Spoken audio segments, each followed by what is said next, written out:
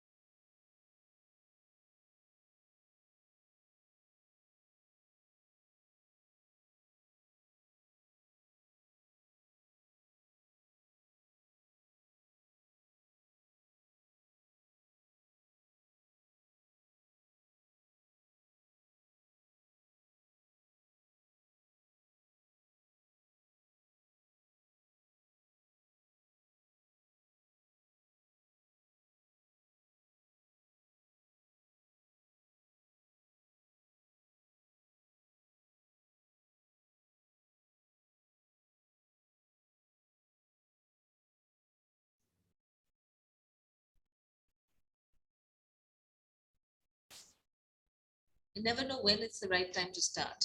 So I think we have quite a few people who've been waiting patiently for the last 5-6 minutes. So I think we will start because we've got quite a tight schedule. So good afternoon, everyone, and welcome to the next edition of the PNK Foreign Study University Fair. My name is Mrinal Singh, and I'm just going to run you through a very brief presentation on who we are, what we do, what our event is all about, and the next steps forward to help you with your applications.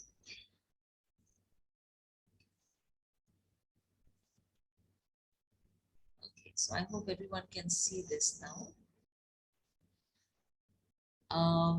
Can someone just let me know if everyone can see the screen?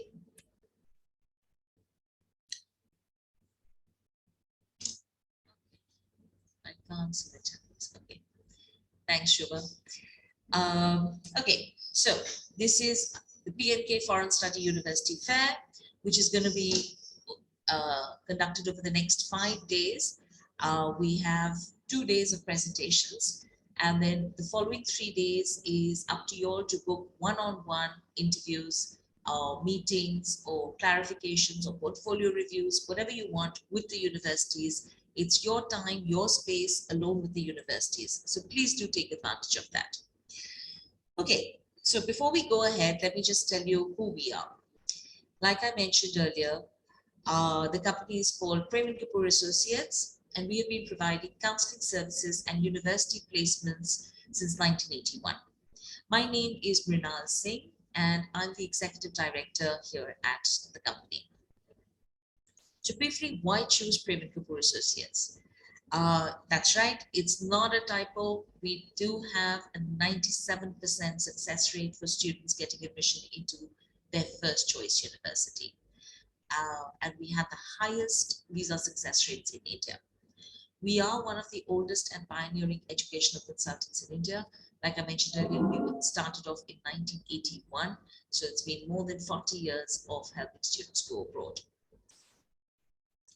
So briefly, like I said, 41-year-old agency. We provide counseling for all courses and university placements. Our long association in the industry ensures that all our students get admission and 100% visa success rate. And it's not only our association, it's also because we conduct diligent checks and we focus on the key strengths of the students to make sure that they're applying for the right courses and to the right universities. So like I said, we're very proud to say that all our students do get placed successfully.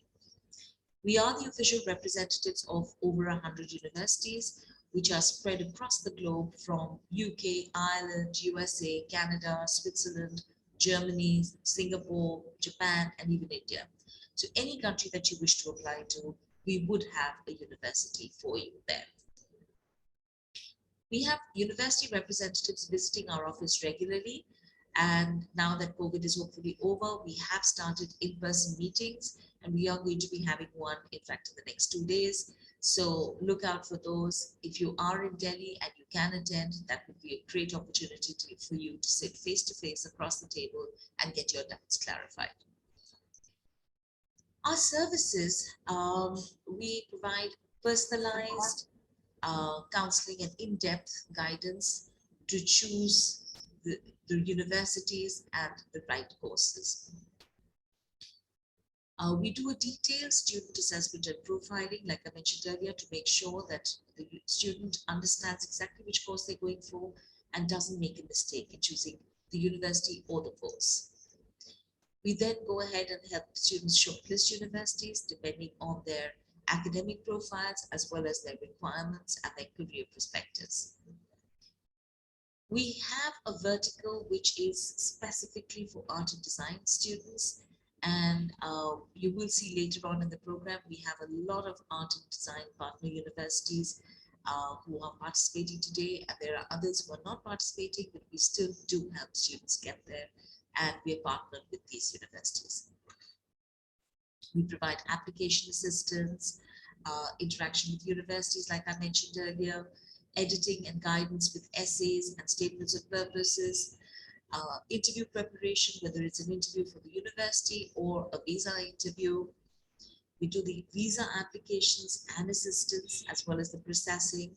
We provide scholarship information, accommodation information, and pre-departure briefings. So pretty much a one-stop shop for anyone who's wishing to go abroad.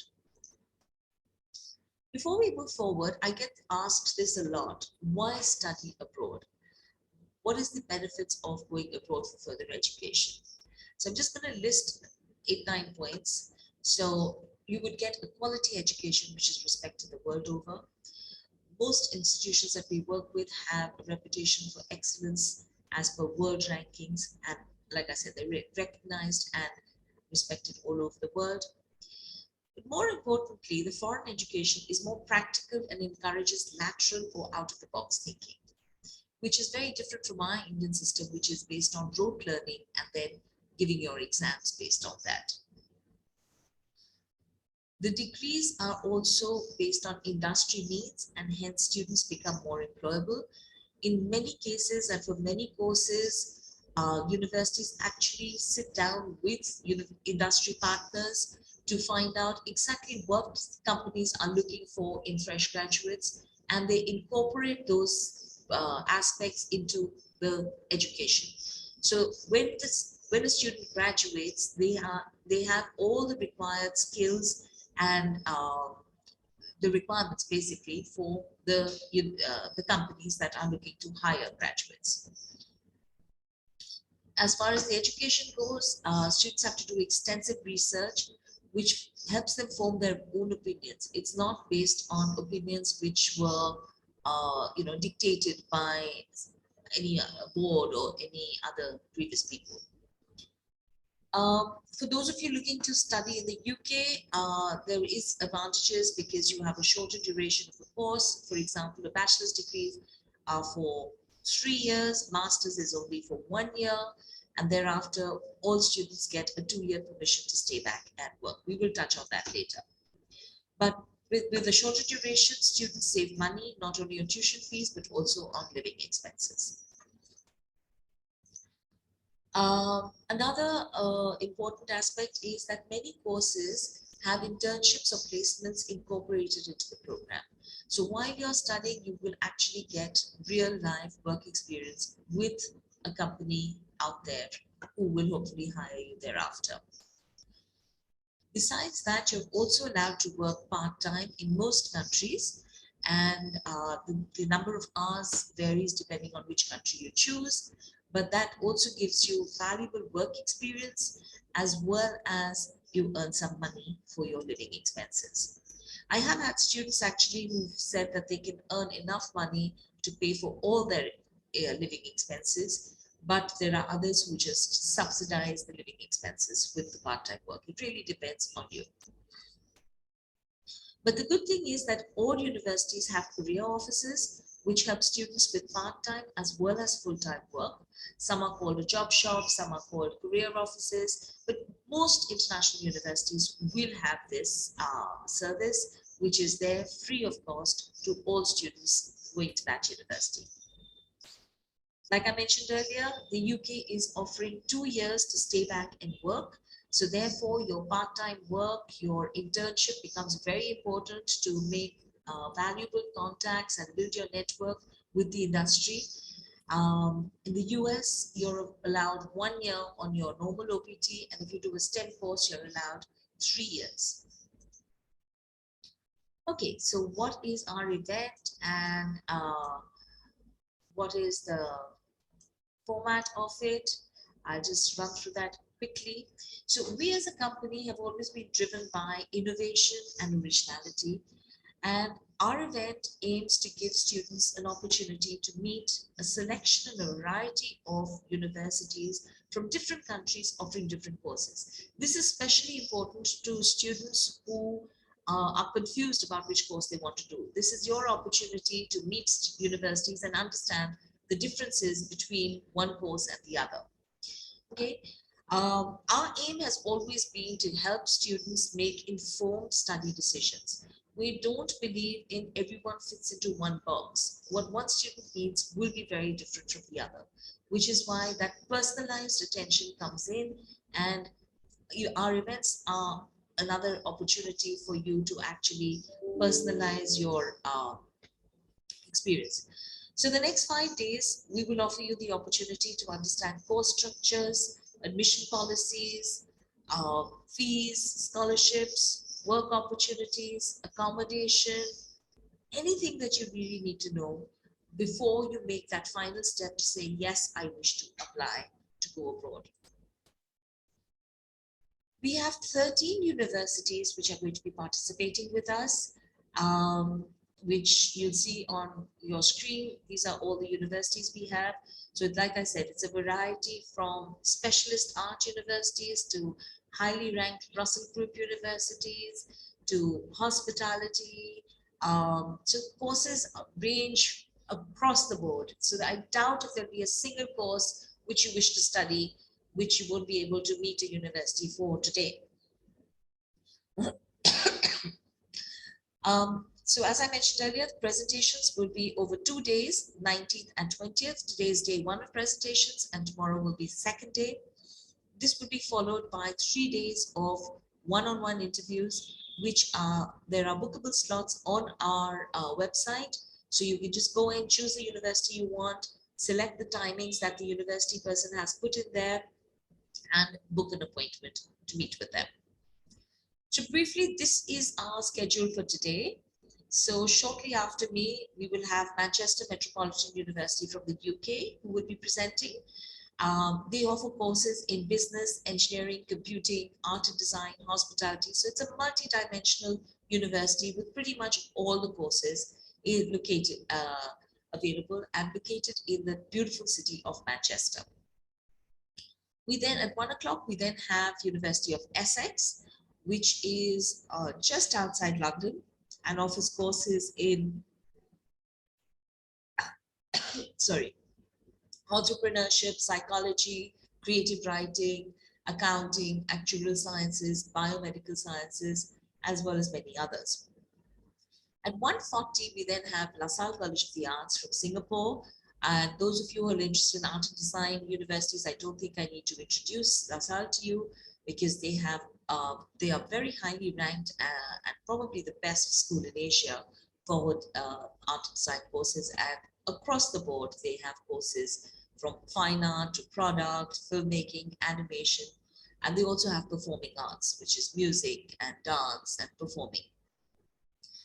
At 2:20, again, a really popular Arts Specialist, Design Specialist University, School of Visual Arts from USA, who have courses in design communication, photography, advertising, animation, filmmaking, everything that you possibly could have with really good industry linkages. At 3 o'clock, we move back to the UK and we have Arts University Bournemouth, which is again a creative specialist university and have a variety of courses ranging from architecture, fashion, makeup, visual communication, illustration, a lot of them.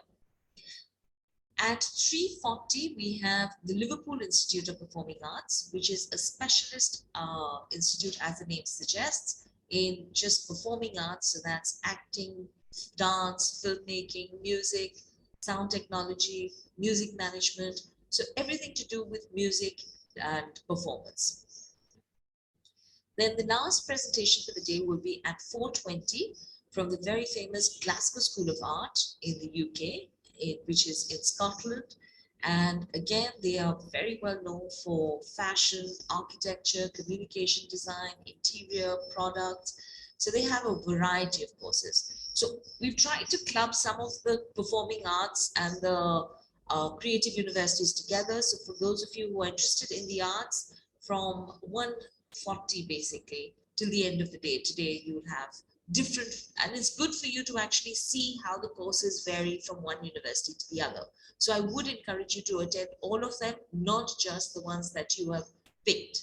But I'm putting the schedule there in case you all have classes and you can't attend all of them. You can always log in and log out again. Tomorrow we will start with Raffles Design Institute, which has campuses in Singapore, India, Milan as well, I think now. And again, very well known for fashion, game design, digital media design, graphic design, jewelry design, and a variety of other courses. At 1 o'clock, we have the Kingston School of Art from Kingston University. And one of our favorite presenters, because Dr. Jake Adams does a fabulous job of involving the audience in his presentation. So please do attend that and get more details from him about Kingston University. At 1:40 tomorrow, we have Norwich University of the Arts, again, a small specialist creative university, which has courses across the board in all creative courses. 2:40 is Durham University from the UK, which I don't think I need to introduce. It's a very famous, highly ranked Russell Group University, which has courses in law, business, sciences, computing, engineering, you name it, and they have the courses. At 3 o'clock, again, one of the very highly ranked Loughborough University, UK, offering courses from business to sports management to exercise sciences, engineering, design courses, design and innovation, huge different variety of courses across 2 campuses.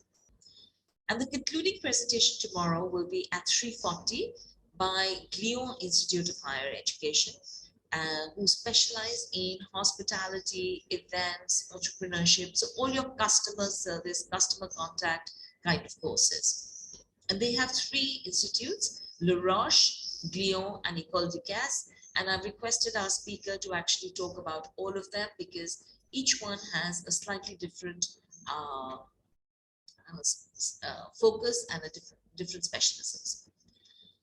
So if you want to take a screenshot of this, this is the schedule across the 2 days.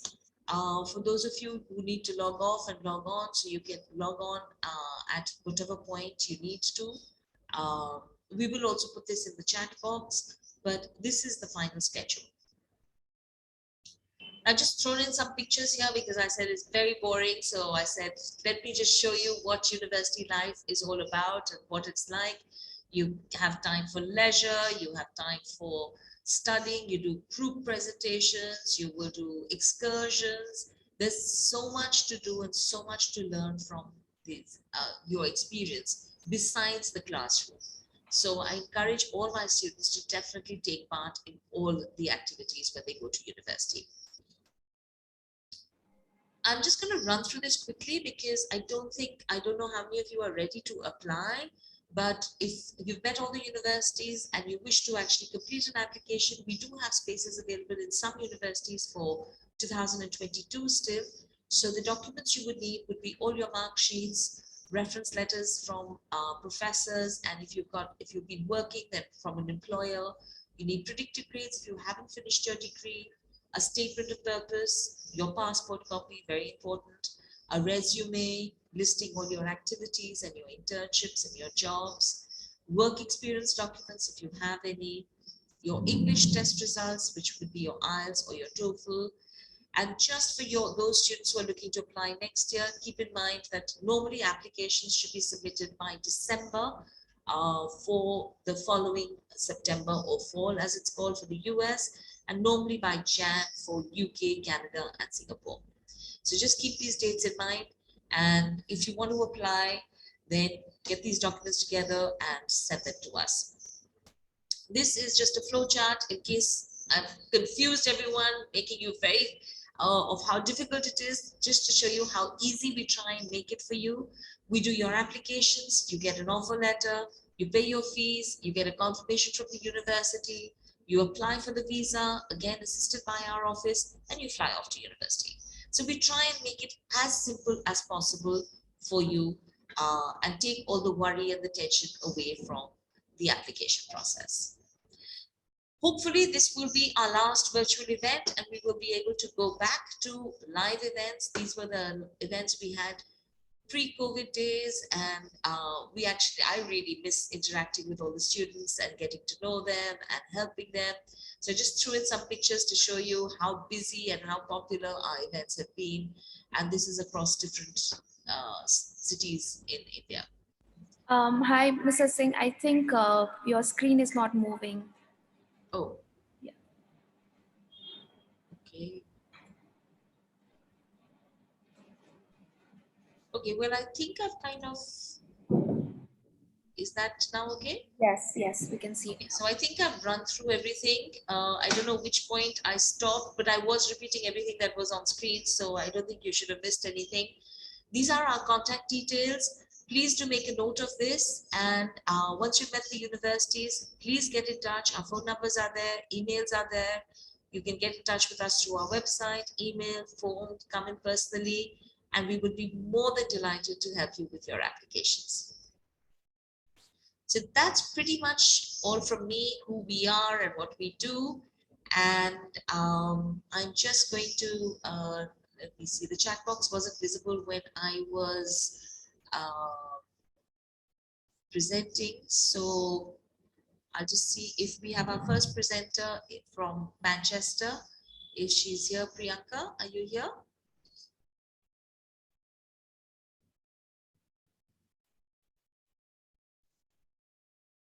I don't think Priyanka's joined. So in case there are any questions, I'm just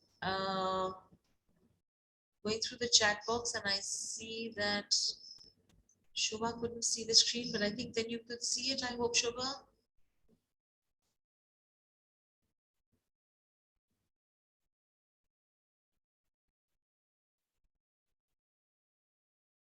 Okay, someone didn't see the, someone went to the presentation slide.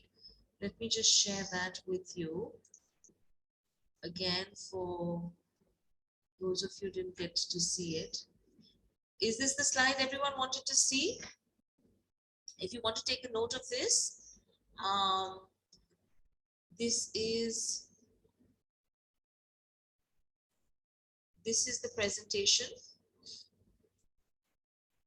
scheduled for today and tomorrow. So like I said, Manchester Metropolitan University will be presenting after me. Then we have University of Essex from the UK. At 1:40, we have LaSalle College of the Arts. 2:20, School of Visual Arts, U.S.A. Arts University, Bournemouth at 3 o'clock. Liverpool Institute of Performing Arts at 3:40. And Glasgow School of Art at 4:20. And tomorrow's schedule is also here. I'll just run through this as well so that you can just see some of the specialisms. Like I said earlier, I hope it's visible now. Vinitha, can you see it? Okay. So these are some of the specialisms. I've only listed some. I haven't listed all of them, but it gives you a general idea of what the universities specialize in. And this is for tomorrow, the schedule from starting at 12:20 again, Raffles, Kingston, Norwich University of the Arts, Durham, Loughborough, and Clio. We will be putting the schedule in the chat box as well. So if you need it, just reach out to us and we'll put it in there.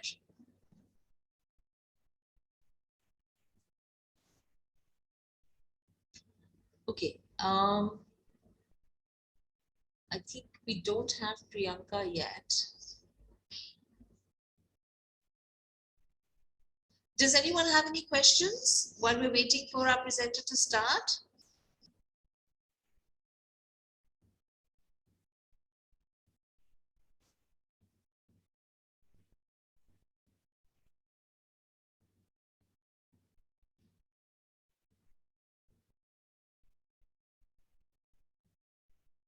No questions coming in? Okay, let me just give me a minute. I'll just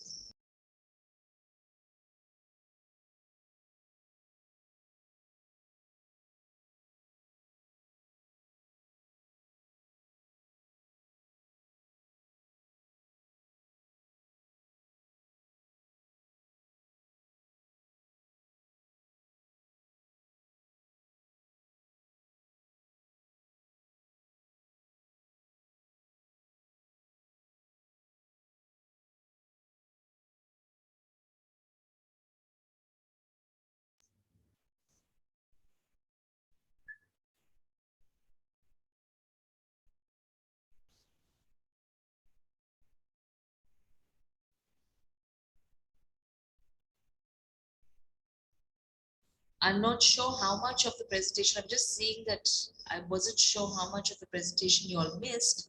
But if there is anything that anyone wants to know while we're waiting for Manchester University to come on board, why don't you just ask me those questions? I don't want to run through the full presentation again. It might be boring for the ones that saw it.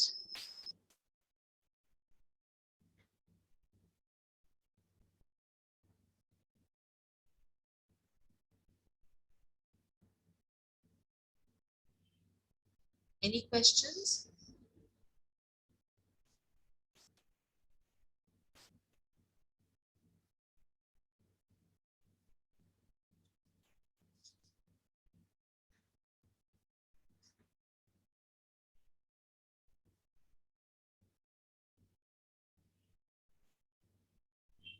Okay.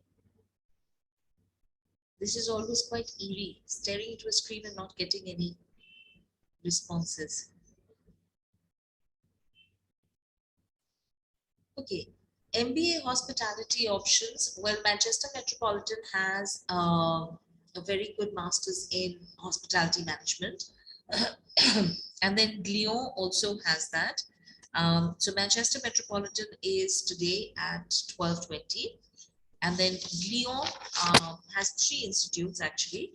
One is called Lyon Institute of Hospitality. One is called Le Roche. And the other one is École du Casse, which is actually more of a culinary institute. But La Roche and Lyon have campuses in Switzerland and Spain and in the UK. So they offer you quite a variety of it. Do meet them. And in fact, like I was saying, there is also they will be in our office for in-person meetings as well on the 22nd, I believe. If you just send me your contact details or drop me an email, we can book a slot for you. So because they were doing in-person meetings with Clio. So that would be good for you to meet. Manchester Metropolitan is having meetings online. You could meet with them as well. So these are two options which have hospitality management, which you could look at in our event. And besides these two, we do have other universities also which have MBA with hospitality and hospitality management, masters um, with different specializations, you know. So we can help you with those applications. If you can just help me, Vasu, which year are you looking to apply for?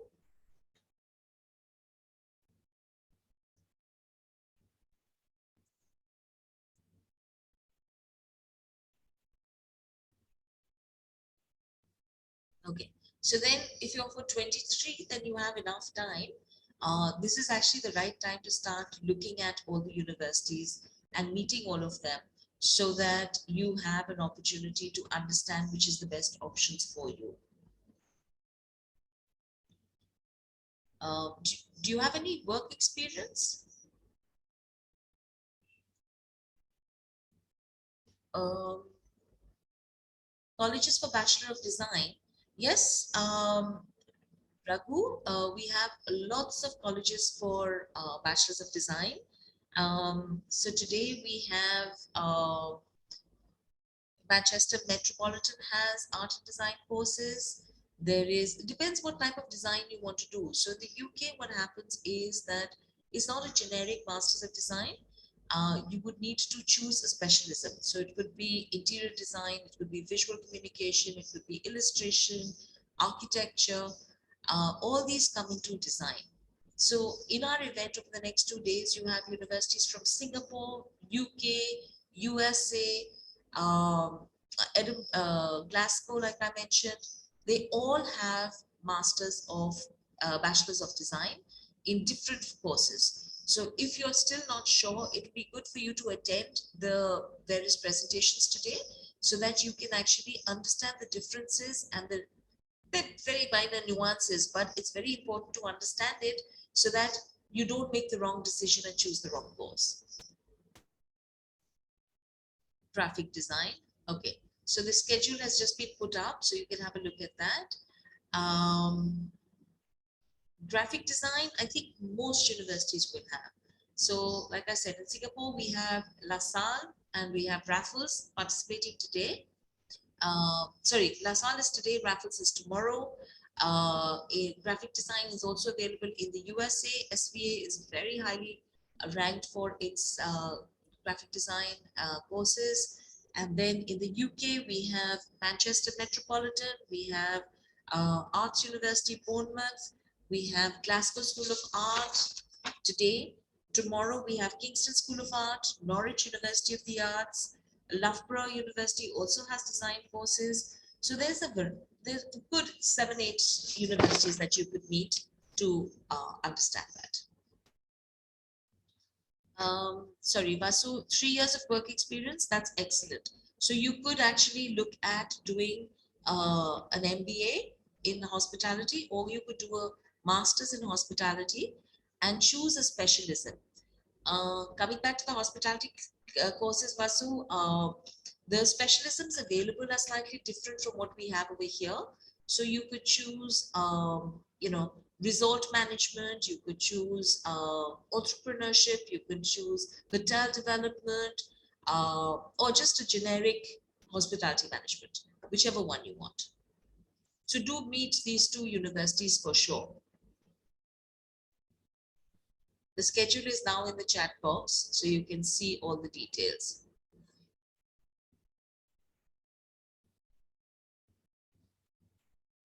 Yes, Raghu, they will be telling you about the application process.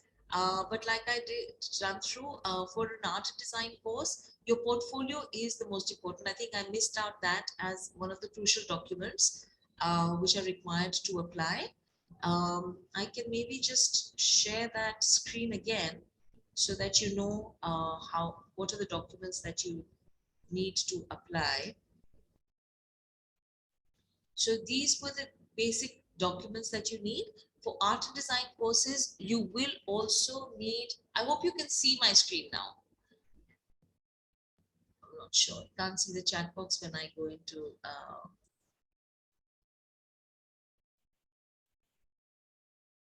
yeah. Okay, so yes, these are the documents. and portfolio is the most important. So when you're applying for graphic design, you need to be able to show how, it could be anything. It could be typography that you've developed. It could be a magazine cover. It could be an ad campaign. It could be a poster. It could be anything that is graphic related. Okay.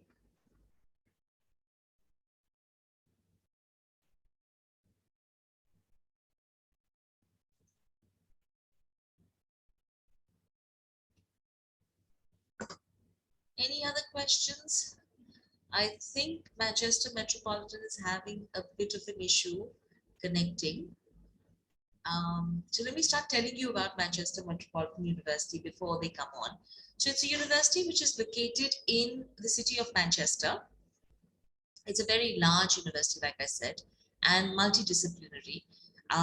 They have a very famous Manchester School of Art, but they also have other courses which are business, engineering, computing, sciences, humanities. They have a variety, hospitality, they have a variety of courses. And one of the key aspects and one of the key criteria I normally use to recommend Manchester is that they're very high for their graduate employability. So they manage to their graduates are very successful in their careers, and also probably because of the fact that most of their courses have internships or placements incorporated into the program. So, for example, like I was telling you, in the bachelor's degree, in the 3 years of the batch, you have a 3-year bachelor's degree. So if there is a placement component in it, your degree will extend another year and you would do 4 years. So you would study 2 years, 1 year you would go and work in industry, and then for the 4th year, you come back and study. Now that year that you're working in industry is found for you is, the careers office, which I mentioned in my presentation earlier, helps the students get those positions, shortlist universities, but you will have to apply as a regular applicant to a company. Okay, you will go through an interview process, you will have to apply, and obviously the best will be selected. But that offers students an opportunity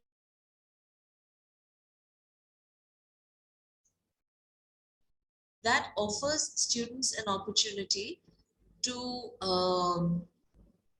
not only gain work experience, but also get an insight into what you've been studying for 2 years. How is it going to be applicable in the real world?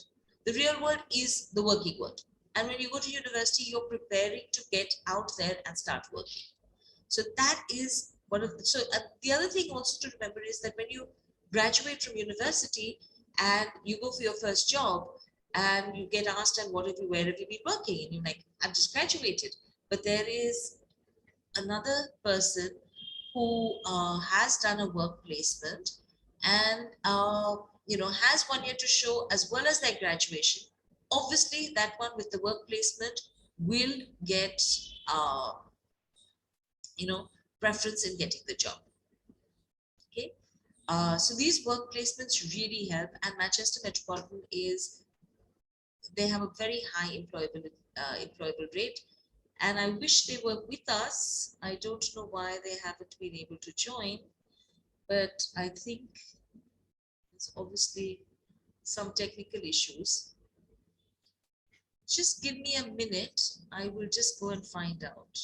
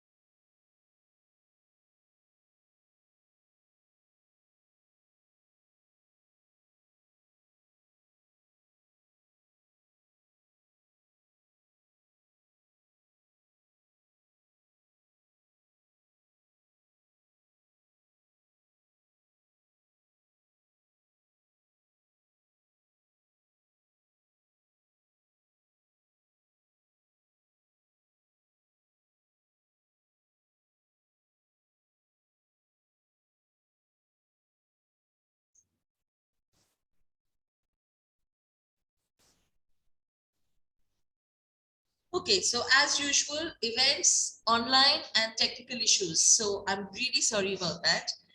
We're just trying to resolve it and send another link because apparently the link is not working. But if there's any other questions that I can answer,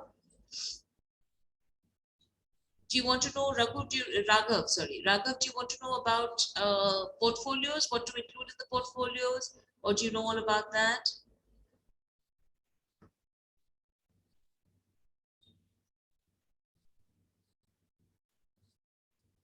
I'm going to just run through that in any case because we have a lot of art and design students. So I'm going to run through what to include. So I get asked this all the time. What should one include in a portfolio? There are no specific guidelines in terms of what should go in and what shouldn't go in. What you need to remember is a portfolio is your personal expression of your creativity. So anything you think is, uh, you know, expresses your creativity, as long as you give the thought behind it. So you can have, you can, like I said, if it's going to be graphic design, you can put in posters, you can put in magazines, you can put in photography.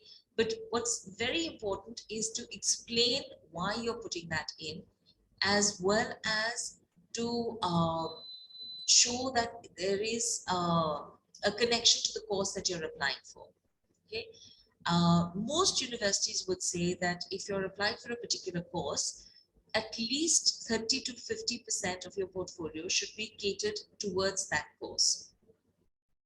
Which means that if you're applying for film, you should be, you should have scripts, you should have some sort of film that you should have made. It could be, it doesn't have to be a professional film, it can be on your phone, it could be anywhere from your iPad, but it has to show that love for the course that you're applying.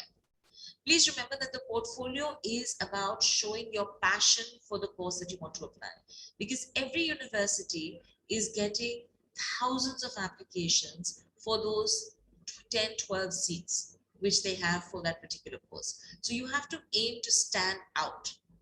Okay. For animation, I get this a lot. I don't know anything about animation, but I want to apply for animation. That's fine if you don't know how anything about animation, but you need to be able to show that you can develop characters, show that you can put those characters into a story, show how that story is going to connect, talk about what kind of an audience you're going to be attracting. These are the kind of things that you need to put into your portfolios and explain these factors. So that is what a portfolio should include.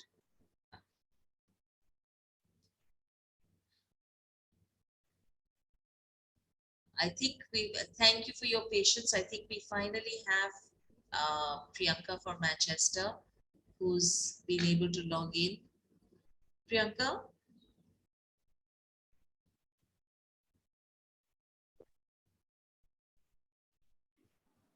Hi, good afternoon. Sorry for the mix-up. The earlier link was showing 22nd. It was not allowing me to come in.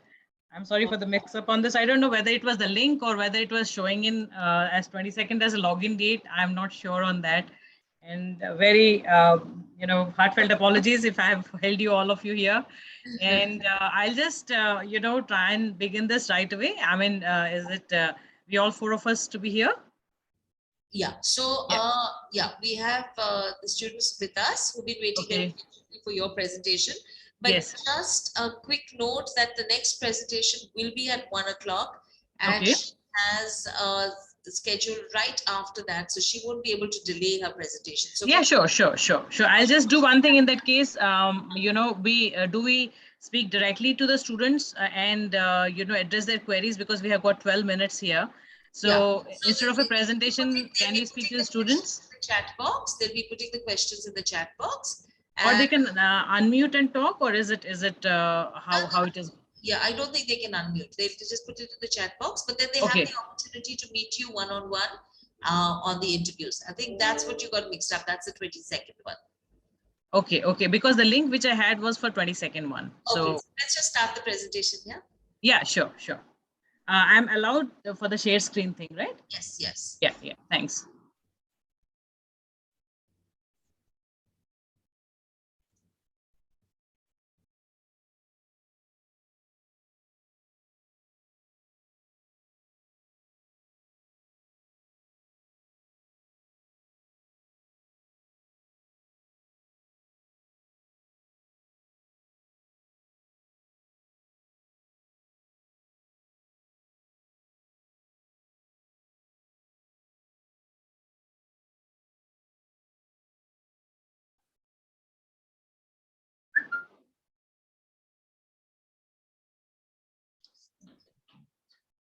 Your screen is, Yeah, can you see my screen now? yes, yes. Yeah. Good afternoon, everybody. Welcome to Manchester Metropolitan University's presentation from the India team. I'm Rachna Chopra here, and I would just quickly share with you the history of the university and a couple of things which we feel are very important for you to know right away. It's a university which has got its inceptions from 1824. And as of today, when we are at 2022, we can proudly say that the university has evolved as a metropolitan university, and out of in the top 20 we have got 11 departments which are in the top 20 right now, and we are having a consortium of courses which are ranging from under 7 faculties, and we are having business, law, engineering, sciences, biosciences, and many more courses, and fashion, of course. So there are many courses which can be which have evolved, and they have evolved in line with the industry requisites. So one of the main thing which Manchester Metropolitan University has been able to do is try and evolve courses which are having complete vetting with the industry, and that is how it is trying to take care of the state of the art learning resources, as well as for the outcomes for the placements here. Now, as far as the university is concerned, it is the second largest university as far as the space is concerned, and we are having this spread out over various buildings in Manchester, and it is just 2 blocks away from University of Manchester. And we are having the Faculty of Health, Psychology and Social Care, and Faculty of Education together. And in the center, we can see that this Manchester Law School, Business School, Library Facilities, Student Union, and School of Art and Engineering together. So it is in the heart of the city of Manchester, and any student who's wanting to have the buzz of the city and also have its requisite come their way can be very easily associated here. Now, coming to what we have as in numbers, we are 38,645 students strong right now, and more than 10% of the students are international, and we are having the footprint from 125 countries to be precise right now. And the research centers are 12, which can be 13 next year, and they would be handling the industry linked research as well. So any student who is wishing to take a course from bachelor's till master's and research, they have got all under one roof. Now, coming to the teaching excellence, we are TEF Silver, and we are home to the biggest print city, that is a 3D printing innovation center, which is helping the student to get on with the latest of the technologies, and which has got the funding of almost 7.6 million euros coming their way for all the projects which are turnkey projects under this one. And the business school is triple accredited. It is in top 20, as I told you, on 11 subject areas as per the complete University Guide 2020, and overall ranking is standing at about 57th. Now, coming to the accreditation, we have made sure that each and every course of ours is accredited completely and according to the industry standards. So any course, whether you pick it a marketing course or a hospitality course or a business course or an engineering course, any course, it is all, or be it something in lines of physiotherapy or any other course, we are all accredited under the relevant bodies, which make them complete and corrected as and when you are trying to embark your career. Now, coming to the faculties, we have divided all our courses under 7 broader categories. We have got arts and humanities, which is catering to art and design, which can include, the design in terms of architecture side, and design in terms of the graphic design types.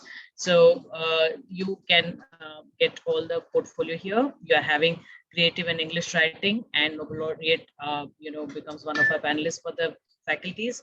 Fashion, and name any brand of fashion you can think of, and it is associated with Manchester Metropolitan University. History, politics, and sociology, which is linked with the league report is here, and journalism is having association with the media houses, and language and linguistics, of course, for a student who is planning to take course into TESOL and other things, you can have the courses. And business and law, we are having from accounting and finance, business management, events and hospitality. And we are having finance and business, masters in finance, financial technologies. And in marketing, we have got the digital domain and we have got the marketing domain. Similar thing holds good for education. And it's again, inclusive and exclusive education policy, courses which we have. And health, psychology and social care is taking care of all the requisites from the nursing side, from the physio side, which is SCPC, accredited, and psychology, which is having the go-ahead from the British Psychological Society. So name the course and you are able to get the things done. Same thing goes for engineering. And we are having courses in engineering ranging from electrical engineering to mechanical and mixed engineering and industry 4.0 standards. We are having all these things coming. Now coming to the scholarships, we are having, the default scholarships for international students, for postgraduate students as £3,000, which come in for all faculties except architecture, because architecture is a joint offering by us and University of Manchester.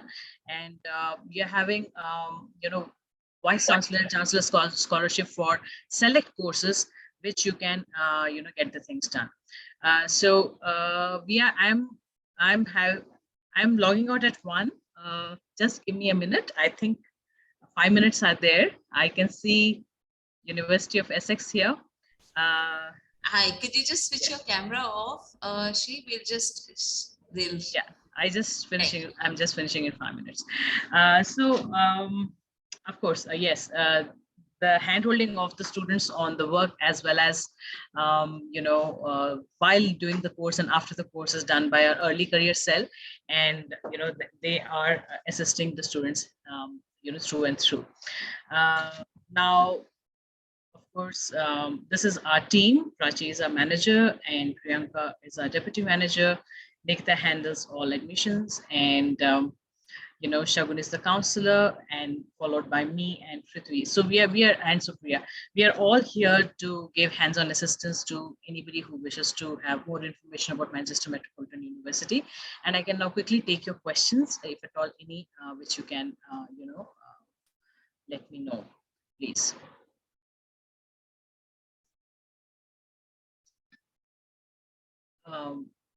Will I have the questions come in the chat box as such? Hello, Vinita?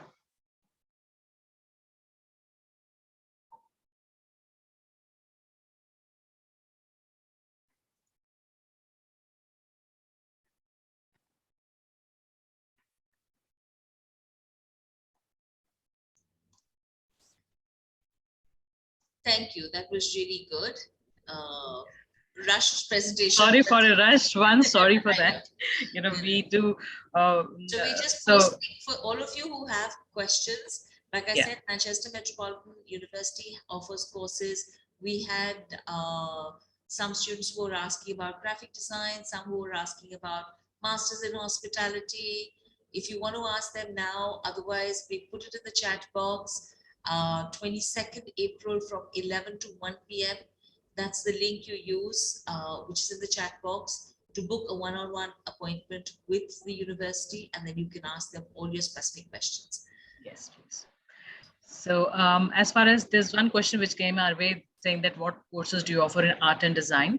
I can suggest that there's a mammoth portfolio there wherein the student can, go in from the basic, art and art conservation plus graphic design, or, design which is going on to the lines of, under the Department of Architecture with art inclusive, like interior design and things like that. So the student do have, the design coming under the 3D, printing thing, wherein they are translating the fashion design via 3D printing, services. So they're designing the buildings via, the graphic and as well as the architecture thing, where they're formulating new content as in material for building the things, and it is all coming under the art and design. This School of Design and Art, that is called SODA, is very, very strong in these areas. So any student who is wishing to have art and design, they're having, if not more, at least 40 options to choose from, where they can have a good fix of things. I think that's the only question which I got here. Yeah. Raghav, it would be good if you have a portfolio to actually share share your portfolio on the one-on-one interviews on the 22nd, or you can even share them with us. You can book a slot with us and we'd be happy to give you feedback on that. Yeah. That's nice. Portfolio requirements for interior design. Yeah, they do requires, the portfolio would actually essentially give the information of what has evolved as a thought process and how you have put it on paper and what is the end product. So it is not just the end portfolio, what you present, you are also presenting the portfolio. This is where they're trying to see your creative skills, where in interior designing and space management is, coming very closely linked here. So maybe 12 to 15, work there. I mean, I would say 15 art pieces of yours which you feel that you are strongly connected and you do have a purpose while you're designing this. You had a vision, and what you thought and what you finally executed is the journey is very important when the portfolio is concerned. So kindly explain your journey in 2 lines for sure whenever you're submitting it. So let me just elaborate on that. So for interior design, you would need to show spaces that you've designed. So it's more space management. So it doesn't have to be a full room. It could be just a space, a corner which you've recreated. It could be a room which you've created with a particular theme. It could be, your own bedroom. You can show a picture of the before and the after, so it doesn't have to be a very professional presentation, but like she just mentioned, that it should show your thought process.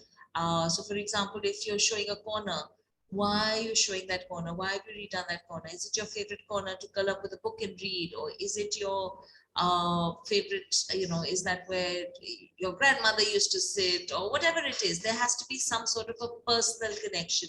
Please remember, everyone, your portfolios must have that personal touch with you, so that then the faculty members who's reviewing the portfolios will be able to connect with it and understand why this is important for you to put in your portfolio. Okay. If you've done any furniture pieces, you could show those furniture pieces as well. Drawings, just drawings, sketches.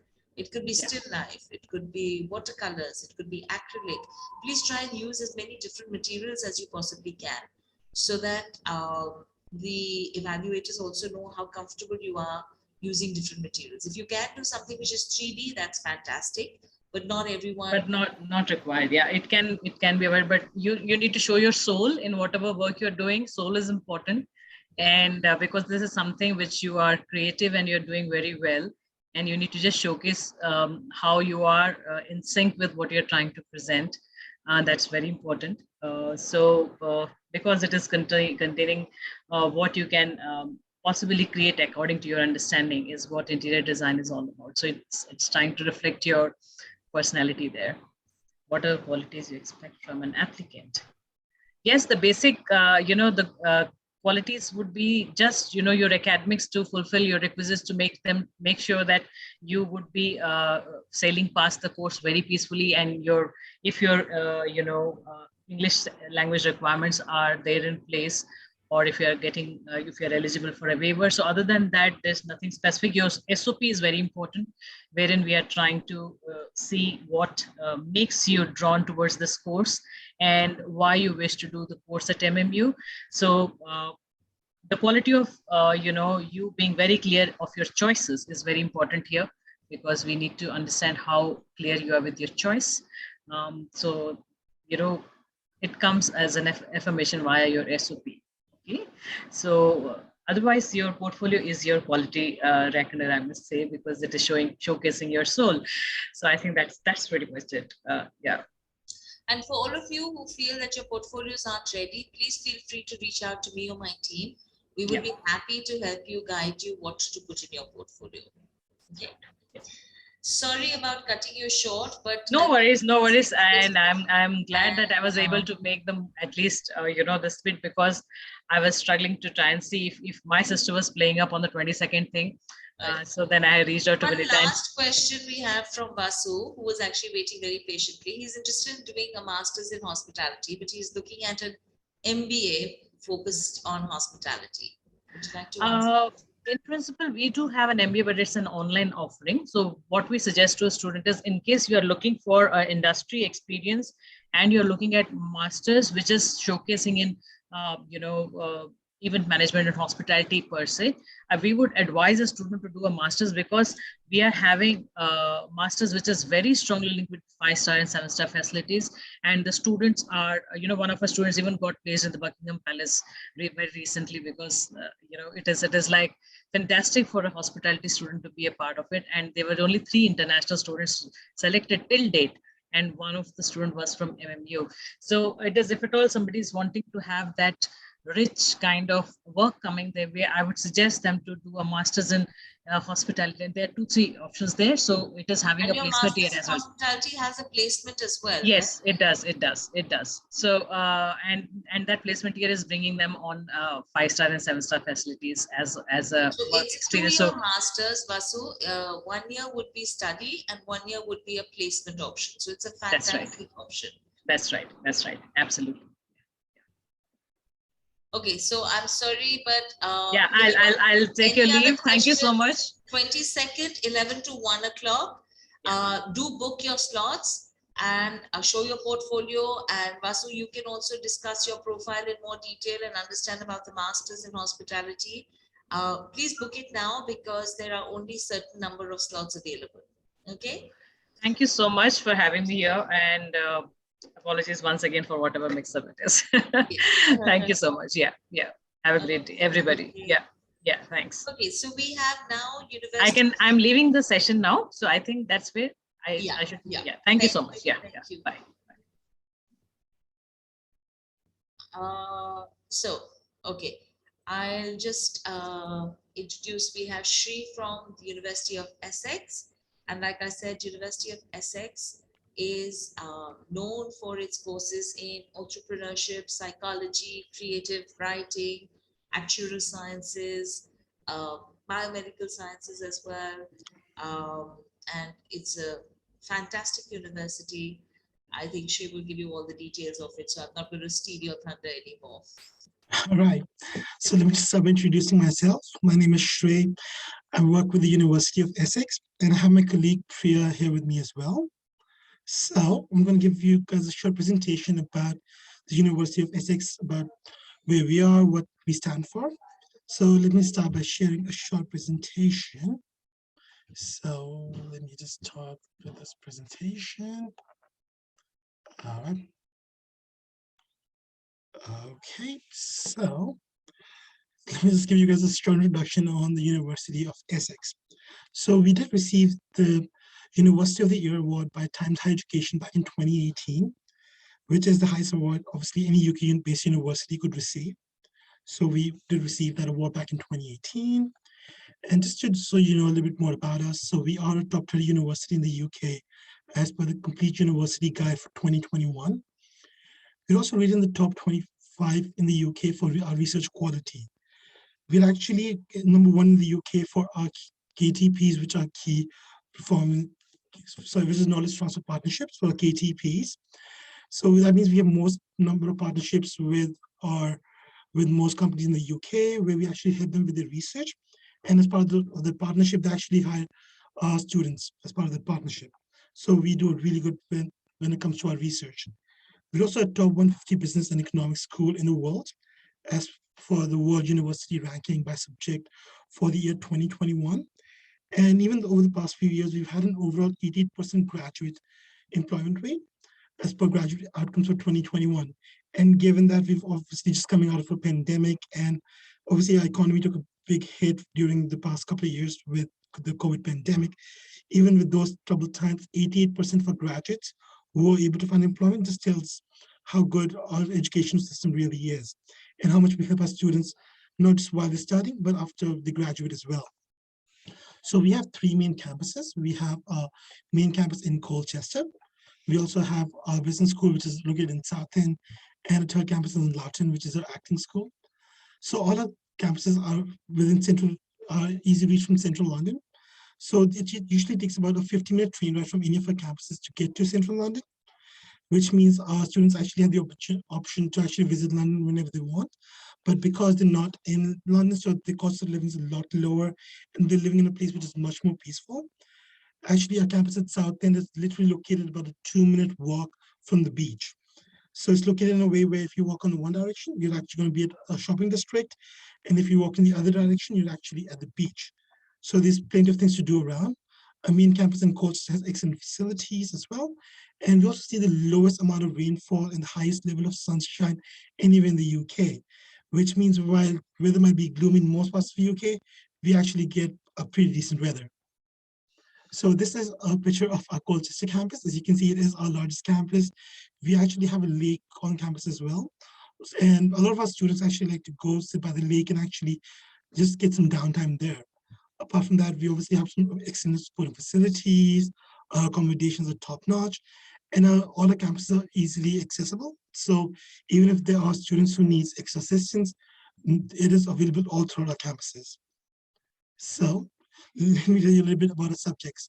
So we have 3 main faculties. We have a faculty of social sciences, a faculty of humanities, as well as a faculty of science and health.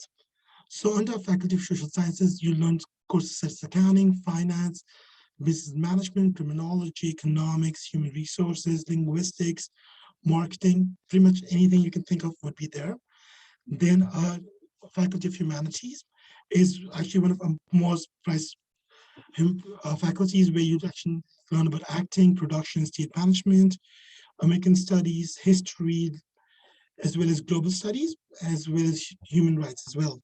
And we have our sciences and health faculty next, where you'll actually learn about material sciences, biochemistry, biological sciences, biomedical sciences, computational finance, psychology, physiotherapy, speech and language, as well as our sports and exercise as well, along with a lot more.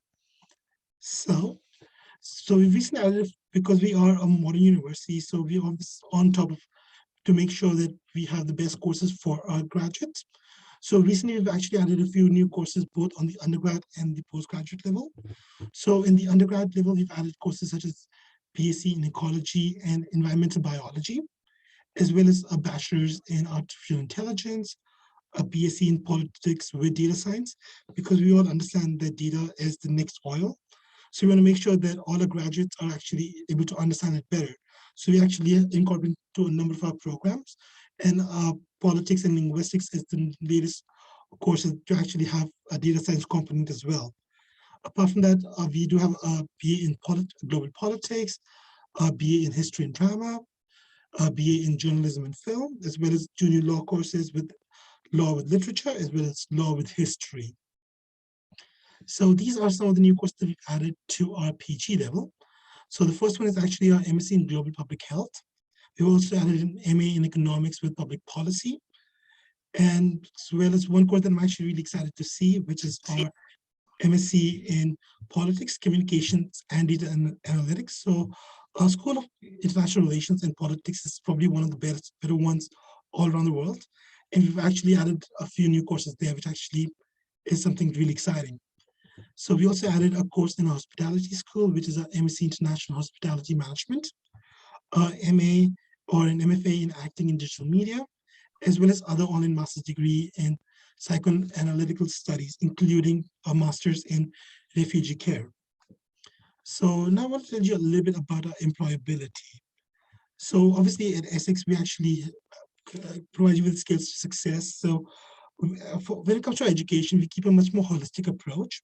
So it's not just about what you study on campus, but we also have a lot of guest lecturers that come in and actually provide you the skills to give you a much more holistic understanding of not just your course, but also the wider job market. So you have a much better understanding of it.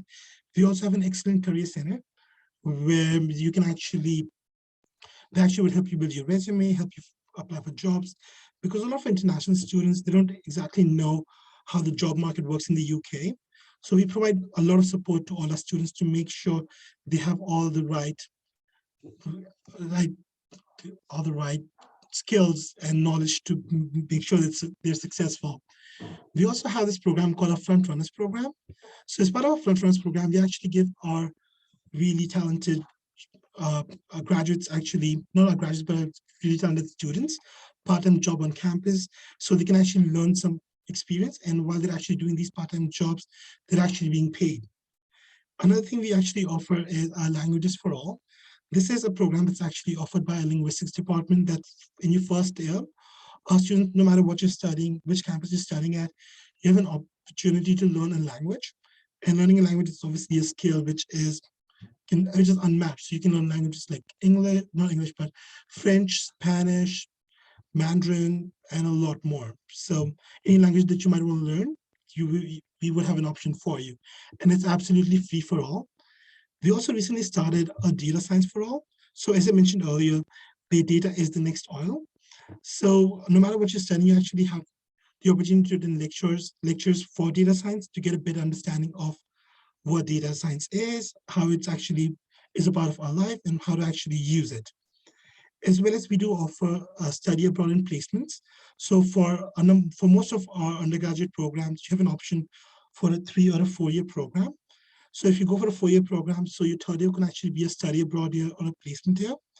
So if you choose study abroad, you'll actually visit a partner institution anywhere around the world to actually get a much more global knowledge. Or if you go for a placement here, you can actually work full time, and that can be anywhere around the world. So you don't just have a theoretical knowledge from your education, but you also get a lot of practical experience too, which will obviously just help. So just so you know a little bit about the support we offer on campus. So we have a welcome week in person and remote. So obviously with COVID, a lot of students weren't able to attend our campuses in time. So we had our orientation or our welcome week both in person and remotely. So students would get a better understanding of what support and what things of facilities are available to them. We also have a mental health and emotional health support in our nightline. It's actually not something that's started by our campus, but it's actually started by our students. So where if you are going through emotional crisis and you need some help, we actually would be able to offer that to you. We also have our financial hardship fund has been extended. So if our students need some financial support, we're able to support more students than ever before. Our campuses are 100% secure 24 hours a day. We also have a student union that's always there to advise and support our students in any way needed. Plus, there are a lot of things that you can be a part of and volunteer at. So there's a lot to do with our student union too. Plus, health is actually very important to us. So during this COVID time, we actually have a lot of vaccinations, testing. You can actually get tested on campus, or you can actually take a testing kit and actually test yourself too, to make sure we're always on top of everything needed. So to know about Essex for the future, so we obviously are trying to make sure our graduates are ready for not just the current job market, but job market post-COVID and for the future. So we offer a lot of programs in fintech, which is finance and technology, data analytics and health genomics, as well as in artificial intelligence, robotics, as well as gaming, and data science and business analytics, our economics and data sciences. And obviously, I'm sure you guys must have heard that a lot of the iPhones were no longer available because they couldn't get chips manufactured. And the same issue actually happened with cars as well. So we actually have an excellent, and this is mainly just because of a logistics problem.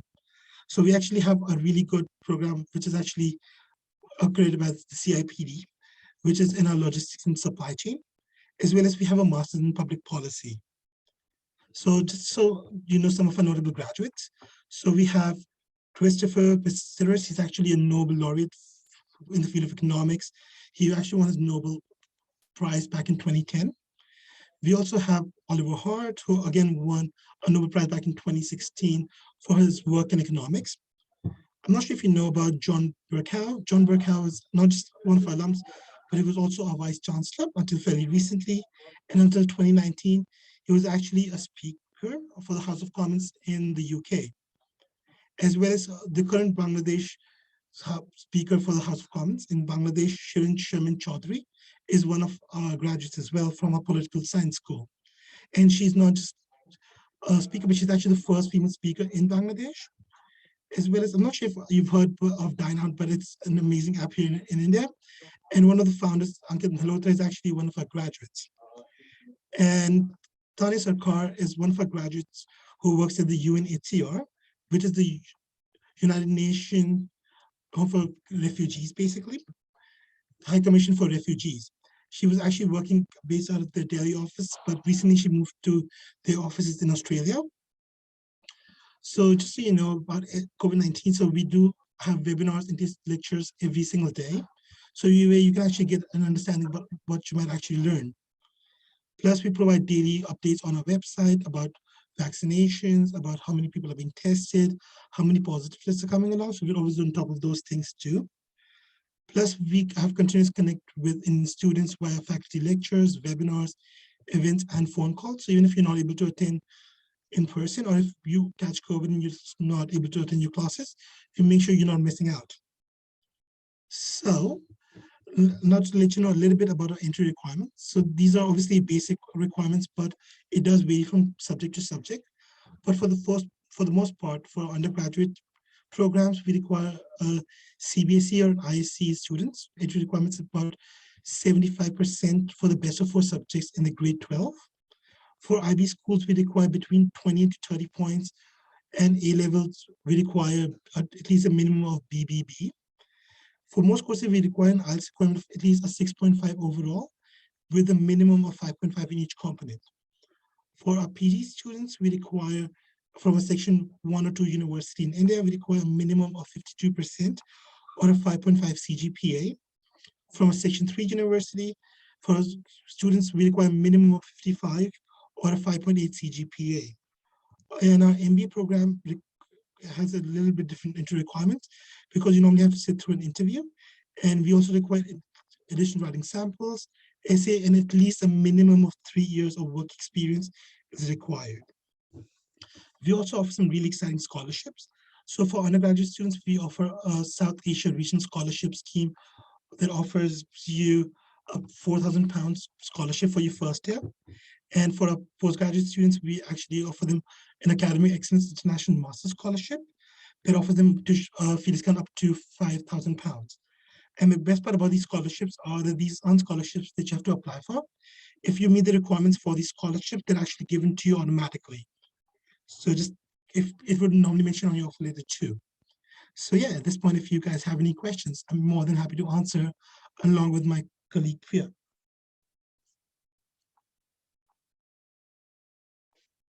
Thank you so much, Ray.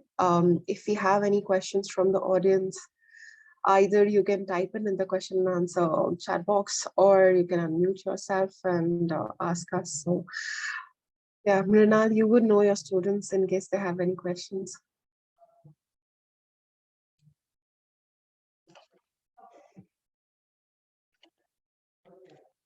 Mr. Singh, you're muted.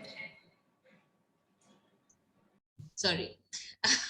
Keep forgetting, even though it's 2 years of using Zoom, one keeps forgetting these things.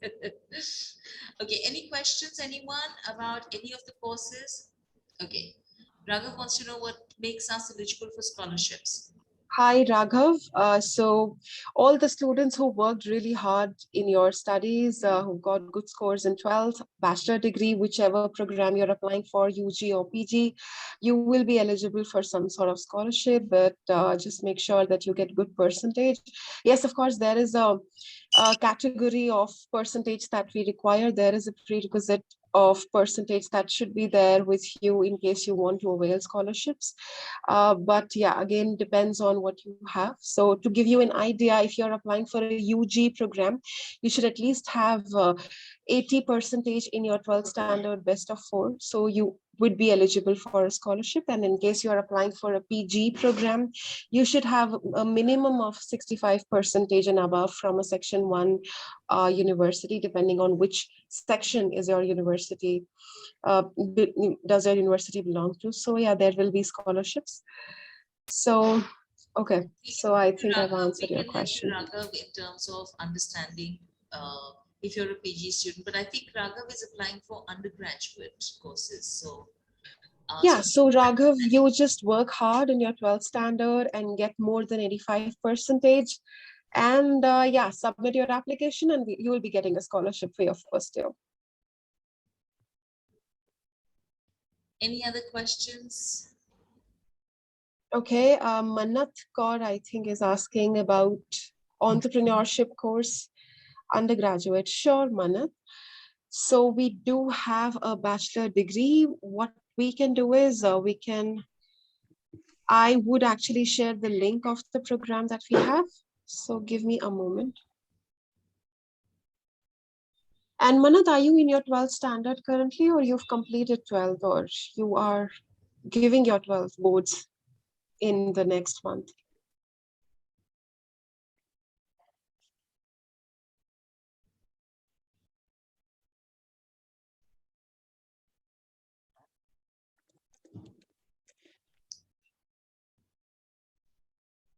She's in her 12th boards this year. She's giving her 12th boards this year.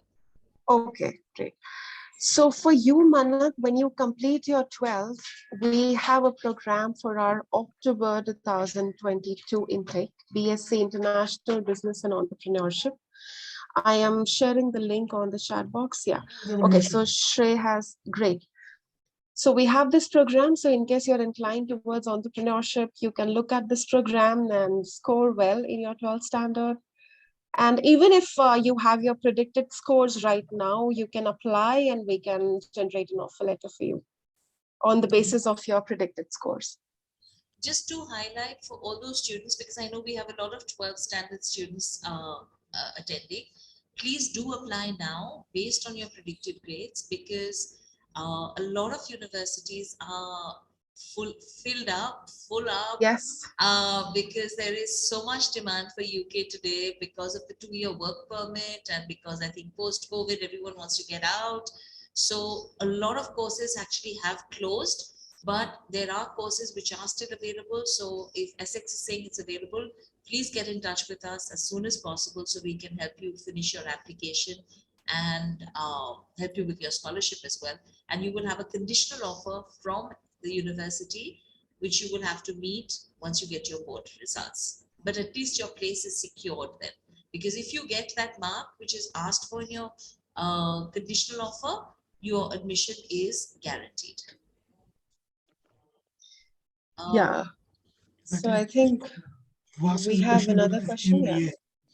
So yeah, if I can take that, I just want to confirm, if you're looking for MBA or hospitality, there are actually two different courses. So first, for MBA, usually we, as I mentioned before, we require at least 3 years of experience. And I think he has that. He has 3 years of experience. Oh, perfect. So for the fees for our MBA program is actually £23,000. And for our scholarships for our MBA is a little bit different. So it's actually not the same scholarship that's for our other programs, but for our MBA, it's actually a Dean's Excellence Award, which can be anywhere between 10% to 100% of your tuition fee. So as I mentioned earlier, that a part of the admission requirement is that you have to sit through an interview with the dean. So normally when they actually sit through the interview and they actually evaluate your application on the basis of that. If they see that you are qualified for a scholarship, they can award you anything between 10% to 100% of your tuition fee. That's excellent. That's excellent. Exactly. And just in, placements. So for placements, it's not really a concept that's there in the UK. So we don't guarantee any placements. But as I mentioned, we do have the maximum number of KTPs. And for a business school, I believe we have an employability of over 91%. So definitely finding a job shouldn't be that difficult. And we will provide you all the support you might need. And like I said in the introduction, Essex placements are very high. So the students do get very good placements because a lot of the courses are created with industry professionals, helping them incorporate aspects which the students need when they graduate. So very high placement rates. Exactly, thank you, Minal. And I think you have a question on hospitality as well. So hospitality program is again a really good program. What makes our hospitality program a little bit better than most is that we actually have 2 4-star hotels on campus. So while you're studying with us, you're not just getting theoretical knowledge, but you're actually getting practical knowledge. And for hospitality, we actually have a lot of partnerships too. And I'm not sure what our results were for 2021, but for 2020, we actually had 100% employment for hospitality school. So everybody who graduated from a hospitality school was able to find a job. And that too in 2020, which was obviously a year which had many issues. I think Raghav, correct me if I'm wrong, but he's confused between the MBA and the hospitality. So maybe good for you to actually book a one-on-one with the university to understand the difference and see which is a better course for you. We have posted the interview slots in the chat box. So that's the 21st and the 22nd. We're doing it from 11 a.m. to 1 p.m. You need to just choose whichever timing suits you and book one of the slots so that you can then understand the details about both the different programs and then decide which one you wish to apply for. Exactly, I think that's a great idea. And I'm sure we can get a better understanding of your background as well as figure out what might be the best fit. Right. So any other questions for us?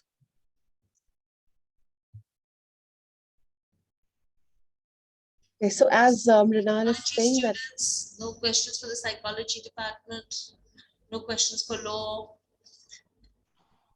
We had a lot yes, of so just so all of you know, all the students who are here, that we have University of Essex has 21 academic departments, like Shrey already said in his presentation.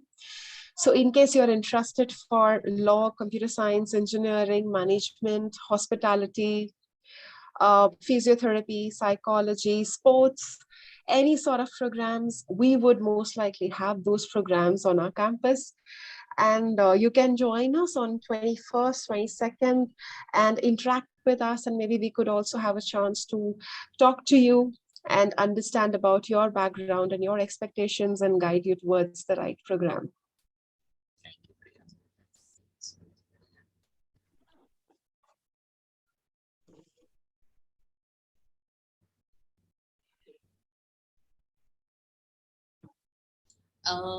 There's another course which a lot of students ask about, which again Essex has, is a liberal arts course.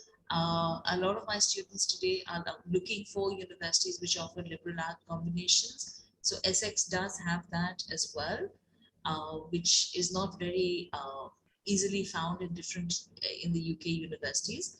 But Essex is primarily started off as a liberal arts university, so their focus is a lot on that. And maybe you could just expand a little bit on the liberal arts program and how it works.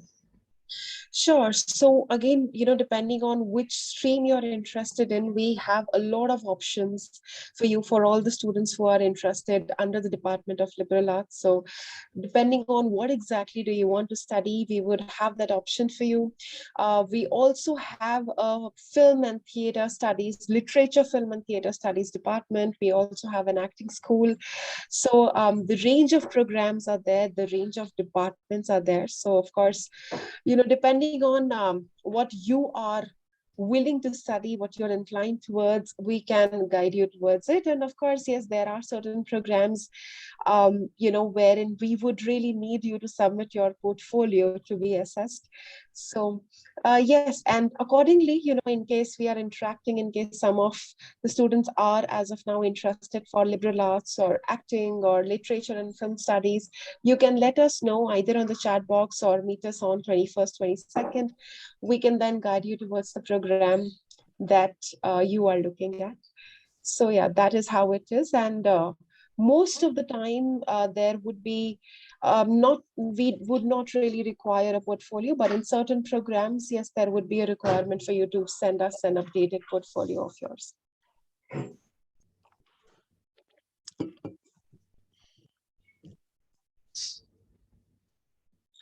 Raghav, yes, of course, when we talk about extracurricular activities, everything would build up your profile. So mention everything in your resume.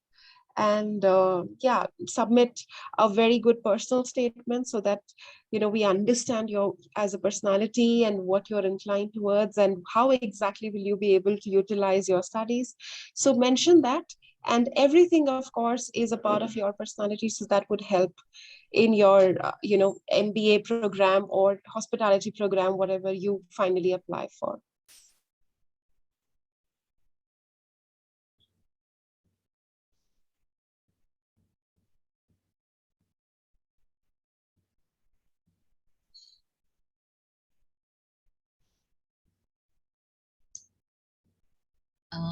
Anything else? Anyone else needs clarifications?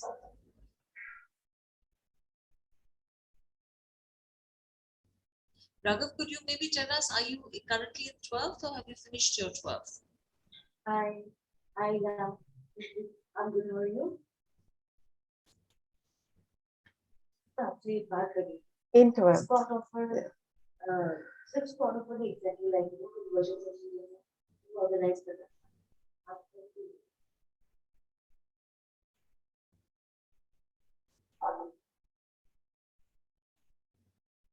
So Raghav, that's fine. Complete your 12th and you can even apply on the basis of your predicted scores. We can let you know of the bachelor degree programs that we have. And yes, you can apply on the basis of your predicted scores before even your, when you can get in touch with Prem and Kapur Associates. Mrinal is here and, she can guide you.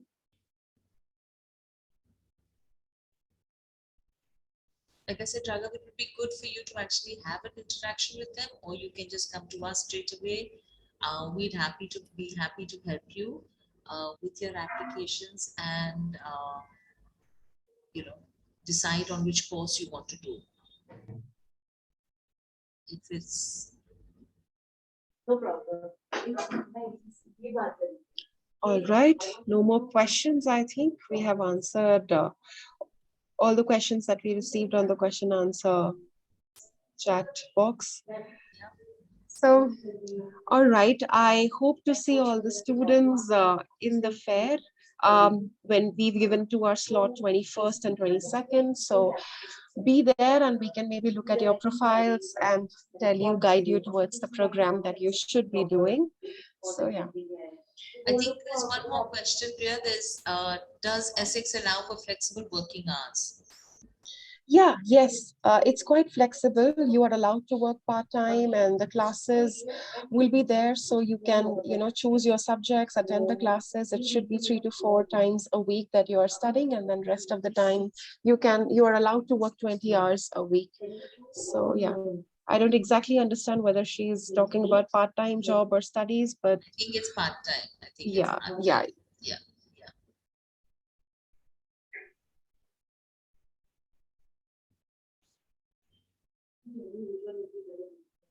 Anything else? We have a few more minutes left before our next presentation.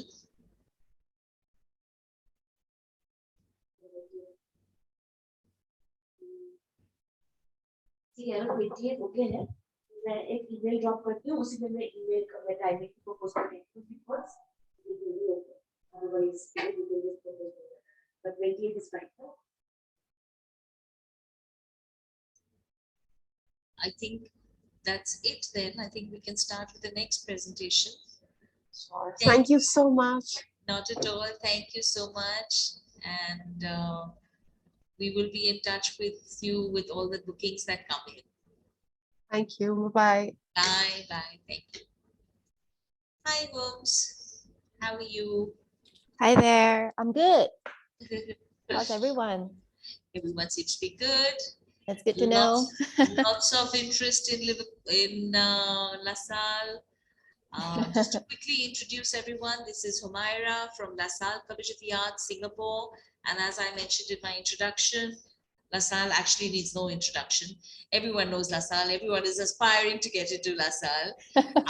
They're probably Asia's best institute for all the creative arts courses, performing as well as visual, from fine art, fashion design, interior design, graphics, illustration, visual communication, music, dance. And it's a pleasure to have Humaira here. So I'll leave you on the stage now.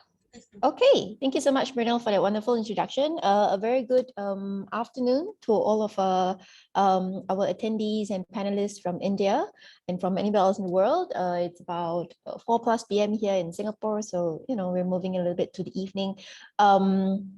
Thank you so much for making time to join us in this very wonderful Tuesday evening for the PNK fair, okay, virtual fair for 2022. My name is Humaira. You can call me Hooms for short. I'm actually the Student Recruitment Officer managing international markets such as India, Indonesia, Malaysia, as well as Brunei. So certainly I'm more than happy to be presenting today. So we'll do a really quick sharing of screen. Just a second, let me just quickly get this done for you. So I hope you can see my screen, okay? And at the end of the session, what we will do is there'll be a short Q&A for the last 10 minutes. So certainly if you've got questions, feel free to just, if you can type it out in the chat box, then that's great. If not, you can actually ask questions towards the end of the presentation. If you're not able to hear any sounds in the videos, do let me know, and then I will just replay them for you. All right, so this is how LaSalle looks like. It's by the main street. So this is actually an actual photograph of the college. It's not a rendering, it's not a mock-up design. It is actually an actual photo of the building taken at about 7 p.m. in the evening. So it's really beautiful. Just some histories and milestones. We were actually founded in 84. So as of 2022, we're about 38 years old. And in 2012, we actually partnered with Goldsmiths, which is under the University of London. So all of our bachelor's and master's programs are currently endorsed and validated by Goldsmiths College. And in 2021, you have not heard of this yet. We're actually moving in with a merger and alliance with some other institution to become part of Singapore's first University of the Arts. So that's pretty much history in the making. So some mission vision, of course, like all other institutions, we aim to be Asia's leading contemporary arts and design institution. What we have next is the LaSalle campus at McNally video. So of course, to some of the attendees, if you guys have been to Singapore before, we're actually located in the heart of Bugis. Okay, so Bugis is about 5 minutes walk away from where we are. The nearest MRT is just behind me, which is called Rochor Station on the downtown line. So it is actually it is at a very great location, a lot of amenities around, a lot of hostels, accommodation for you to choose from. So what you'll see in this video is actually some of the shared compounds in school, some of the students, some of the works done by the students, the classrooms, our Singapore Airlines theater, the basement level, so on and so forth. So please enjoy this really quick video.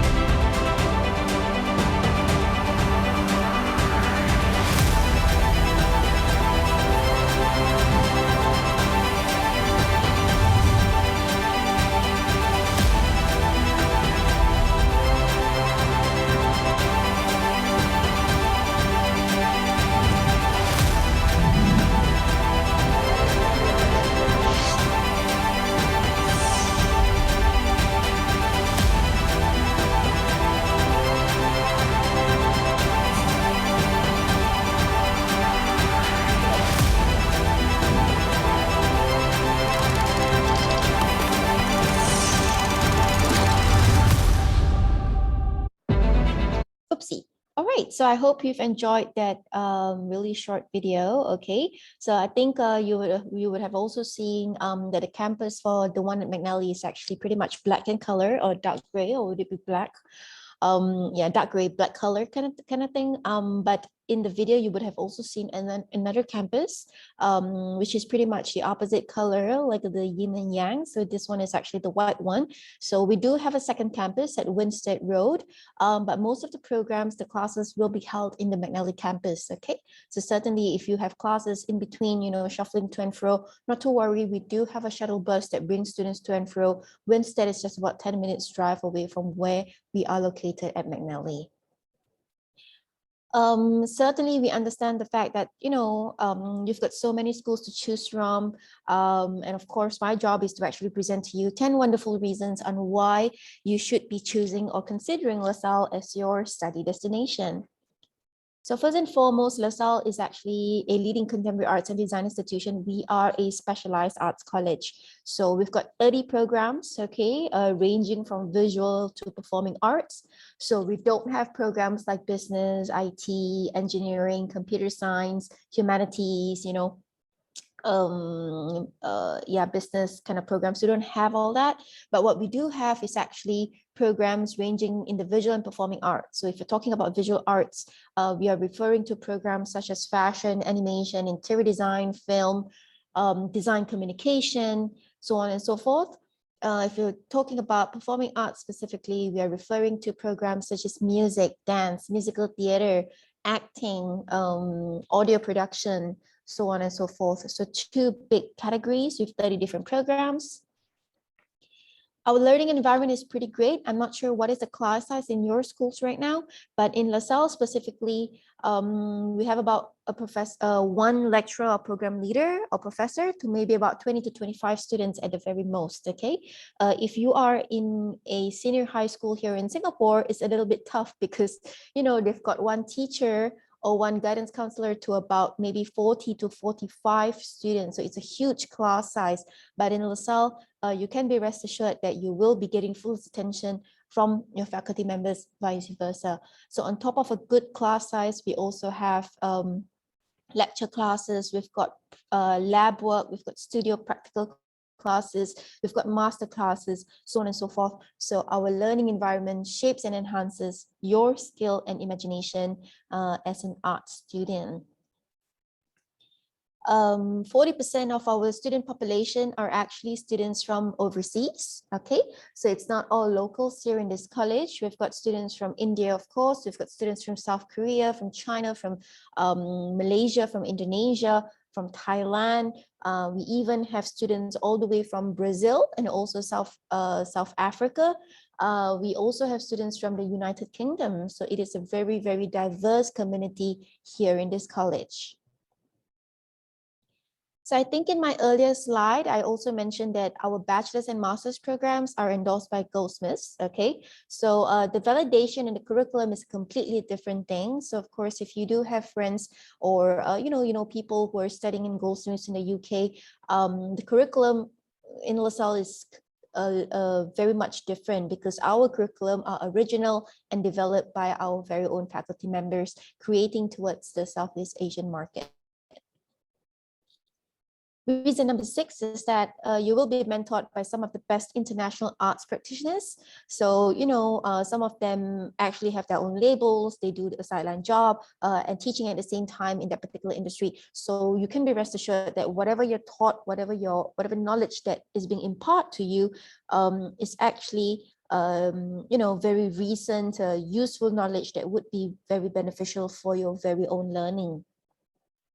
Most of our lecturers and faculty members have actually worked in the industry for maybe about 5 to 10 years before they come and teach in LaSalle. So, you know, they're not like fresh grads with no experience for sure.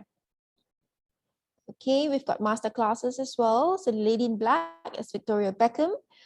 She came to LaSalle quite a few years back to give a talk to our fashion students. So apart from Victoria Beckham, we also have established artists such as Josh Lucas, who is the creator of Star Wars, Lord David Putnam. We've got the creators of Assassin's Creed, you know, if you do play the computer game called Assassin's Creed, and all of these prominent people have actually been to the college to speak to our students as well. So you may get to experience such master classes. And of course, like most of our Indian students, most of them actually apply for the BA program. So certainly after the grade 12, if you do apply for the BA program and it's in your second year, you may have this opportunity to actually do 1 semester overseas with our partner university. So certainly our faculty members will be able to share a little bit more with you, as you enter year 2, which is your second year of study in the BA program, and you can actually opt for an overseas study exchange program. So as you can see, the people in the background on the slide is actually was actually doing a 1 semester overseas in the city of France, okay, in Paris specifically. So they're definitely not in Singapore, judging by what they're wearing, all right? Because, in Singapore, it's either hot or rainy, it's never cold, okay? Okay, so reason number 9, we're actually very proud of ourselves because we are ranked 3rd in Singapore for arts and design, higher education by the authoritative QS World University Rankings. So the school that takes the first place, the institution that takes the first place is actually NUS. Number 2 is NTU. These 2 are the top 2 local universities. It's super difficult to get in, even for myself as a local. I studied so hard, but I got rejected twice. Okay, so NUS takes first place, NTU takes second place, and of course, 3rd is LASALLE for arts and design specifically. So, it's a pretty great achievement. Reason number 10, I believe it's not the final reason, but it's the final reason for this slide. Graduates are highly sought after because doesn't matter whether you do the diploma or the BA program, you will actually be asked, or it's a compulsory requirement for you to attend a mandatory internship, okay, an internship for 1 semester in your final year. Okay, so your internship will be for about 1 semester, so that's about 4 to 5 months thereabouts. You will be paid a salary in Singapore dollars, all right, if you're interning in Singapore. I think most of our students do intern in Singapore because, once in a while you got to come to school for consultations and all of that. So they do intern in Singapore, and our interns earn a salary in Singapore dollars, and it's theirs to keep, all right? It's not the school's, it's not anyone else's, it's theirs to keep.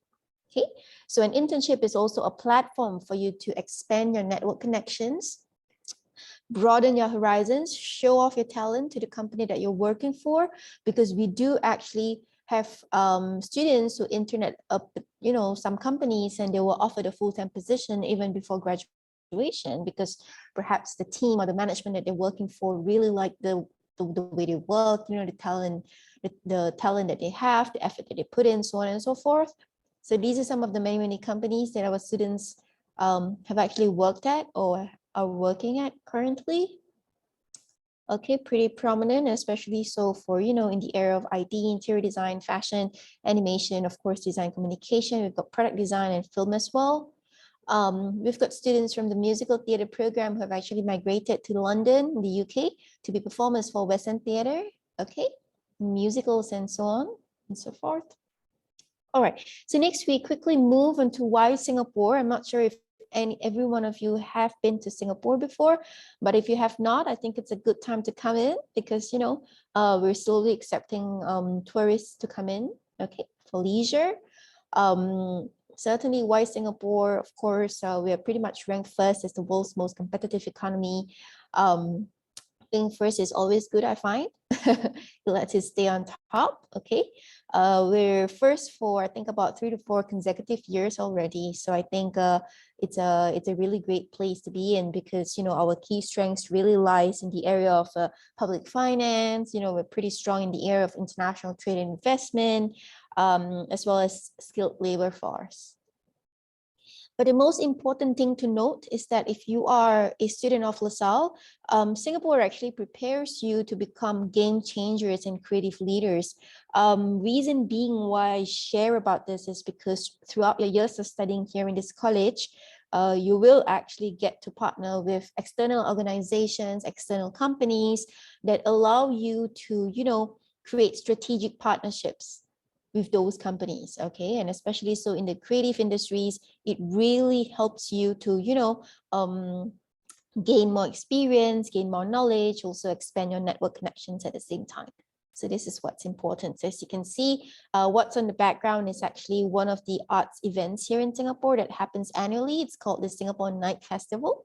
In Singapore, it's also a great place to be in because the arts are it's very heavily supported by the government. So we've got lots and lots of arts events happening annually. All right, so we've got Night Festival, we've got the Singapore Light Festival, we've got the Singapore Art Week, Singapore Art Jam, a lot of exhibitions happening throughout 365 days of the year at the, national galleries, Singapore museums and all that.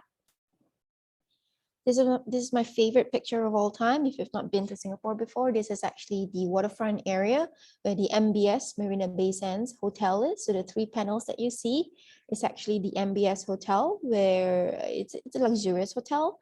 At the top, this little ship, ferry lookalike kind of thing there. That one is actually for the swimming pool. We've got the restaurant. We've got a club up there as well.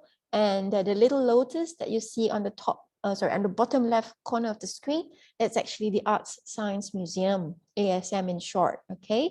A lot of our students also partnered with ASM for the school projects, so some of their works are featured in ASM. That's a really, really great deal, because, it's always a great deal if the public gets to see your work, okay?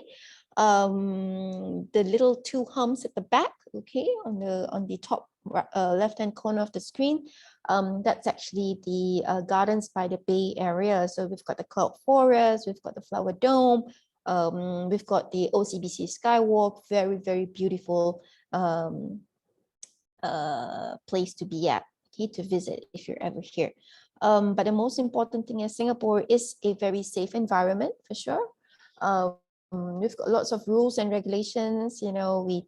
The government takes really good care of all of its citizens, all of its expats, all of its tourists. We take really good care. We want to ensure that everyone has a good time here. So your parents can be rest assured. So parents, if you're listening in, you may want to note that Singapore is a really safe country to be in. So it's pretty great. I mean, I was born and bred here.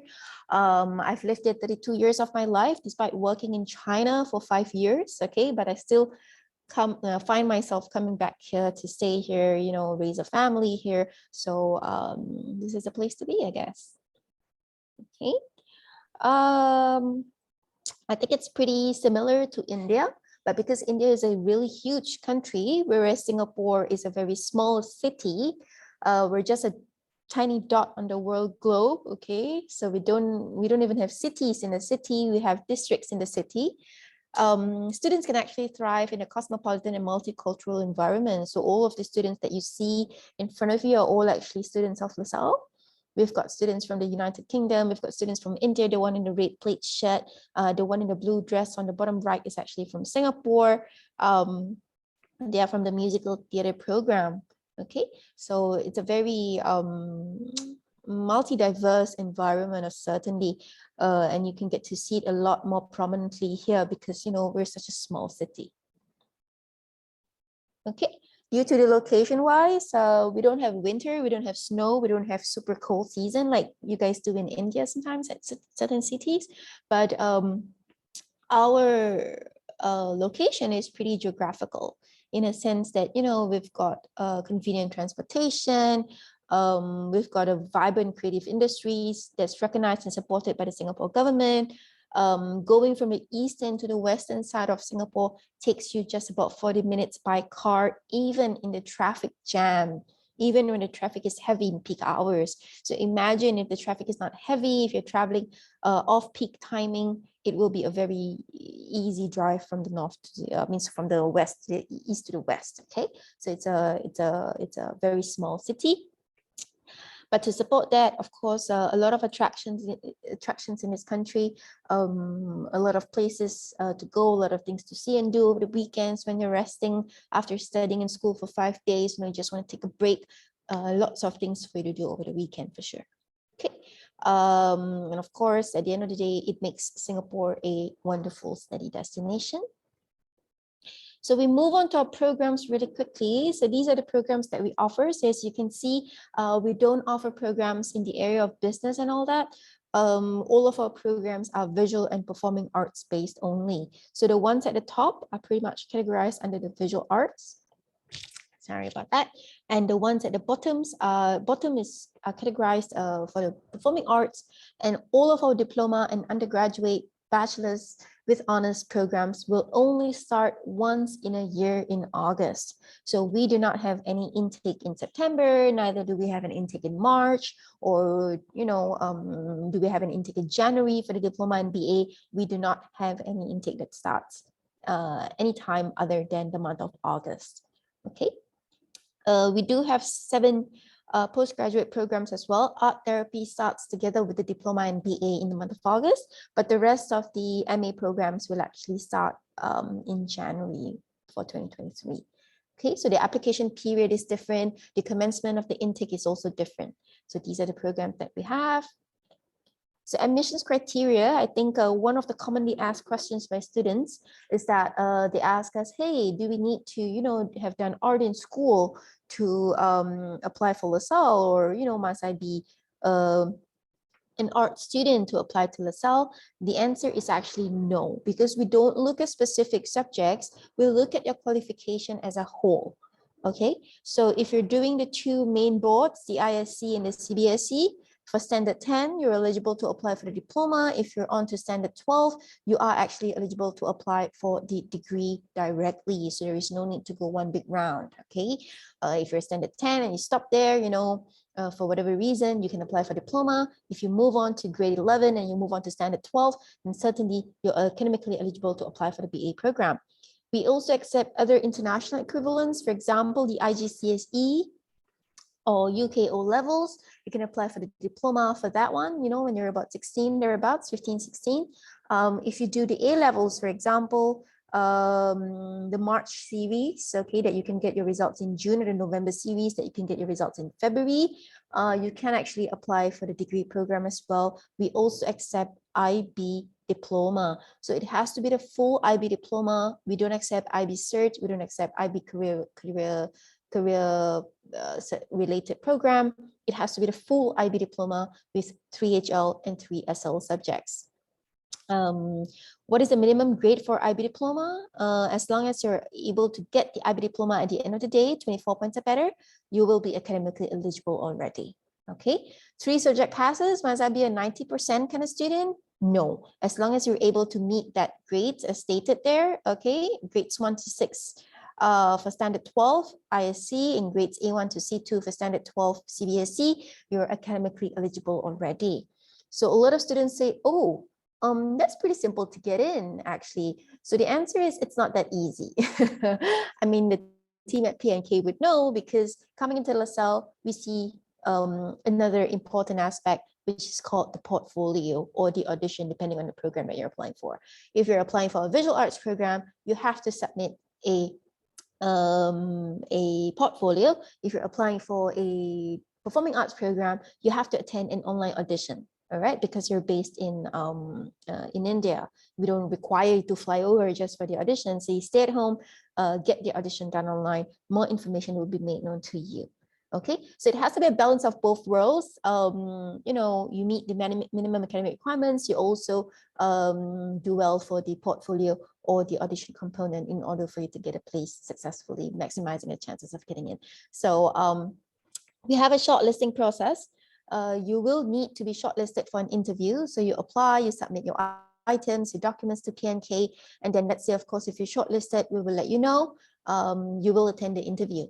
Okay, but at the end of the day, certainly if you do not get shortlisted after you have applied, unfortunately, your application will end there. If you'd like to appeal, you can let us know. Okay. But the shortlisting process is a very, it's a very well thought process by the ACADS, because they take a look at your works first and they determine whether you're suitable for the program or not before they interview you. So tuition fees, these are all, what do you call that? Converted into Indian rupees. It's pretty much converted approximately. I just used Google to convert. Okay, so it really depends on the currency rates. For international students, if you're intending to apply for the diploma program, you will actually be able to apply for the tuition grant, and you're paying around 9,000 Sing dollars for 1 year. Okay, the tuition grant is actually offered by the Ministry of Education of Singapore for international students. to enjoy a subsidized fee for all 3 years, okay, throughout the 3 years of study in LaSalle. But the thing is, after the student graduates, he or she would have to serve in a Singapore entity, work in a Singapore company for 3 years, to kind of, serve back the economy. So when they work in Singapore, it's not like, their salary gets given to the government. No, it's theirs to keep as well. It's just that, when you borrow something, or rather when you enjoy some sort of a discount, you would have to serve the economy back. All right. So it can be anywhere in the world as long as it's a Singapore registered company. So it can be back in India as well. As long as that particular company that you're working for is a Singapore registered one, then that's completely fine. But certainly, if you do not want to take up the tuition grant, then that's completely fine. You can actually pay the full amount of what's reflected on the right side of your screen. So that's for the diploma.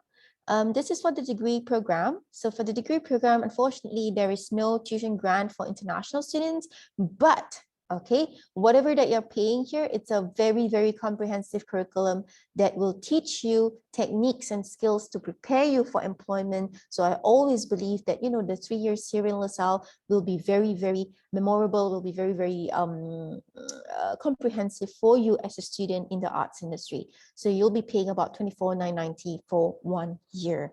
So the duration is for 3 years. Certainly, you got to multiply by 3 for that. And school fees are to be paid per semester basis. Okay, per semester basis. So whatever prices that you see in front of you, you just got to half it by 2 to pay every 6 months. So this is for the MA. We've got scholarships as well, Future Leader Scholarship. You can only apply after you have been offered. It covers about $9,000 for 1 year for the BA program and about $5,000 for the diploma program. If you want to know more information, you can always tap onto Myrtle Ma'am and her team for more information on our Future Leader Scholarship. And it's going to be, you have to apply for it annually because the scholarship lasts for 1 year. And then this Future Leader is mainly for new students only. Certainly when you're in here, when you're in your second year, you're considered like a current student, there'll be more scholarship options for you. So you can look forward to that. Okay, so we've got some time, about 5 minutes until the Q&A starts in about 5 minutes. So I will quickly show you the graduate showcase. It's called the LaSalle Show. In fact, as we speak right now, we're actually preparing, certain areas to showcase the students' works, okay, because it's going to happen in the month of May, which is next month. So the graduate showcase is simply called the LaSalle Show. It's held every single year in the month of May for about 2 to 3 weeks. Most of the time it's actually held in campus because your work as a final year student will be showcased in school for the public to see.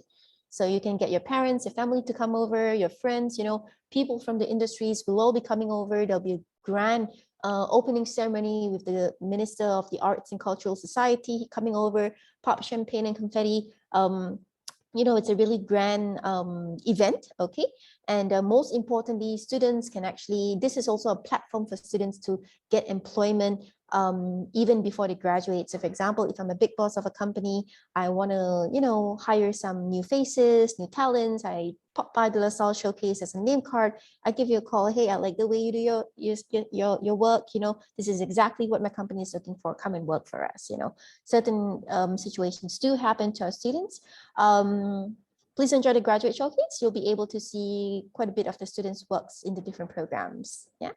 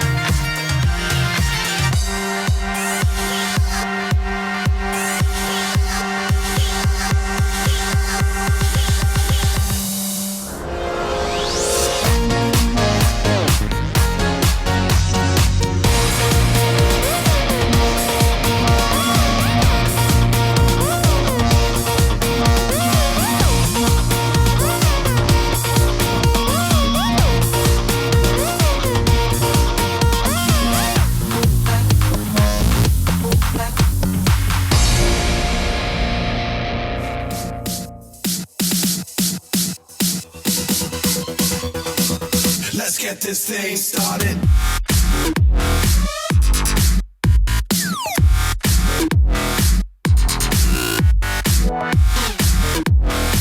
Let's get this thing started.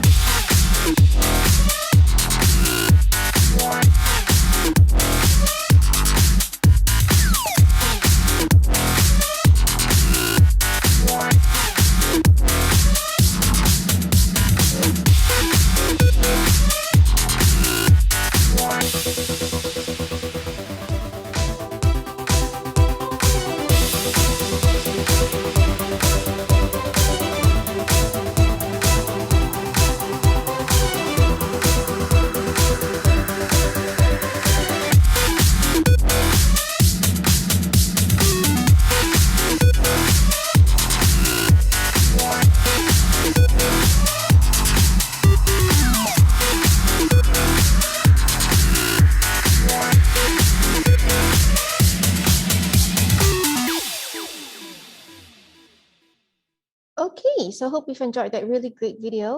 I think a very commonly asked question is that a lot of people who watch the video ask us whether those are our students or those who study medicine. The answer is yes and yes. Okay, so whatever videos that you've watched earlier, you can actually watch them again and watch more videos that are useful for you on our YouTube channel called LASALLE Singapore. I would also like to clarify, understand the fact that, you know, there are quite a few institutions of the same name in the world. We've got a LaSalle in Pennsylvania in the US, we've got a LaSalle in Canada, we've got a LaSalle in the Philippines, as well as in Malaysia and Indonesia. But just note that LaSalle College of the Arts is a standalone institution and we have got no affiliations with any of the other LaSalles in the world, okay? So how you can differentiate us is really just by the logo, and it's a one word for the LaSalle in caps. All right, so I come to the end of the presentation. We do have about 7 minutes for the Q&A. So what I will do right now is I will actually take a look at the chat because I've got some questions earlier. So yes, I think PNK has actually put up the link for the personalized sessions with LaSalle on the 21st and the 22nd with me from 11 a.m. to 2 p.m. IST. Okay, so I hope to see some of you, you know, meeting me. I look forward to some of you meeting me on those 2 days at those 2 timings. Okay, so somebody is asking a question on accommodation option. Unfortunately, we do not have accommodation attached to the campus, but because of the vicinity, because of the location of the school, there are lots of accommodation that you can actually consider, okay, because they've got other schools here in this area, so a lot of accommodation options for you.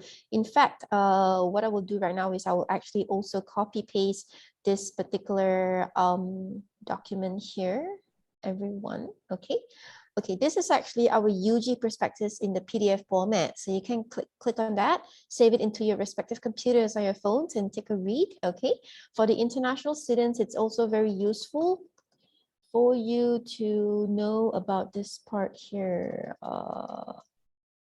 Yes, I have this student guide, okay, which is also very useful for you because you'd be able to see, you know, living costs, the accommodation that you can consider, you know, how can you go about considering accommodations in Singapore, banking updates, you know, healthcare, so on and so forth. So it would be very useful for you and your parents as well.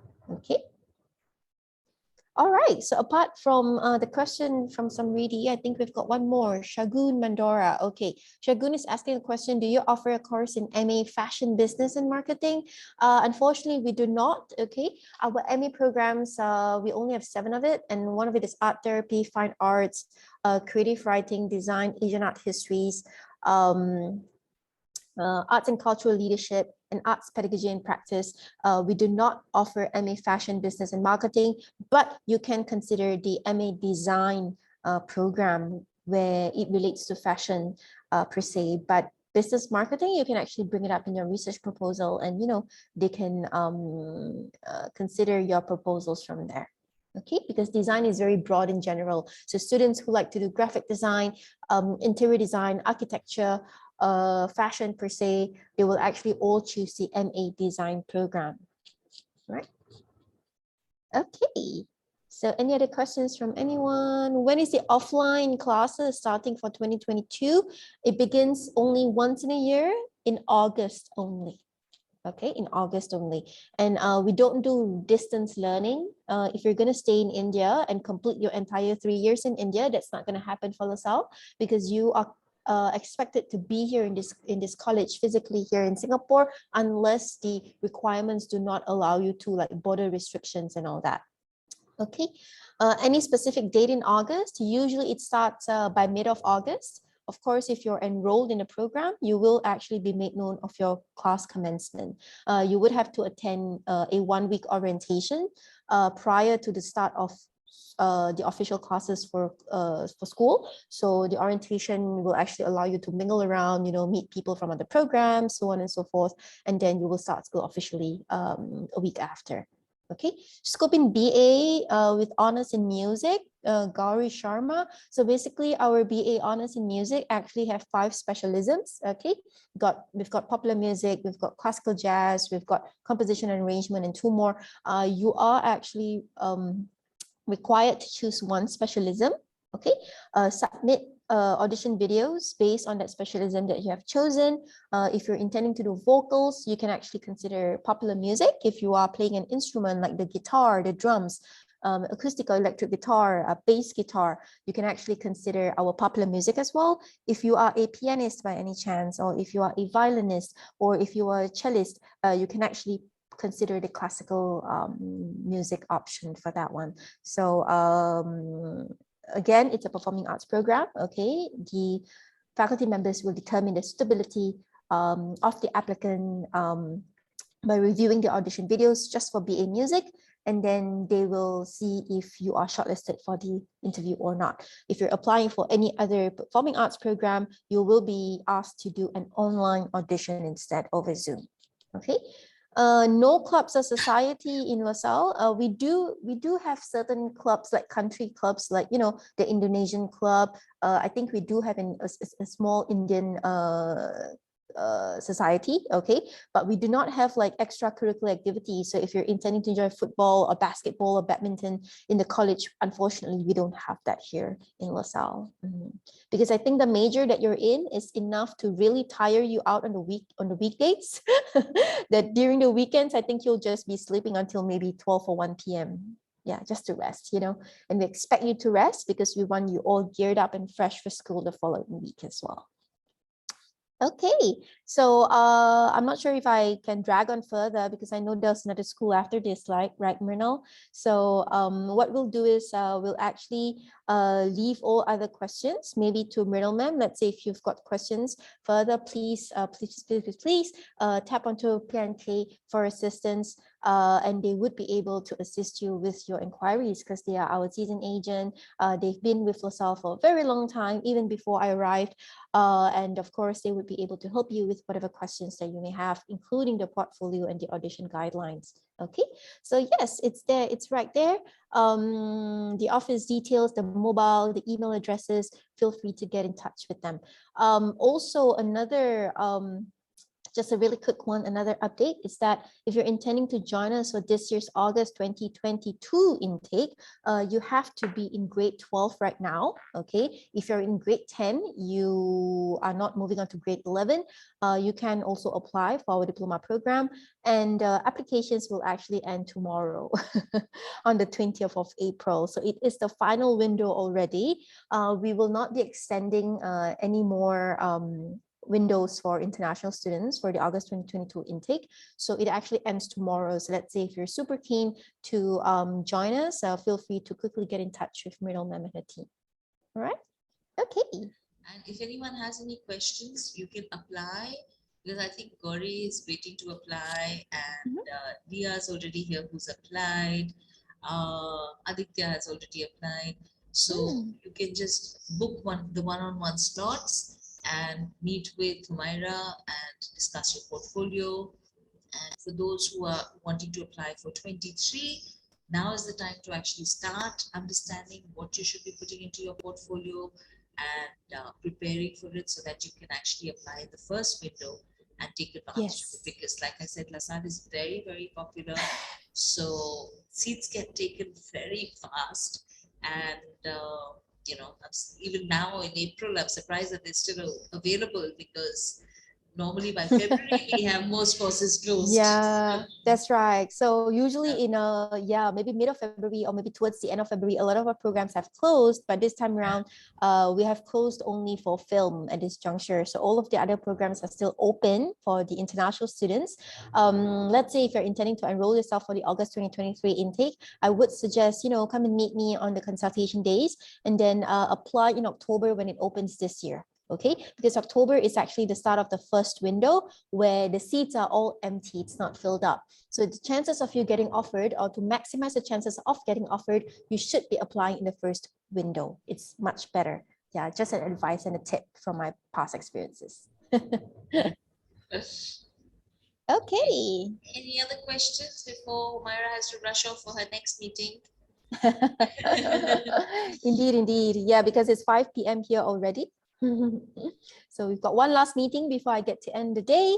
And also thank you to Alicia and also to Myrtle Mem for, scheduling me back to the 1:40 p.m. IST timing, because if it was 3:40, I would have to work past my working shift, and think my husband will nag, why are you working past 6 p.m.?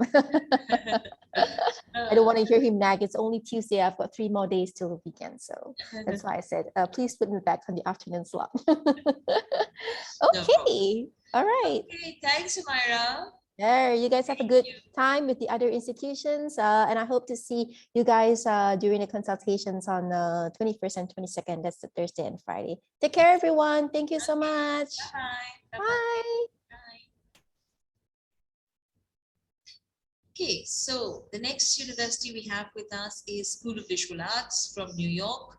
So another specialist design creative university, but based on the other side of the Atlantic, the Big Apple. And I'm not going to steal any of our thunder away, because Aditi actually gives a fabulous presentation. So I'm not going to say any more. Aditi? Thank you so much, Ronald. I'm right here. How are you doing? Good to see you. Same here. Okay, so Aditi Khurana from School of Visual Arts, New York. Aditi, all yours. Yes. Okay, thank you so much. Thank you for the introduction. Hi, everyone. My name is Aditi Khurana. I am the International Regional Head for School of Visual Arts, New York. I've been with SVA for about 9 years now, and I meet creative students like yourself, and whoever wants to study art design in New York City. Yes, I'm your point of contact. Do not hesitate to get in touch with me. I'm going to share my presentation. I think we have 40 minutes, so yes, right there.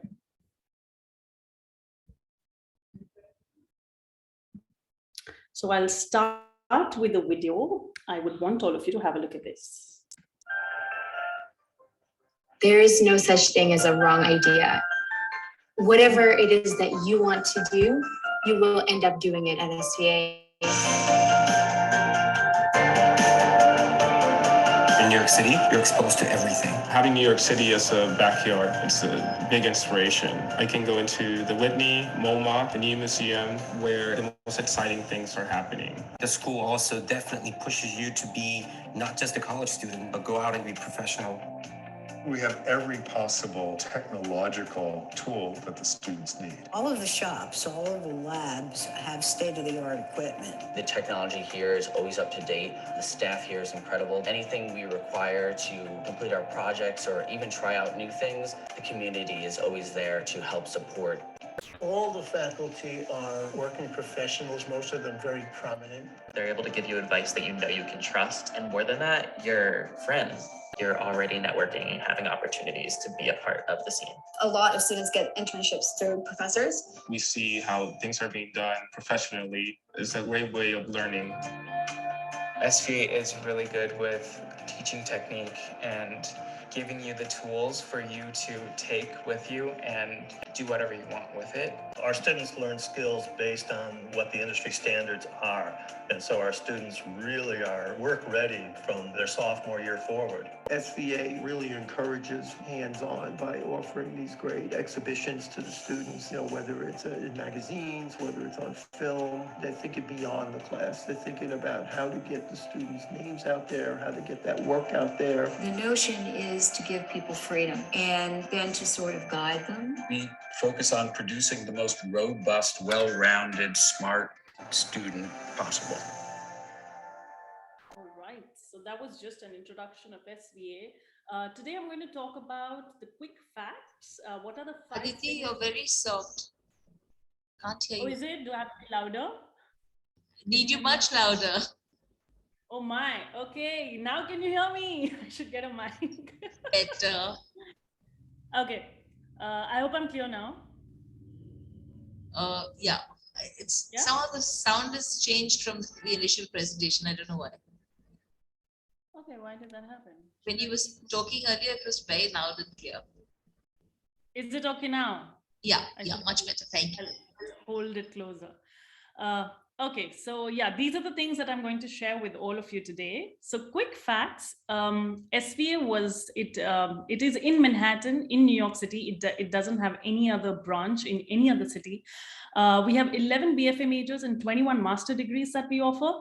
There are 4,000 plus students studying at SVA with 1,100 professional faculty coming and teaching. There are about 2,000 plus international students who are who are studying at SVA from approximately 80 countries.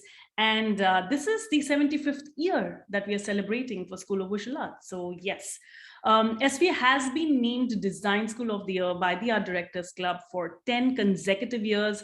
One of the USPs of the school is that since its inception, the school has chosen its faculty from the richest source of expertise, and we do take pride in that. SVA was recently voted the best animation school in the world as well by the Rookies. So coming to the 5 points that I was telling you that we're going to discuss are accreditation, location, faculty, facilities, and curriculum. So yes, do look up accreditation for all colleges, whether you're looking for a college in US or Europe or anywhere actually in the world. Make sure, especially with the American education system, your credits should not go wasted, because they believe that's how it works. The education system works on credit basis. Second is location. So our campus is New York City. It is a very urban campus. Our campus is not like your school. It is not gated, or yes, it is 16 buildings which are spread across New York City. Again, New York as a location, it is one of the biggest cities in America for more than 220 years now. There are about 170 languages that are spoken. If it is the business and the economic capital of US, and if you feel you actually feel you're part of the urban art community there, right? So on the right-hand side, what you see is the island of Manhattan. And the red blocks that you see there, that is Midtown Manhattan in Chelsea District, and that is exactly where SVA is. So you will see the way the buildings are spread out are how you look at it on the screen. There are 4 residence halls that can accommodate anyone. Because of New York City's competitive energy, it enables the student actually to develop a strong identity of their own. And that's why most of the students, when I ask them why they choose SVA, the first thing they tell me is that it's because it's in New York. So yes, with your SVA ID, you get free admission in any museum and in any art gallery. Coming to faculty, I'm going to share some Hall of Fame faculty with all of you. So there are 1,100 professional artists who are coming and teaching, the likes of Kurt and Bart, who actually were costume designers for Hunger Games. Milton Glaser, who was a former SVA chairman for a very long time. He joined us in 1955. So he's the one who designed I Heart New York. We have I Heart every city on the map that exists, right? He also won the National Medal of the Arts by Barack Obama.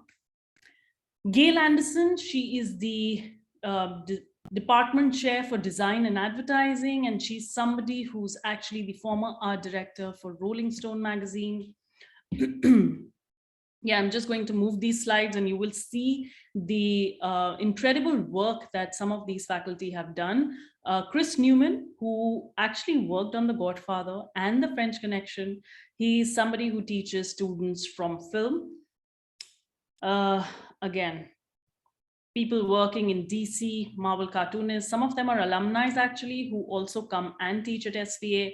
Stefan Sagmeister, Jessica Walsh, they are somebody big names in design, and yes, they teach postgrad students. Paula Scher, the principal of Pentagram, all these iconic logos that you see, they have been designed by her and her company. So that's the Radio City Music Hall where the graduation day happens. SVA has its own theater, which was the second largest theater in Manhattan. So it not only caters to SVA events, but there are a lot of design festivals and Hollywood premieres and international film festivals that happen there. Coming to the dorms, the residence halls. So these are the 4 residence halls that exist. It is on first come first serve basis, but yeah, they are all apartment style housing. 24th Street is the one that is now 2 years old. It's a fairly new building that we acquired. You'll see the first picture again, that is from 24th Street, and even it has a fitness center, it has a yoga room, it has a 7th floor that opens out to the terrace. There are students who do film screenings there, and that's a barbecue station. So yes, anybody here who is from 9th or 10th grade, if you're listening to me, I'd love to help you with the pre-college program. We have a hybrid model. It's a 3-week. If you want to go in person to New York, then it happens for 3 weeks in July. If not, you can also do it online now. If you want to know more about it, you can always get in touch with me. I'll share my email address with you. And yes, it's a very good way. The summer program is a very good way to test drive the college and to know the kind of facilities that the college offers. And it really tells you whether you belong there or not. So your decision can really be based if you go and experience the college itself. So yes, there are on-campus opportunities, and then there are off-campus opportunities also that happen. We have 3 art galleries that showcase works of design students, photography students, illustration students, fine art students. They all showcase their work in the galleries. I've already mentioned the SVA Theatre. The off-campus opportunities, of course, are where the student work is taken out from the SVA buildings, and it is actually taken to Miami, to Pulse Contemporary Art Fair, to Society of Illustrators. So your work is actually showcased. There is a department that works towards giving that exposure to all the students. So 5th most important factor is curriculum. On the left-hand side, the majors that you see are the 11 majors that we offer. Anything from fine art, design, illustration, cartooning. There is a foundation year, and then in your 2nd year, your specialization begins, all right? For any of the majors below, which is photography, film, animation, computer art, advertising, interior design, visual and critical studies, there is no foundation year, which means you're given a camera first day of college and you're out there shooting and you're part of the whole network. Yeah. Okay, these are a few slides and there are a lot of them actually. I'm going to share some professional alumni with you. I'll play this video. This is exciting. My experience at SVA was really special. It was absolutely one of the most purely creative times of my life. Just having like that home of SVA, like people connect like that. And we have such a big, really beautiful and vast community. The experience I had at SVA was sort of interdisciplinary. I feel like that gave me a lot of experience and kind of a leg up of just being able to walk into a space and be kind of fearless. New York City's the campus, so every concert comes there, every art show comes there. You want to go to a school for art, you go to SVA.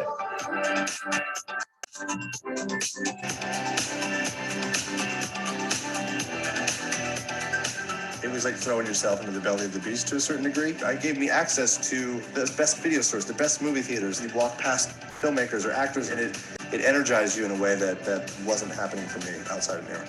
New York is sort of like a tornado of human experience that lends itself as a very inspirational place as a young artist. The thing that really prepared me for storyboarding and for doing this show was the fact that SVA really encouraged students to make films, complete films, from start to finish. What I loved about making films at the school was getting to do everything from start to finish. That repeated necessity really helped prepare me for what I'm doing right now. New York was definitely very important to my development as an artist because I became friends with a lot of other very dedicated, focused people, and that just really accelerated, the rate of learning. The one thing about SVA is that it's geared towards jobs in the arts, so there's actual real work put in. SVA is really good with giving you the tools for you to take with you and do whatever you want with it. The tools are available to you. You have an opportunity to go in some strange new direction. I think SVA really sets you up for success. It also has to be up to you to harness that time, and you have to want it. Once I got to SVA, it felt like the chains were off. Like, this is it. I finally get to do it. You can't wait for someone to tell you that it's time to start working on the thing you want to do. There's nothing stopping you from doing that right now. Yeah, so these are some of the faculty and some alumni and current students sharing their experience. So,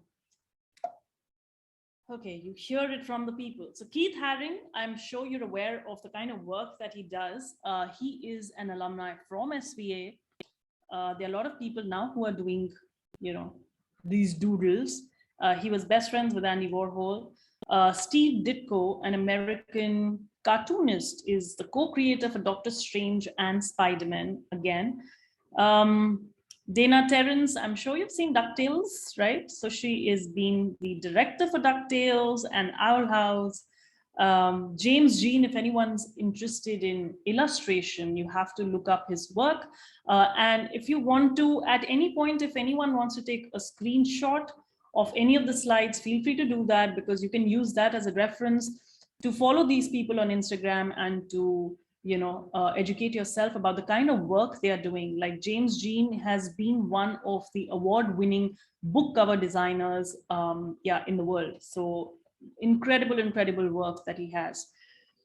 Carlos Saldana, we've seen all of these movies. He's the director for them, and he's worked with Blue Sky. Dan Minahan was in the video that I just showed you. He's one of the directors for Game of Thrones.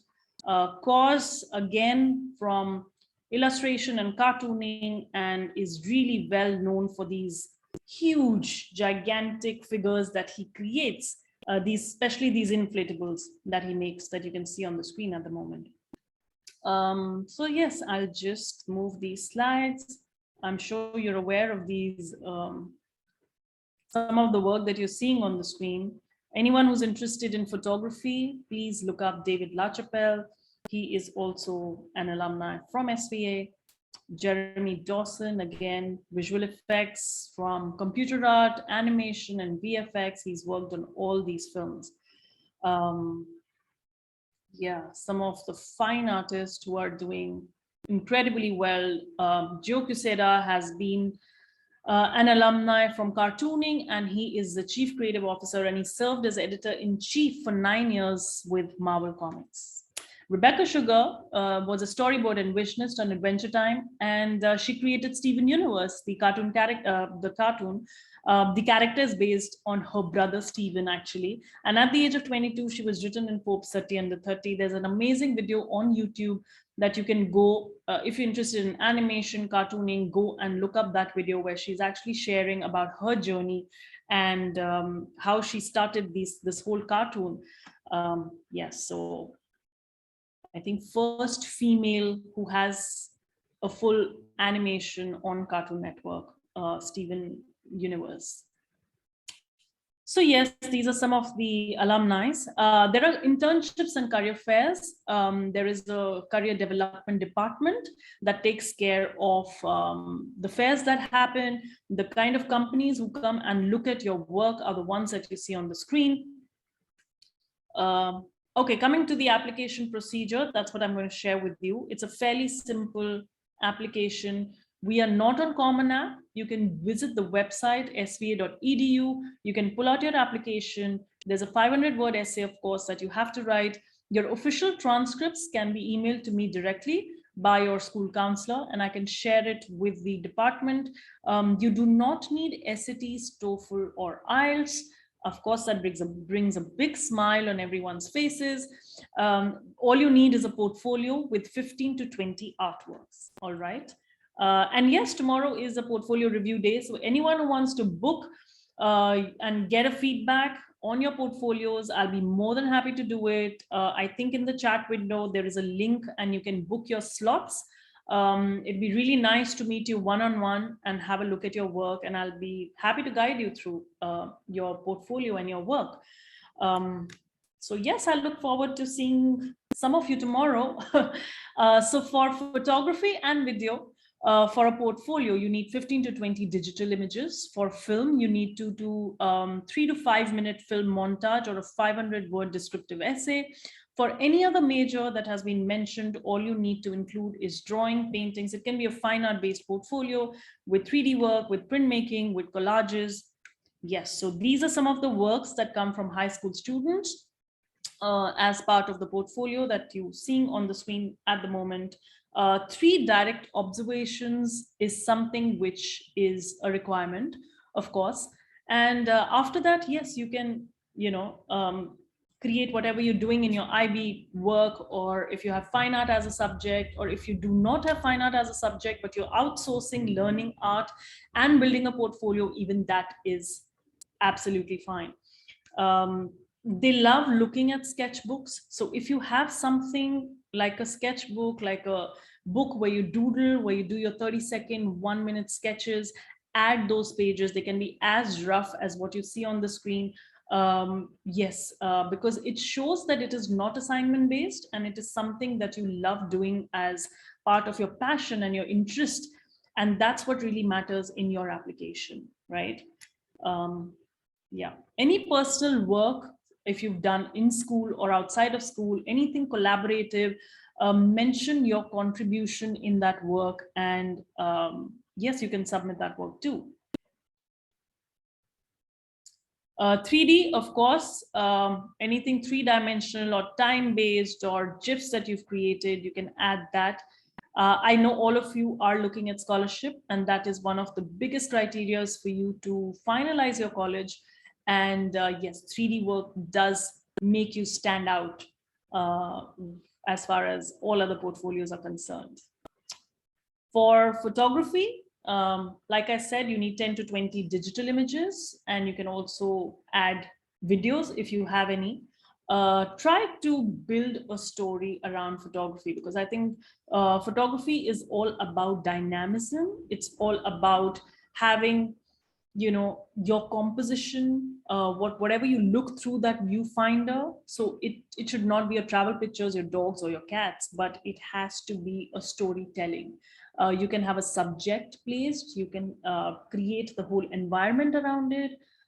So yes, I think a portfolio is all about being narrative and conceptual. Pick anything from current affairs, add that as part of your portfolio, and you're good to go. Anything from your real life, any of your passions that you have,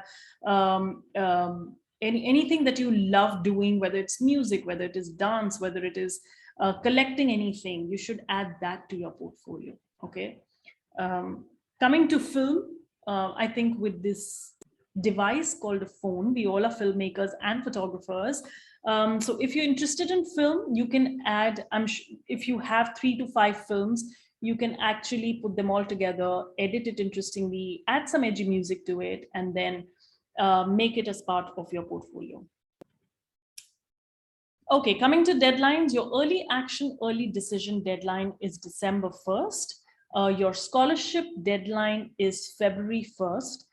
And yeah, the May 1st is when you pay the enrollment fee and you secure your seat. Now, what is the scholarship eligibility?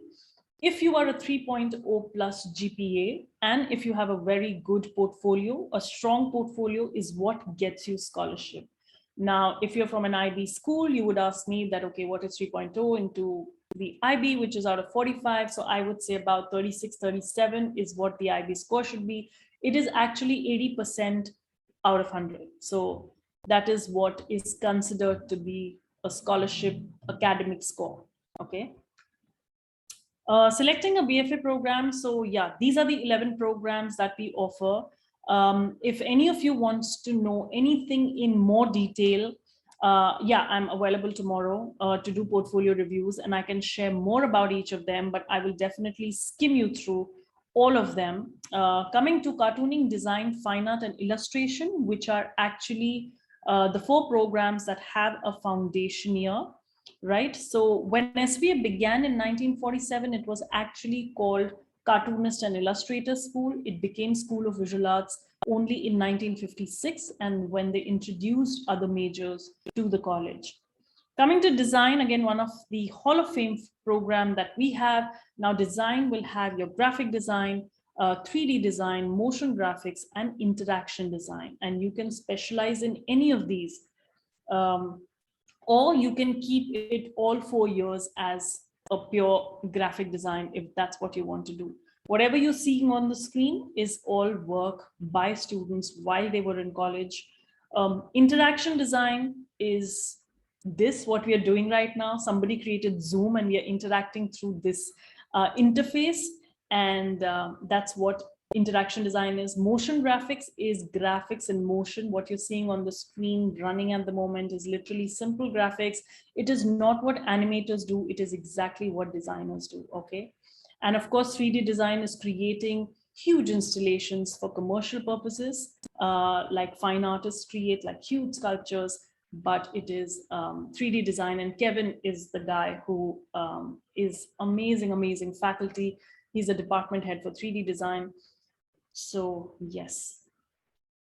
Again, advertising and design are the only 2 majors where you can double major, because there is a very thin line. There are some classes which overlap. And advertising is more about corporate identity. Again, New York City is the advertising capital of the world. Many of the advertising classes are actually not held in your studio, but in the offices of Google and Facebook. And, you know, that's where the faculty comes from. And that's where you mingle with copywriters, with designers, and you're working on real projects once you visit those offices. Coming to illustration, Thomas Woodruff, amazing, another amazing faculty that we have for illustration. You have your own spaces. Again, I think illustration and cartooning are again about storytelling. So you can create your own style. Again, it has a foundation. So you will be working, it is skill-based. You will be doing your live drawings, your human anatomy, and that is what your foundation year will be before you move towards inking and, you know, getting onto the softwares and learning to create these 2D storytelling, you know, boards. Cartooning, again, just like design and advertising, cartooning and illustration also have some overlapping classes. SVA was one of the first colleges actually to offer a BFA in cartooning, and that's why I think it is in the video of James Jean, and that's what he said, that he chose SVA because he wanted to do his undergrad in cartooning. Coming to animation, I love watching animations, and I'm sure you also Encanto, and it won so many awards, and it has SV alumni work in it. They're the ones who create this magic, and yes, take you through this whole storytelling.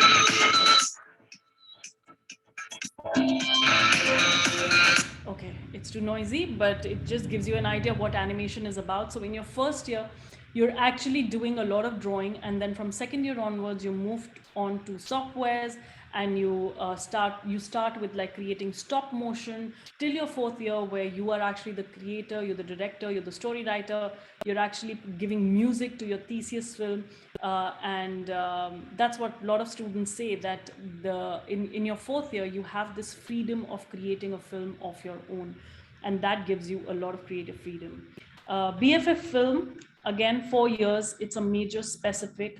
The kind of people who come and give lectures and take interviews are the ones that you see on the screen. Again, my emphasis would be on faculty, look up faculty. It's the faculty who are so well connected to the industry professionals that it is not difficult for them to get a Meryl Streep or a Harrison Ford to come and give a lecture to students and inspire them. So yes, in film, you can specialize across screenwriting, direction, production, creating a documentary, editing, sound. So you can choose any of these and you can specialize. And also in your 4th year, you have to create your own thesis film, which is a 20-minute film. SVA has a special event that happens called SVA Premieres, which happens in LA, and students are, animation and film students are actually taken to LA, where they get to interact with people from the industry again. And yeah, they get a lot of students get internships and jobs just through that one event that happens. I'll skip the video to save time. I'm not sure how much time we have. Coming to photography and video. Again, initially it was just BA photo, but now they have made BFA photo and video because there were a lot of students who wanted to have this freedom of moving their images instead of keeping them static. So that's why there is, it has become photography and video. There is an amazing program in your 3rd year, in your junior year, that happens called a mentors program. This is the one where you get one person from any of these companies, a specialist, and that person mentors you for that 1 week. Imagine somebody coming from Time magazine and you learning photography under them. It's incredible. It's the kind of experience that you gain. Fine arts. Okay, so fine arts is not just, okay, you do have your traditional fine art, which is drawing, painting, sculpture, ceramics. Sorry. And you have your other, where technology gets involved.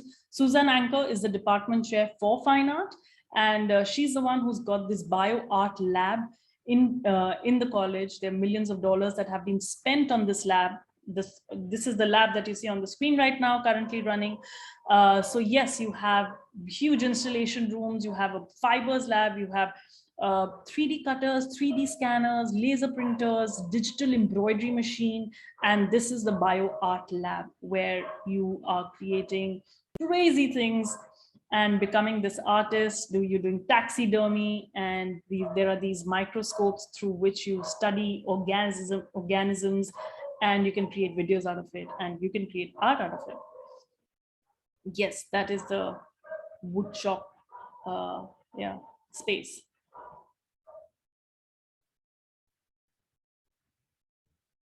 Okay, interior design. So we do not have architecture as a separate major. We do not have industrial design, and no, we do not have fashion design, but we have interior design, which is more like building environments and making it more functional. You work on hands-on projects. You are actually collaborating a lot with architects and designers. You get to know a lot about material. Interior design program is a fairly intimate classroom. And you get your own space, you get your own desk, which is yours for the next 4 years. And yes, you are working on a lot of softwares on AutoCAD. I think that's the one I know. And you're learning to create spaces. And of course, there are critiques. And of course, there are people who will come and who will look at your work and who will, critique your work in a very positive way, of course. Visual and critical studies is the second last major that I'm going to talk about. It is also called VCS. So if you know that you want to do something in visual arts, but not very specific, because I know that SVA has really specific programs. It's either illustration or cartooning or film or, fine art. You have to pick your major. But if you know that you want to do, something in visual arts, but you want to do some little bit of everything, then VCS is a program for you. I hate to say that it is a program for the undecided, but yes, it gives you a range of, you actually dabble with a lot of mediums while you are in, and then you can pick and choose whichever you think is of your liking. Then you can pick that, and whether it's photography, you do a little bit of printing, screen printing. Yeah, you can see all the work. You can do fine art, you can do something in metal. So that is what VCS program will be. The last program I'm going to talk about is computer art, computer animation, and visual effects. It's a hot selling program. We have a waiting list of students who actually want to take this program up. State of the art equipment that is there. Again, hats off to the faculty who gets that. There is a green room, there is a blue room, there are motion sensors. Students who want to do game design also pick this program. This is the alumni professional work. Any film that you have seen in Hollywood has an SVA alumni work in it.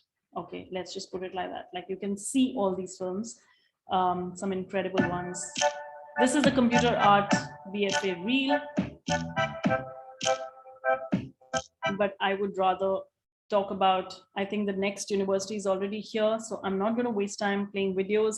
I already mentioned about the pre-college program, the summer program, which is Monday to Friday. Anybody who wants to get in touch with me regarding the same, I'm right there. You can get in touch with Mrinal.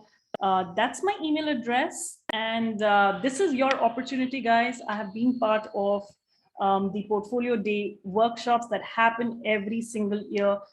This is your time to actually listen to all the universities, get all the information. Research is key. Yes, get the information, and then you can, make a choice of your own. So thank you so much for having me, and thank you for your time. And I would love to see some of you tomorrow. Thanks so much, Aditi. We have a few minutes in case anyone has any questions. Do you want to just quickly ask Aditi any questions? We had quite a few questions on graphic design earlier. And yeah, I'm not sure, Raghav. I know they'll all come later. They'll all email me separately with all the questions. Yeah. Any questions anybody wants to write in the chat? That's why I think the one-on-ones are that much more popular, because then it's just them dedicated with you, no one else listening, no one else hearing. Yes. Yeah, it's not intimidating. Yeah. Just one clarification, Aditi, the foundation year, they don't choose their major, right? So they can, after the foundation year, then they choose their major. So they can opt for any course, right? No, if they know that they want to do film or photography, then of course they put that in the application much before. Yeah, so that is not part of the foundation, no?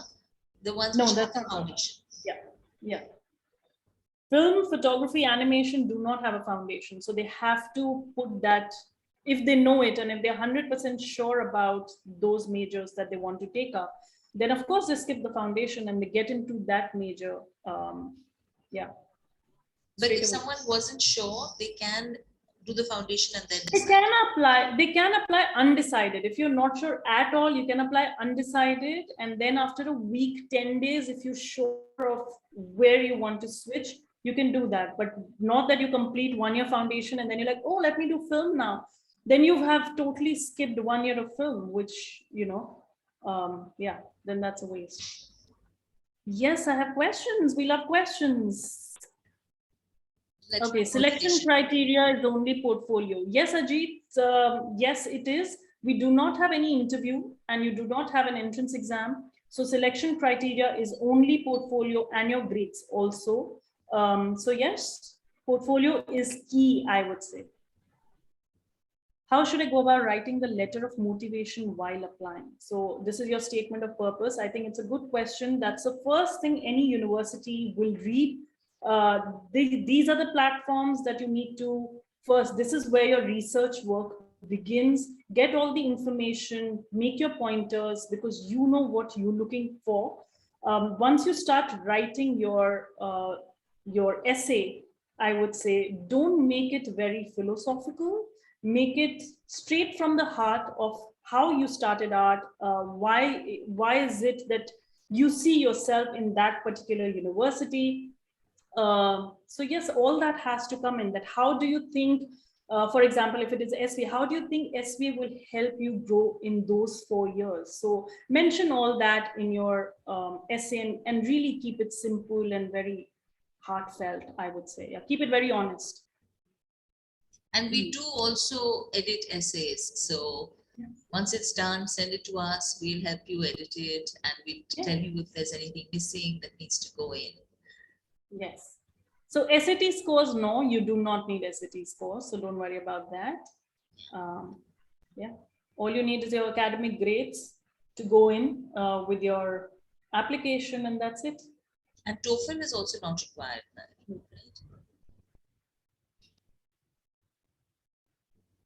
Anything else? Because we move to the next one otherwise. Minimum percentage. CBSE. What should be the, like I said, 80% out of 100 is what, if you're asking for scholarship, if you're asking for acceptance, anything above 65 would be accepted. Like that would be about 2.5 GPA. Anything which is below 2.5 GPA is actually a reject. It's a file closed. So for CBSE scholarship, 80% and above. So yes, studies are important. Art and design doesn't mean, hey, let's not study, no effort. It's a lot of effort. You won't have time for anything. Yes, it's your creative juices that keep going. And please do not take up the creative, I hope it is not attracting you because it's like, okay, I'll be free from the academic world. No. You won't be. There is history, there are sciences, humanities that you'll have to study. There's literature, poetry, everything, even here. So yes. So yes, don't come with that mindset, I would say.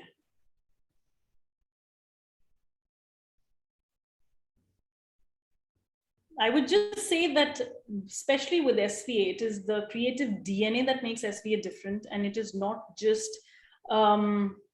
we are not just about getting you a job, but getting you a life, right? So, and it's what you make of it in those 4 years, a life in which you can keep making and keep doing what you love. That's a kind of life everybody dreams of, actually. And these are just the tools that any institute provides you, but it is up to you what you make of those tools and how you utilize those tools to rebuild or reinvent yourself. So yes. Okay, I don't think there are any more questions. Thank you. Thank you, Raghav. Thank you, Aditi. As usual, Thank you so lovely much. presentation. Thank you. I'll see you tomorrow, guys. Make the most of this and yeah, have a wonderful event today. Okay, thank you. I'll see you soon. Bye. Bye. Okay, so our next presenter is Rhythm Sethi from Arts University, Bournemouth. Another specialist university, so we're taking you across the world. Now we're back in the UK, very close to London, but again, a fabulous university, fabulous institute. Students love it. I haven't yet heard a single student complain about AUB, so it's really the best experience you can get.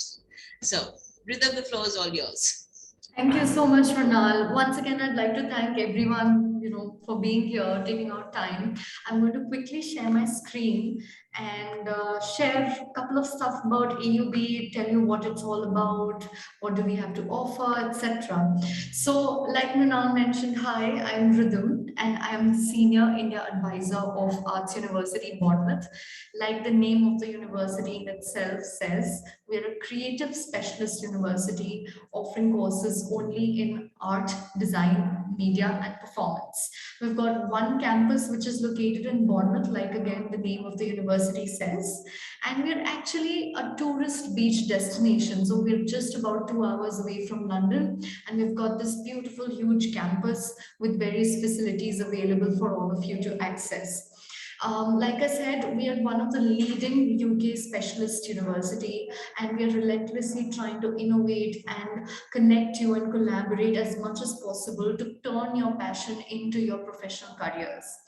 We were established about 140 years ago. Therefore, I can assure you, I can guarantee you that the quality of education, the experience that you get is going to be of top-notch quality. One important factor is I understand that some of you may have concerns that, okay, you may not have as many job opportunities available when you pursue something like creative in the creative arts area, but that is not the case at all. You'd see that UK's creative industry is booming quite a lot as compared to other industries, and we're very closely linked with the industry. So we've got 93.5% graduate employment rate, which is 93.5% of our students get placement into amazing opportunities available in the UK after the courses with us. Now, we're top 50 in terms of the generic university as per complete university guideline, top 100 university as per other rankings as well, but we're ranked #1 in terms of our specialist employability. So that too, again, our career hub is available on campus, helping students relentlessly to connect you with people from the industry, making them come for career fairs, guest lectures, seminars, workshops, and whatnot. So like I said, we've got a huge entire campus for the kind of courses that we offer. Obviously, practical exposure and practical learning is a very important aspect. So we've got a museum on campus, we've got a library on campus, we've got gallery on and off campus, Starbucks, we've got uni print shop. This blue building that you see is our drawing studio. So this drawing studio has been designed by one of our architecture alumni, and it's the first purpose-built studio at our campus, at any campus in the UK. And this alumnus also designed an innovation studio, which recently opened up on our campus. This innovation studio is generally being used to incubate startups in the UK, to help people start and innovate new ideas, combine design and innovation together. And then we've got theater, we've got a film school which is called Bournemouth Film School. We have 3D body scanners, 360 body scanners. We've got unique print shop where you can buy your material from. We've got dark rooms, softwares, everything available for you to access. This is a small video of the university campus. It's an aerial view, so I'm just going to play this very quickly.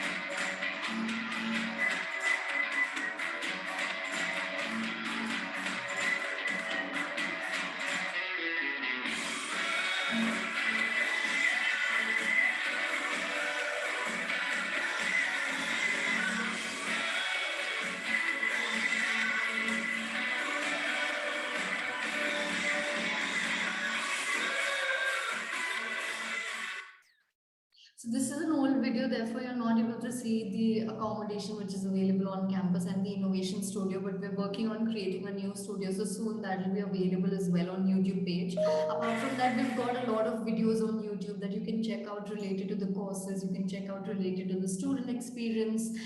We've got unions on the campus, student union, which organizes a lot of graduate shows, summer shows. Recently, students also celebrated Diwali on campus. They also celebrated Holi on campus. So yeah, I mean, we've got Indian society as well, trying to do their own fun and bit, trying to share their culture with other students. We've got international students from China, South Korea, America, Europe, Channel Islands, you name it, over 70 countries. So you'll get that sort of international exposure as well. Apart from that, coming on to the courses, now we have 23 bachelor's degrees, we have 2 foundation courses, 11 master's degrees, and 2 research degrees. So we do offer 2 foundation courses which either start in January or September. Again, like Renal was previously talking about, foundation courses are very helpful for students who haven't yet, figured out their specialization or major yet.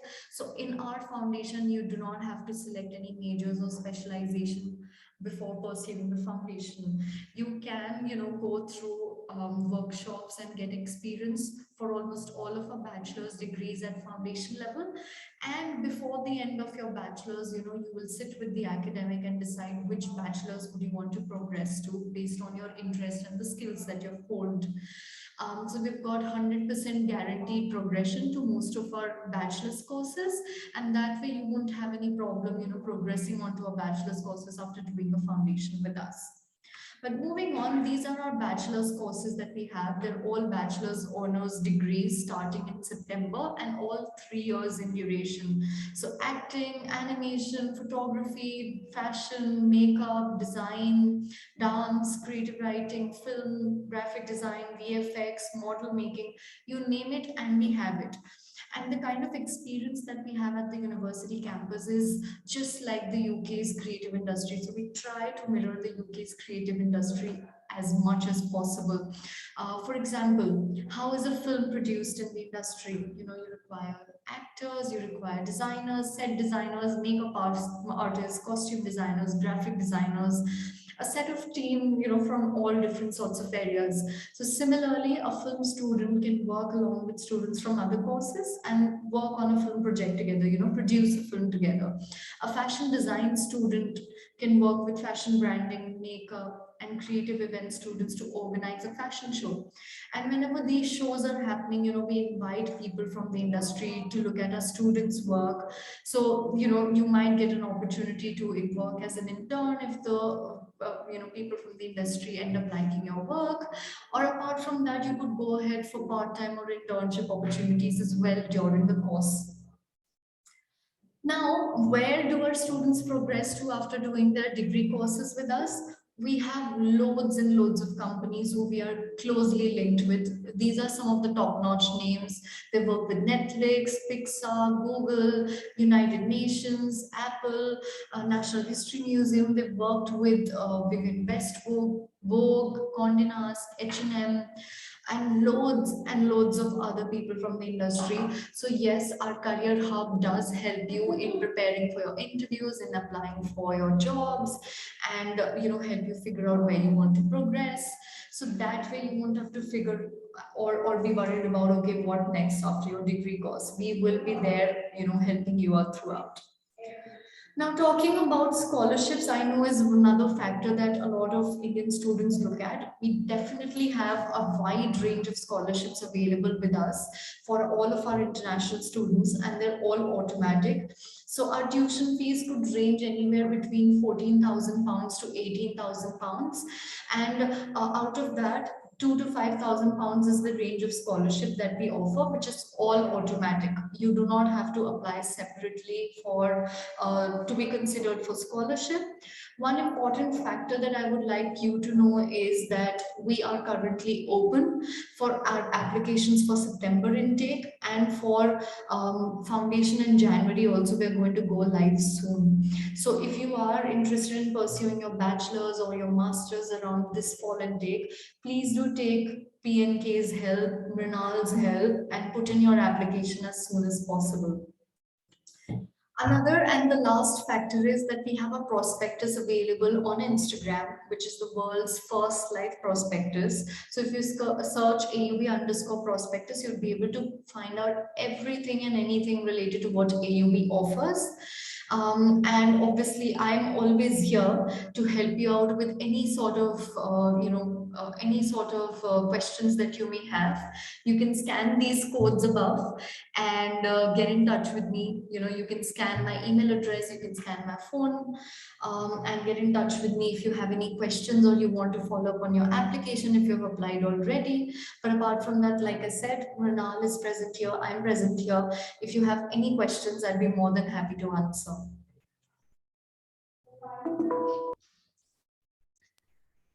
Thank you, Rhythm.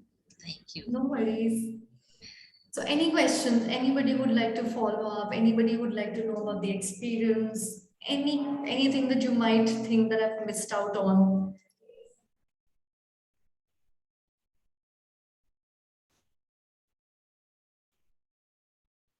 Before we move forward, I think we have also put into the chat box, I'll just repeat the timings. One-on-one sessions, portfolio reviews will be happening on the 21st and the 22nd from 4 to 6:30 on the, 4 to 6 on the 21st and 1:30 to 4 on the 22nd. So make a note of that. And you can show your portfolios don't worry if it's not ready. If you just want some feedback on a few pieces that you have, if you're applying for next year, 23, you have time. For this year, we still have spaces, so you can still apply. Do show your work to Rhythm. And, I find this very often with students, they feel, oh, my portfolio is not good enough. I can't show it to anyone. And when you look at it, their portfolio is ready, and they do have some great work. Okay, Shagun has a question for you. So no, unfortunately, we do not have any masters which is focusing around that area. For fashion, the only two courses that we have available is MA Historical Costume or MA Digital Fashion Innovation. So MA Digital Fashion Innovation is a very upcoming field or a new course. It's not a traditional fashion course where you're just learning about designing or fashion marketing or branding. It's more about the digital world that we are progressing towards and we're already in. So you'll be learning quite a lot of softwares, you'll be learning quite a lot of strategies, you'll be doing a lot of work. But if you want to focus somewhere around fashion branding or business or marketing, what you can do is our master's programs are very flexible. So they're just 1 year in duration with 3 terms. In the first term, of course, you will be given a lot of basic knowledge and you'll be learning quite a lot related to the course. In the second and the third term, you'd have flexibility or freedom in terms of choosing your master's projects. So you'd be asked to complete your master's project in the second and third term, based on which you will be assessed before you complete your master's. And those master's project could revolve around fashion branding or fashion business or marketing along with digital area. So this is the kind of flexibility that you would be awarded. But apart from that, the course that you would still do would say MA Digital Fashion Innovation. But you would have that sort of freedom or flexibility. If you want, I can share the link with you in the chat. Just go through the course structure and see if this is something that you would want to. In any case, why don't you just go and apply, take Mrinal's help.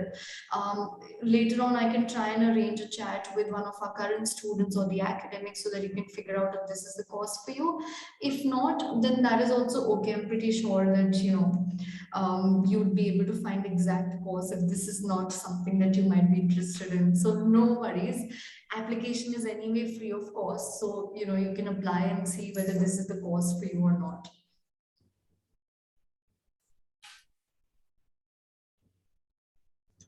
There were some questions on graphic design earlier. Raghav, I don't know if you're still here. Do you want to ask any details about graphic design?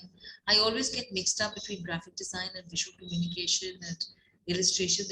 They overlap so much that it's difficult to explain the nuances and the differences between one and the other. I know, I understand as well.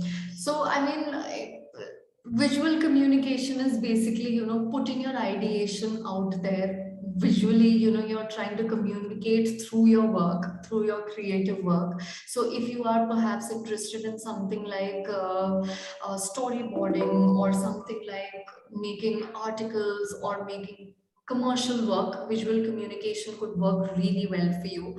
If you are more into some general artwork, you want to do your freelance work, or you want to you just want to put your work out there for people to interpret on themselves, then fine art or illustration is something like that.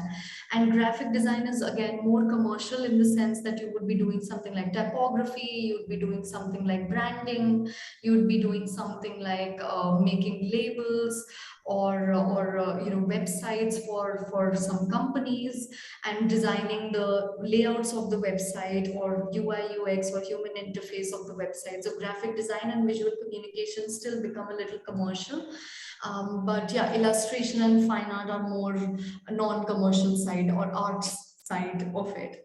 So again, I myself am not really into fine arts or illustration or visual communication. I also had a lot of doubts and everything. But then again, what you can do is, if you are still confused about what you want to do, again, like Mrinal mentioned, we are happy to do one-on-one portfolio sessions based on the current work that you have. Me and my colleague Sarah, who would be present, we can definitely advise what out of these 4 options would be the best for you based on where your work is progressing. And then we can figure out, what you actually want to do out of those 4 factors. So do bring in whatever work you have, not necessarily your entire portfolio, and we'd be happy to help you out. Okay, so I have another question. If I have started a similar course of study at another university and decided to transfer to AUB, will I be able to receive advanced standing? Yes, you can apply to second year of AUB. Usually, our university doesn't recommend students coming to the last year of the university because, again, it becomes a little difficult for students to get used to the curriculum of the university, get introduced to new people, and just, work around or catch up to their work in the last year of the bachelor's. But if you want to get transferred, second year is the best option that you can get transferred to. You can apply directly for second year based on the course modules that you have covered in your current studies, the course that you've done. So for example, if you've done a fashion design course at another university, you've just completed your first year, then too we can definitely assess your application based on the modules and the scores that you have till your first year and your portfolio again. And if it all matches up to our first year students, then we can definitely have you transfer to our second year and continue your studies with us. So to answer your question, yes, you can get a transfer, degree completed at AUV if you're doing a similar course at some other university.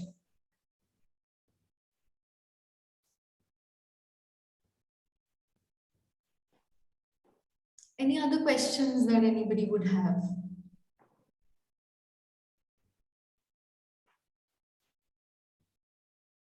Okay.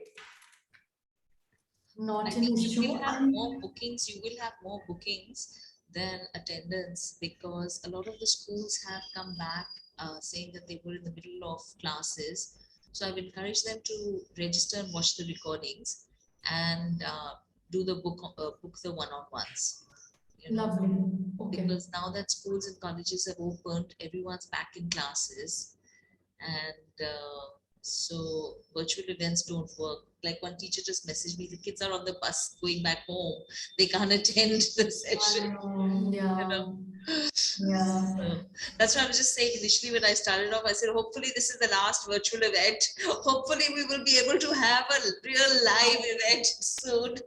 I swear, I mean, I'm only looking forward to, actually meeting people in person. That leaves more impact. You can have more, warm conversations and discuss things properly. Yeah.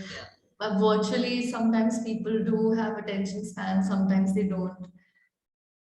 But still want to do the one-on-one. Yes, Raghav, you can still do one-on-one session without having a portfolio. We would love to have a chat with you, understand what you are interested in and what you might want to pursue, talk about the courses that we have and how it matches your interests. So definitely, if you wish to still have a one-on-one session with us without having a portfolio, we can still go ahead and we would love to have a chat with you.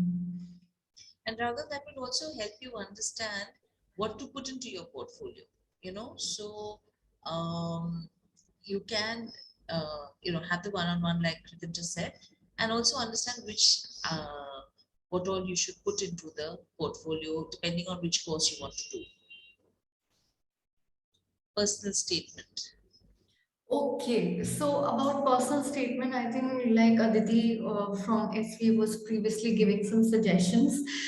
Usually, if you're a bachelor's or a master's student, there are some guidelines available on U.S.A's website as well. And Mrinal, of course, is here who has dealt with thousands of students and applications. So she would be the best person to guide you through.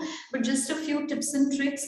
Do not mention what is already there on your CV. Do not mention what we can already see from your, scores or mark sheet. Mention something that you've done along with your studies, something you've done extracurricular wise, co-curricular wise. Mention why you wish to do this course, what is your actual goal, and how can the university, help you achieve that goal.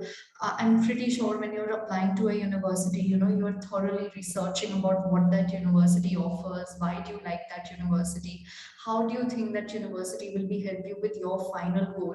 So always try to link your goals with what you are planning to do right now, and how do you plan to do right now, how do you plan to achieve those goals. So if you are interested in something like film or fashion, I'm pretty sure that you must have, gained some experience in terms of editing or shooting. You must have taken some keen interest on doing it side by side along with your studies.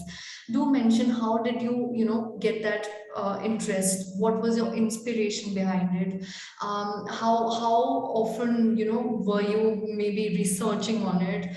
How do you think, in what film areas would you be interested in, or what film areas would you want to explore while you are doing the course with us? So yeah, a couple of things about what you've done in your 12th of college years, extracurricular, co-curricular wise. How can they be linked with the course that you want to pursue, and how can your course and the university be linked to your final goal? So these are some of the things that you should always, mention in your personal statement. It's actually about your personality. It's actually about bringing that unique voice to your application and telling us who you all are about.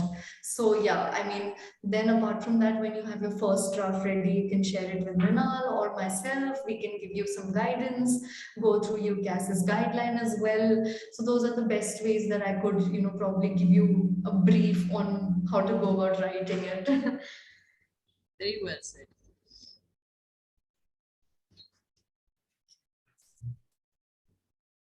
Any last questions? I can see that, we have a colleague from Liverpool University as well. So before we progress to the other university, before I say bye to everyone, just any last questions, any couple of questions that you want to ask in the next minute?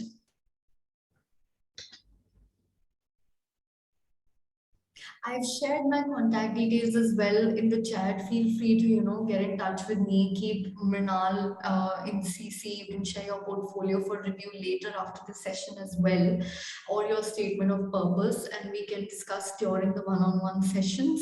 But if you have any questions, feel free to ask us. And yes, I'd be more than happy to help you out as much as I can. Thank you so much. And rhythm does help a lot. So do take advantage of her, okay? Because she's very helpful and she really does guide the students really well, and helps them through all kinds of problems which can arise, which one can't even think of beforehand. So yeah, so all those students who are looking to apply, I see a couple of students who are looking to apply for next year. You all should definitely share your work and meet with Rhythm and Sarah tomorrow and the after. Sorry, not tomorrow. I'm losing track of days. 21st to 22nd. And yeah, don't worry about the level of your work. If you don't want to share your work yet, don't worry, discuss it, and then you can share it. There's another question. Okay, so about the eligibility, our eligibility is very minimal. For bachelor courses we require about 65% overall in 12th standard, and for master's courses we require 60% overall in your bachelor's degree. So I'm pretty sure us Indians are very much braced and prepped for scoring way above 80%, and I'm sure that you wouldn't have to worry about meeting the entry requirements. In any case, if based on your portfolio and the documents that you've submitted, we'd be offering you conditional offer if you are successful with your application, and then we would let you know if there are any more conditions to meet. But yes, I would still suggest that you go ahead with the application. Take our help as much as possible. Submit all of your documents with us.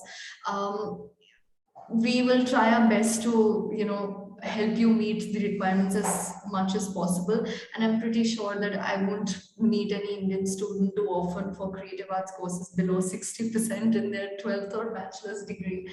And if they do, they can always get into the foundation, can't they? Yes, yes. You can go to the foundation or you can go to the pre-master's course if you don't meet the general bachelor's or master's degree. So we would help you out anyway. But yeah, I don't think that you would need to worry so much about it as long as your portfolio is there and you are above the 60% grade. So just to highlight to all of you, the foundation is actually for a couple of categories of students. One for students like we discussed earlier who are not sure what they would like to major in. So you get an opportunity to explore different forms of art and design and explore the different specialisms before you actually choose which one you want to major in. It's also for students who don't meet the minimum entry requirements in terms of portfolios or academic requirements. So that could be that, you know, you haven't had art in school and so you haven't developed a portfolio which is good enough to get you into, say, a graphic design or a visual communication course. And therefore you can enter the foundation course, which will then prepare you to join the bachelor's degree later on. Okay. The foundation actually is an excellent course. Even if you do meet the entry requirements, a lot of students today are seeing the value of it and opting for it because it gives you a strong, as the name suggests, it gives you a strong foundation of all the different specialisms. And especially for kids who are doing CBSE and ISC, you're either doing painting or fine art and you don't really understand what design is all about. So this helps you understand the differences between, like we were discussing earlier, visual communications, graphic design, illustration, interior design, and it helps you understand it not through theory, but actually through also doing it. So the foundation is divided into different sections where you study certain specialisms at different stages. And then you have a major project in whichever one you've liked the best, which you present. And based on that, then you would get admission into the bachelor's degree. So I have a lot of students who actually are opting for the foundation just to understand the different specialisms, because like I said, from CBSE, ISC, you're doing all fine art, painting. So it doesn't really give you an understanding and you don't want to make a choice which is wrong. So if you start on, say, interior design, and then after 6 months or 1 year, you say, oh, this is not the field for me, I thought it'd be different. Then you have to start again from scratch with whichever degree you want. So the foundation actually helps you save making that mistake. Let's put it that way. Thank you, Rhythm. Yes, 15 to 20 pieces of work.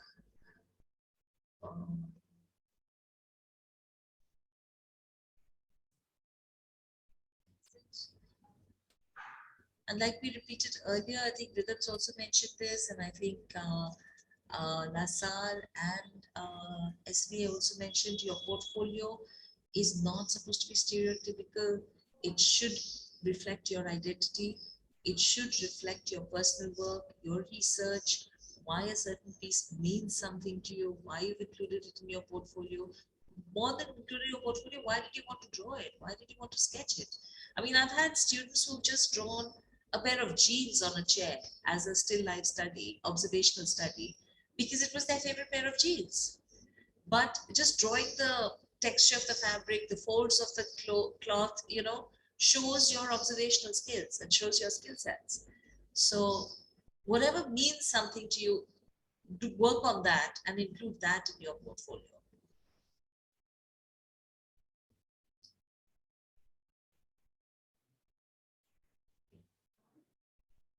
You're not going to get any more questions out of these. I don't think so. I think everyone's too shy. Yeah, I think so. That's why, you know, it's always better when you're in person, you're able to actually have like a proper conversation. But thank you so much, regardless of that. I had a really great time talking all about it, 30, 35 minutes, and I'm pretty sure that I'm going to meet lots of kids for one-on-one session. So yeah, thank you for everyone who are present here, listening to me so patiently, and Mrinal for obviously inviting us. And hopefully, yes, I'd look forward to meet all of you again in the one-on-one sessions. Thank you. Have a lovely Thank you, day. Rhythm. Thank you for being with us. Bye. Bye. Okay, our next presenter is from the Liverpool Institute of Performing Arts, which, as the name suggests, is a specialist institute in acting, dance, music, music technology. Hi, Darren. Hi. Hi. Is it very early in the morning for you there? No, now it's not so Right. bad. It's 11 o'clock. No, that's not so bad. So all of you students, I know Gauri, I hope you're still here. She wanted to know about music. All of you who wanted to know about performing arts, Darren's the person for you, and LIPA or Liverpool Institute of Performing Arts has some fabulous programs. So do pay attention and attend his presentation. Darren, the floor is yours. Thank you.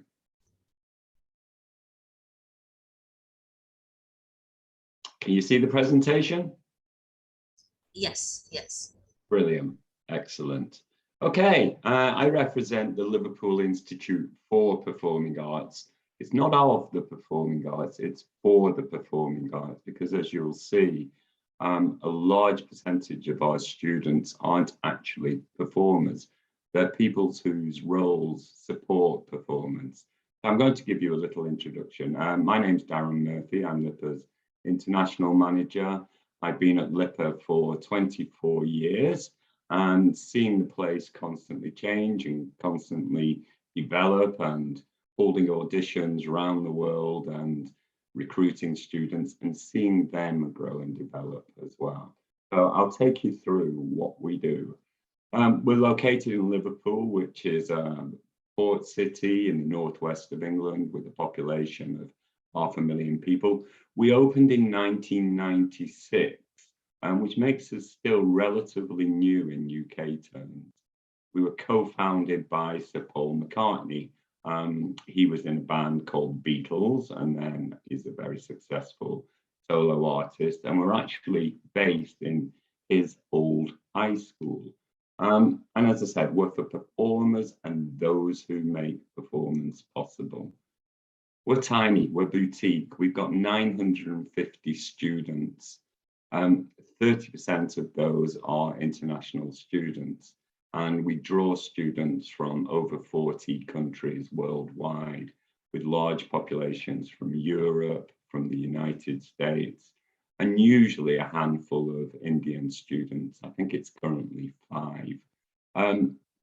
We're a creative, collaborative, and industry-focused learning environment. And that industry focus is really central to what we do. So we have a curriculum that replicates the working practices of the real world of performing arts.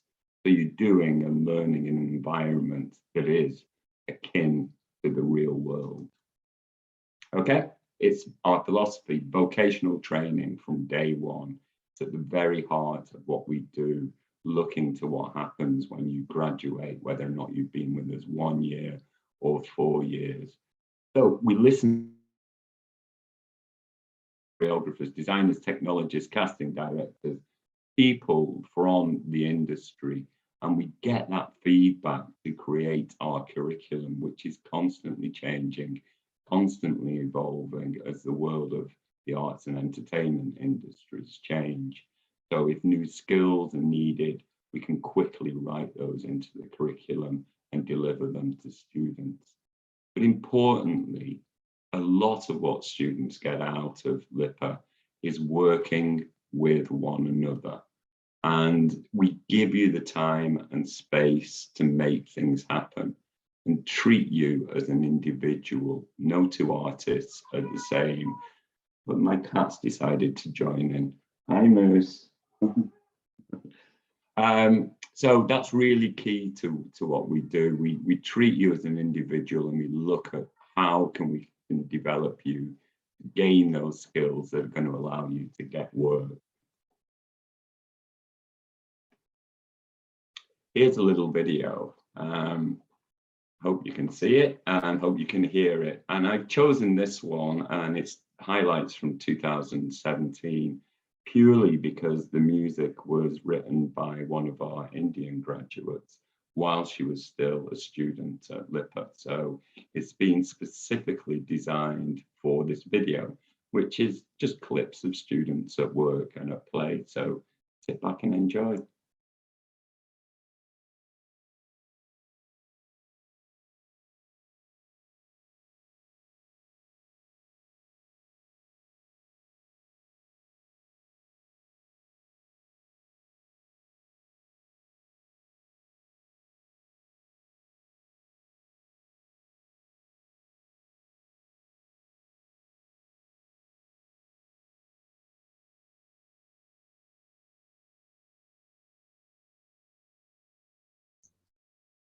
Darren, there's no sound.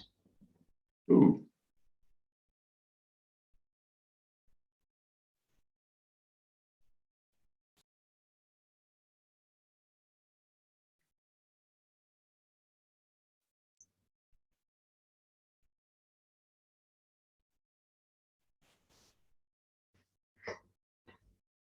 Very strange.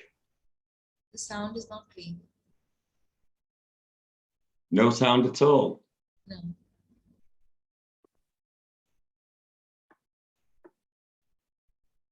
Well, we're going without audio, it would seem.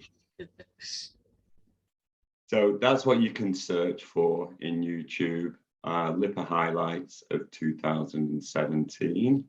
But I hope that the pictures give you an idea of what we're about. We're very much a contemporary performing arts institute. So the dance that we do is contemporary. The stagings that we do are contemporary. The music that we do is very contemporary. You can see there Woody Harrelson, who came in and gave a masterclass.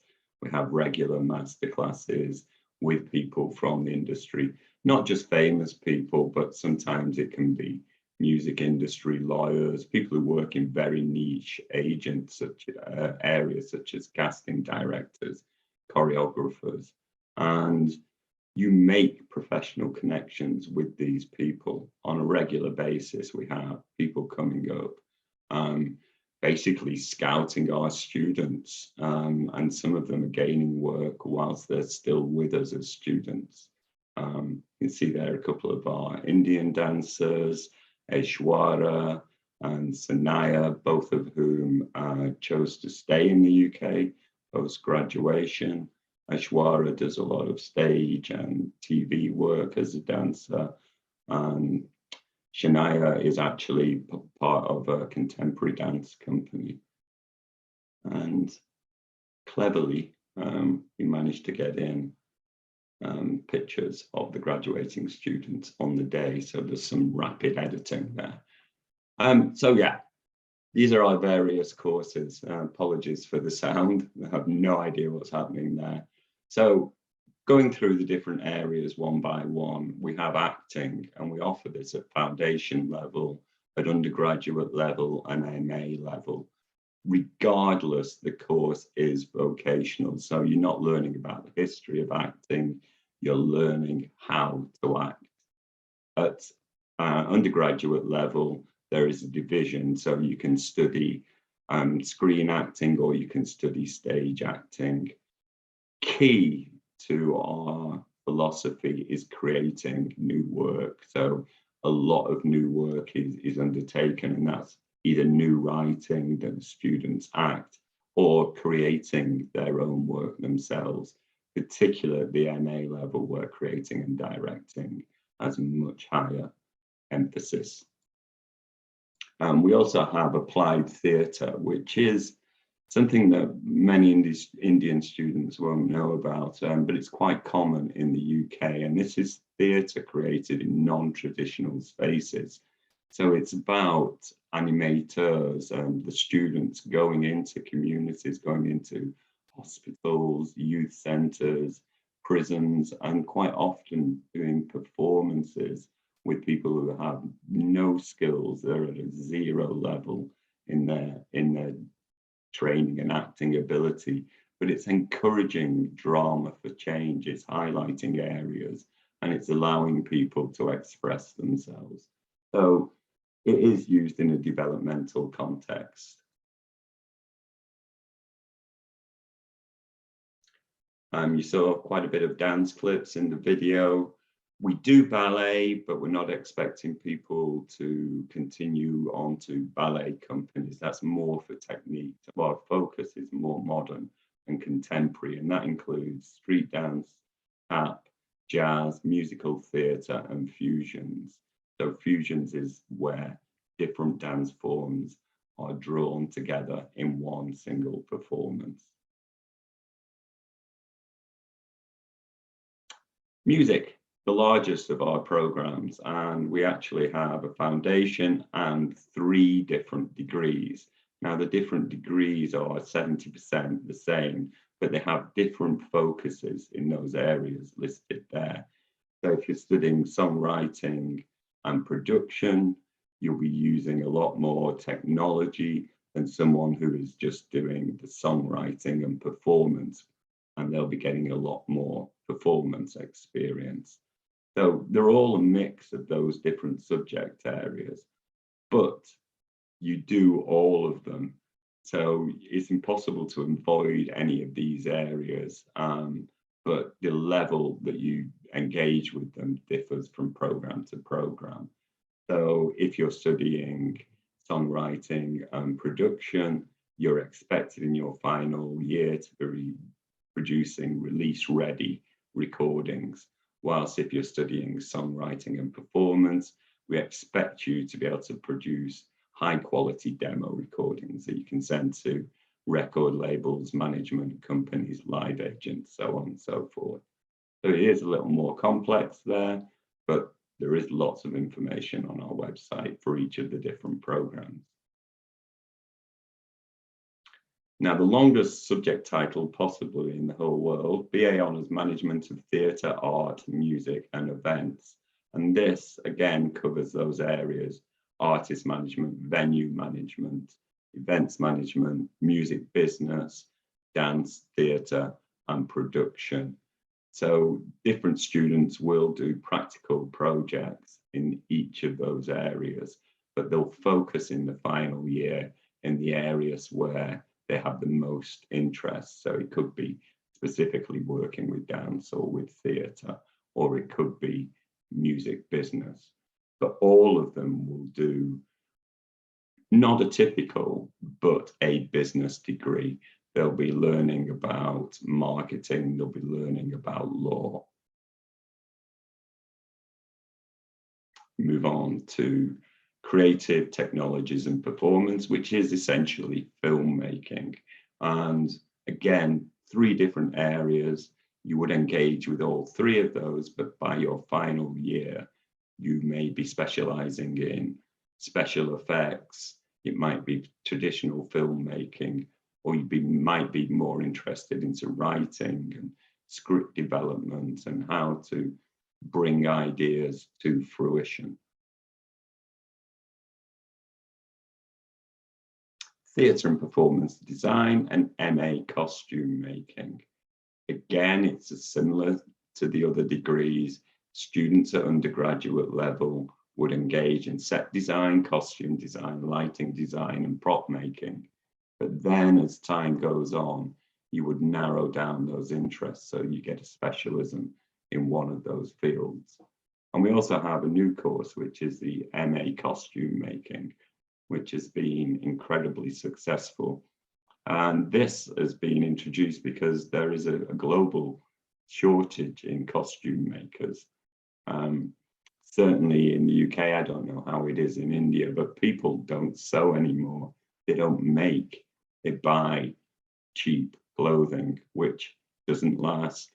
But those skills have been lost. So what we're doing is actually producing graduates who have really high standards of technique in costume making, so that they are realizing the designs that costume designers come up with for film, TV, theatre and dance. So that's proving very attractive. We have sound technology.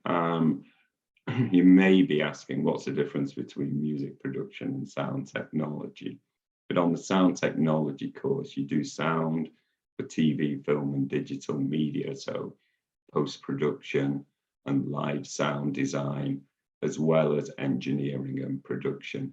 So it tends to be more technical and less creative than the music and songwriting and production degree.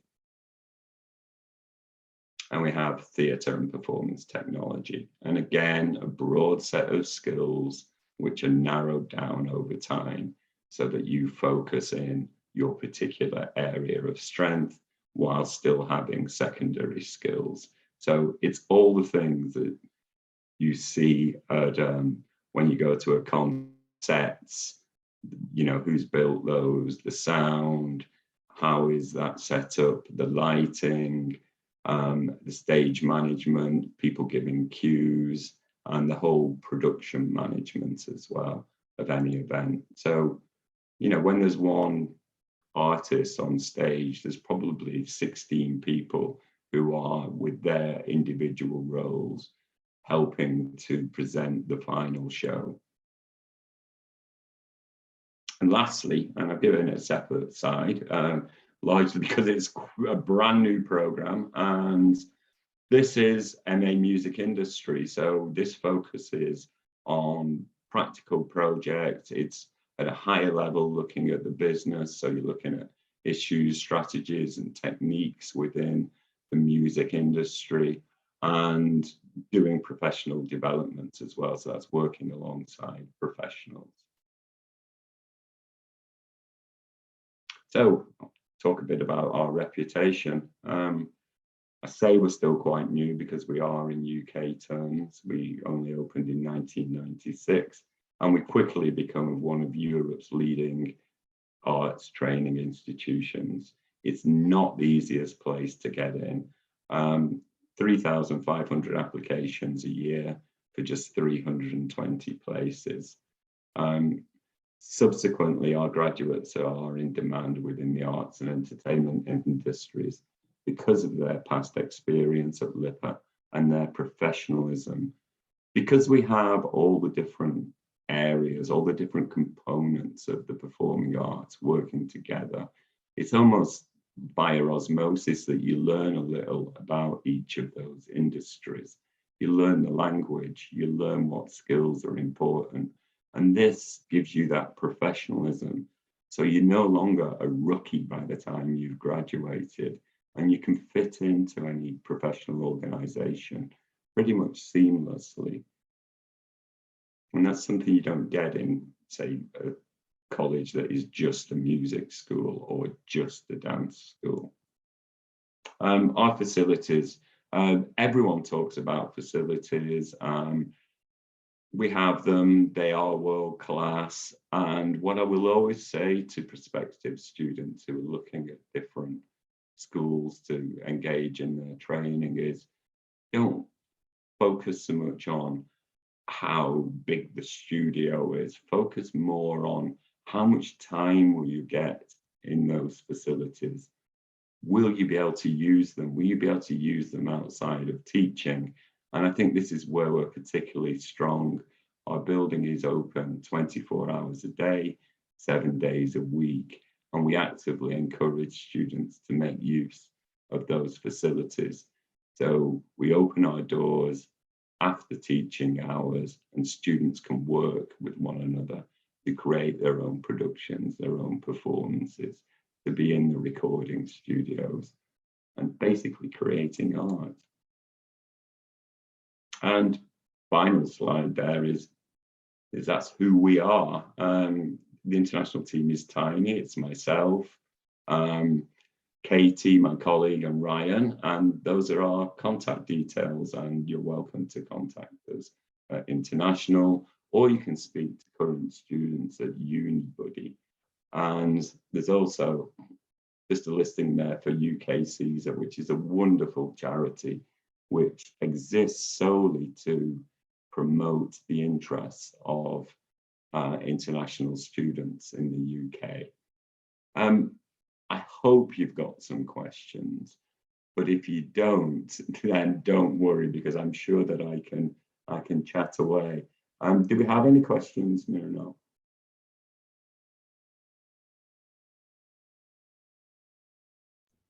Hello? Thank you, Darren. You're welcome. Okay, that was lovely. The sound, you can go, like Darren said, on YouTube and you'll be able to get it. And would be able, but you would have got all the information on the different courses. Besides, like we said, performing arts, there's also music management, sound technology. There's a whole range of courses out there in the performing side, which you could look at applying for. I know we have a couple of students, I don't know if they're attending, who were interested in popular music. Right. Anyone, any questions that you have? We can answer some quick questions now, and then of course you can meet with Darren tomorrow and the after, sorry, not tomorrow, on the 21st and the 22nd, and ask any specific questions. But right now, if you have any questions to ask about audition tapes, what to include, what not to include, we get asked that all the time. What I would like to talk about, if I may, is I know that it's difficult sometimes for Indian students to convince their parents that training in the performing arts is a worthwhile venture. And there's this idea that all artists live in poor little flats and bedsits and struggle to create art. That simply isn't the case. It's a huge multi-billion-pound business. If you think of the amount of music that you hear in a single day on radio, on TV, for film, in the supermarket, I mean, it's all around us, even in an elevator, for example.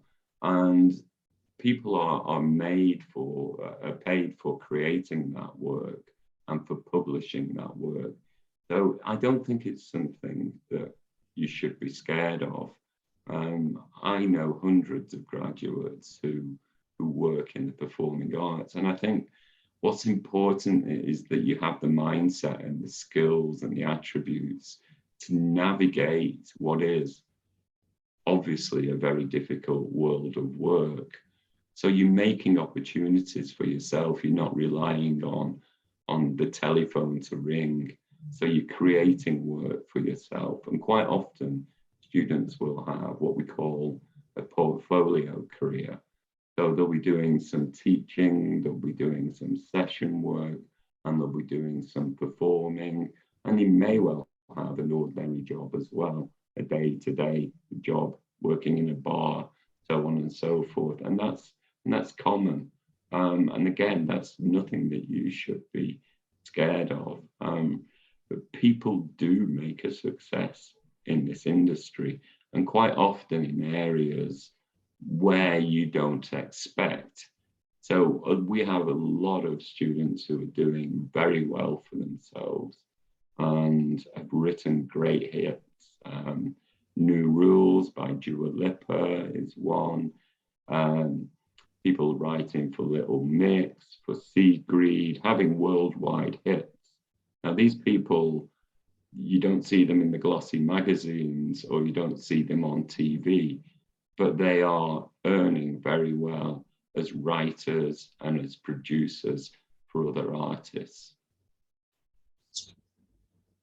I will say this, that all the students that I've sent for music courses are so successful today, and professionally as well as financially, really doing well. So I second what Darren is saying, that it's a myth that if you're a performing artist, you're going to struggle all your life. You're not. You're going to be financially in fact, there's this one friend whose son I sent to do music technology, and she says, I don't even get to see him. He's just so busy with one gig after the other and traveling all over, and he's earning lots of money. So it's really successful.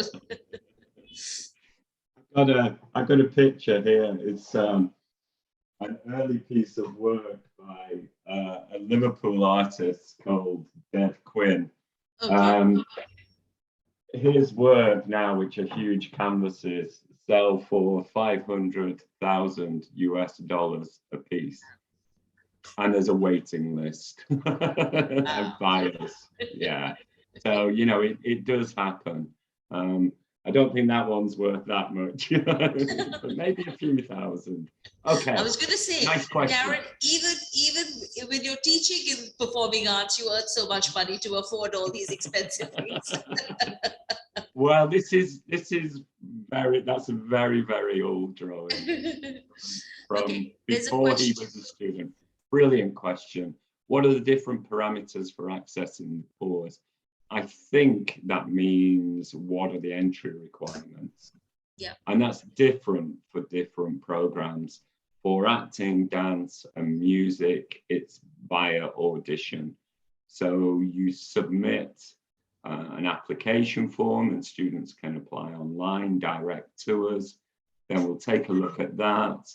Then we'll ask you to submit some video material if you're an actor or a dancer, or some audio material if you're a musician. And then we make a decision on whether or not to offer you a full audition. So it's a two-stage process. If you could just elaborate there, because I get asked this a lot. So for example, someone wants to apply for acting, and they only have group performances. For example, they've been in a school play, they've been, they don't have a solo performance. How would they portray that in an audition tape?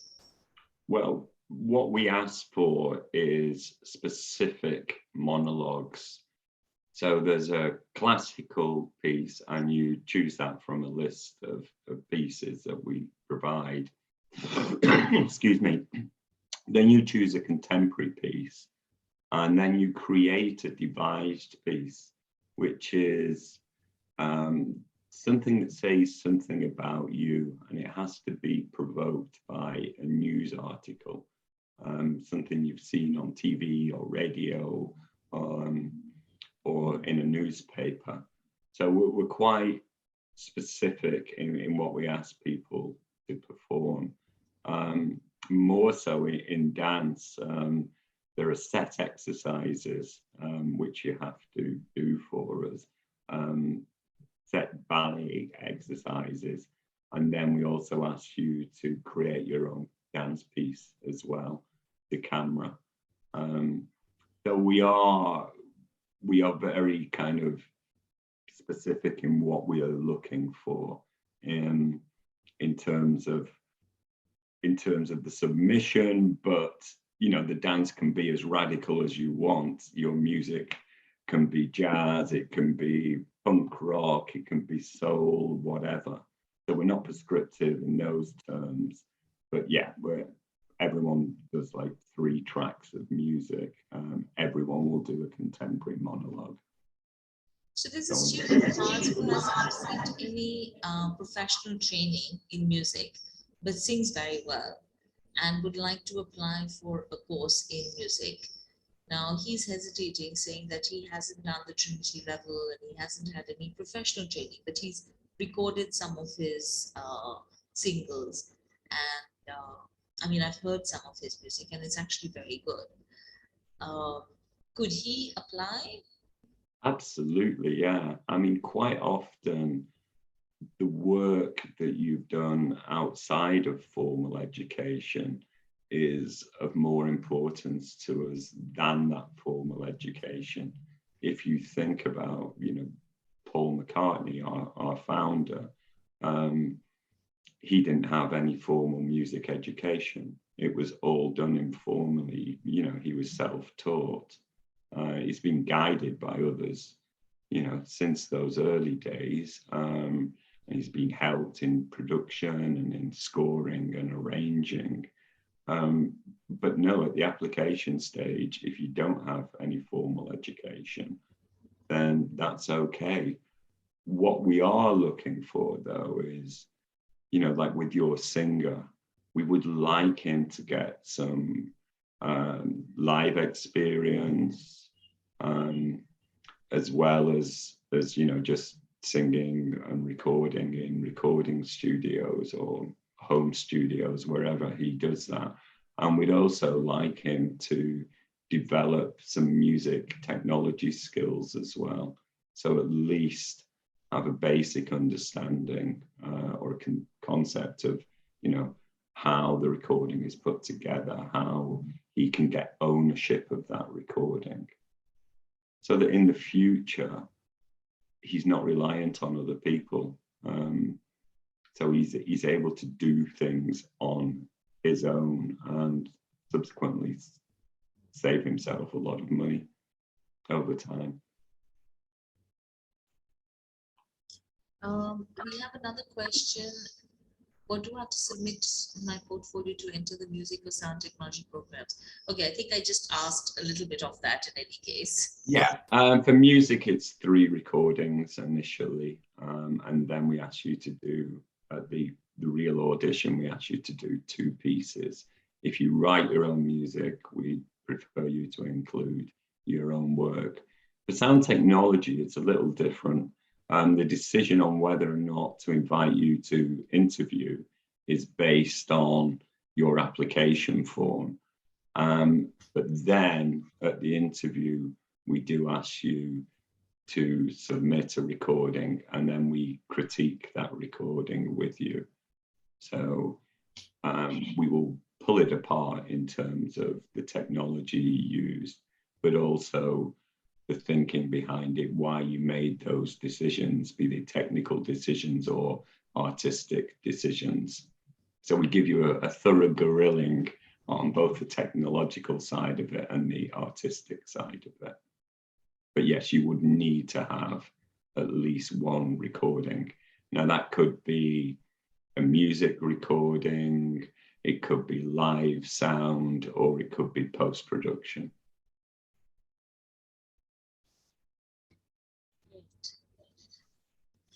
All of you out there, just to repeat, the interviews will be taking place with Darren from LIPA on the 21st from 2 to 5 p.m. and on the 22nd from 3 to 6 p.m. This is Indian Standard Time. So you can book appointments, you can have a conversation, understand a little bit more about courses, the difference in courses, portfolio requirements, and applications are still open for 2022. So you can still apply for 2022.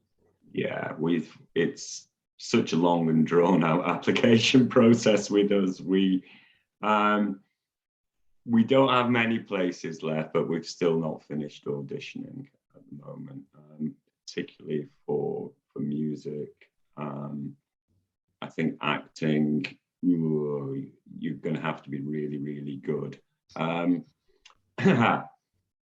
Is a good question on credit transfer. I mean, I think what you're asking is, can you transfer into year 2 of the degree? I think that's You can, but it is very, very difficult. It's a formal academic process called the accreditation of prior and experiential learning. So what we have to do is map what you have studied, both in your formal education and what you've learned outside of your formal education, with the learning outcomes, which are the things that you can do and the things that you know from the first year of our degree program.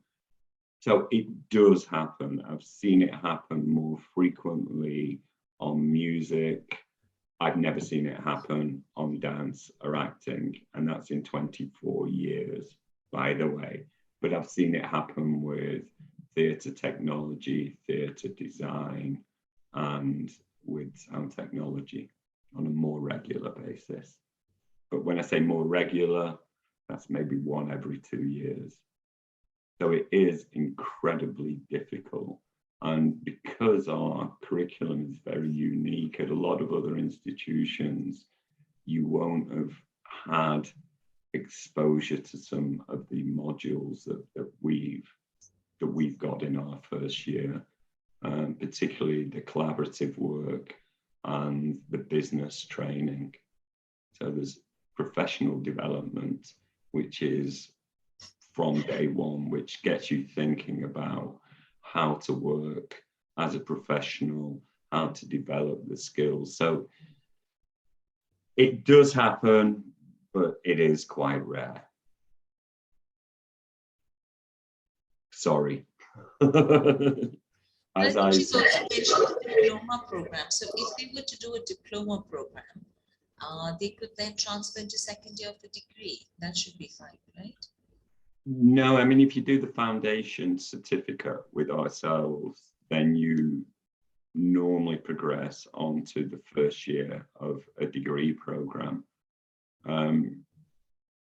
So I don't know what diploma program, and we'd have to talk about that. Perhaps in a one-to-one would be, we can start unpicking that and looking and seeing what Kayal has done previously, both in terms of formal education and in practical skills acquisition. It's very tricky. There's a lot of paperwork, but I'm quite good at getting people through it when it happens. So we can talk about that.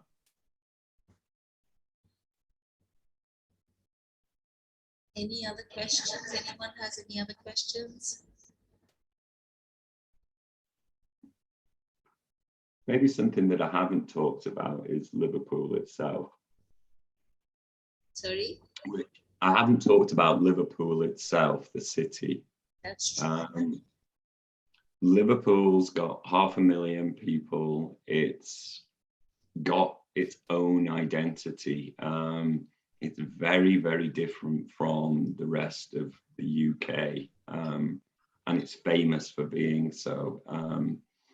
It's very independently minded, and it's very, very artistic and cultural in terms of theatre and music and filmmaking. It has a really, really strong tradition. It has more museums and galleries than any city in the UK outside of London. So you can immerse yourself in a cultural life. I'm a fan of the Indian arts, and there's an organisation in Liverpool which puts on Indian music and dance on a regular basis. There's African music, there's rock music, there's pop music. I regularly go to the Philharmonic Hall for big classical orchestras. There's independent cinemas, galleries, visual art galleries, more traditional sculpting and painting galleries. And also we have a Tate, which is a huge modern art museum in Liverpool. There are two of them, one in London, one in Liverpool. So it's a very, very vibrant live music city. And it has a student population of 50,000. So that's 10% of the population are students. And you as artists are performers to those students. So students do get engaged in real world work. They'll be putting on shows to public audiences. You'll be playing in bars, nightclubs, small music venues on a regular basis as well. So you're really honing your craft and developing your skills, finding out what works with audiences, how to do things differently, how to market yourself, how to gain the attention of audiences. All of those things you can do outside of the school. So in a way, your biggest assets are your fellow students and the city, and immersing yourself in the culture. Which is why I never talk about accommodation. Accommodation for many of our students is a place where you rest your head.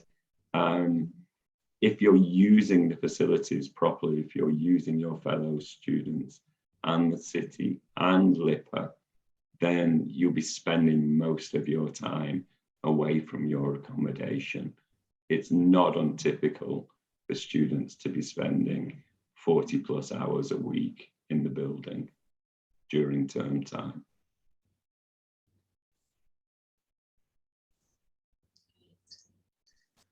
Yeah, I remember visiting Liverpool. It's really got its own identity. It's very much so. And it's almost its own language as well. It takes... Yeah, that's true. I can't understand the locals. Yeah, it takes about a month. But you get really good at it. Yeah. So it has its own dialect, which is called Scouse. And also there's a different dialect. Okay. Yeah.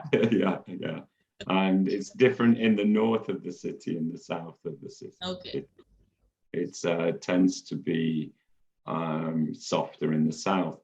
But interestingly, that comes from the melting pot of different people. It comes from immigration from the Welsh, the Irish, and the Scottish, as well as immigration from abroad.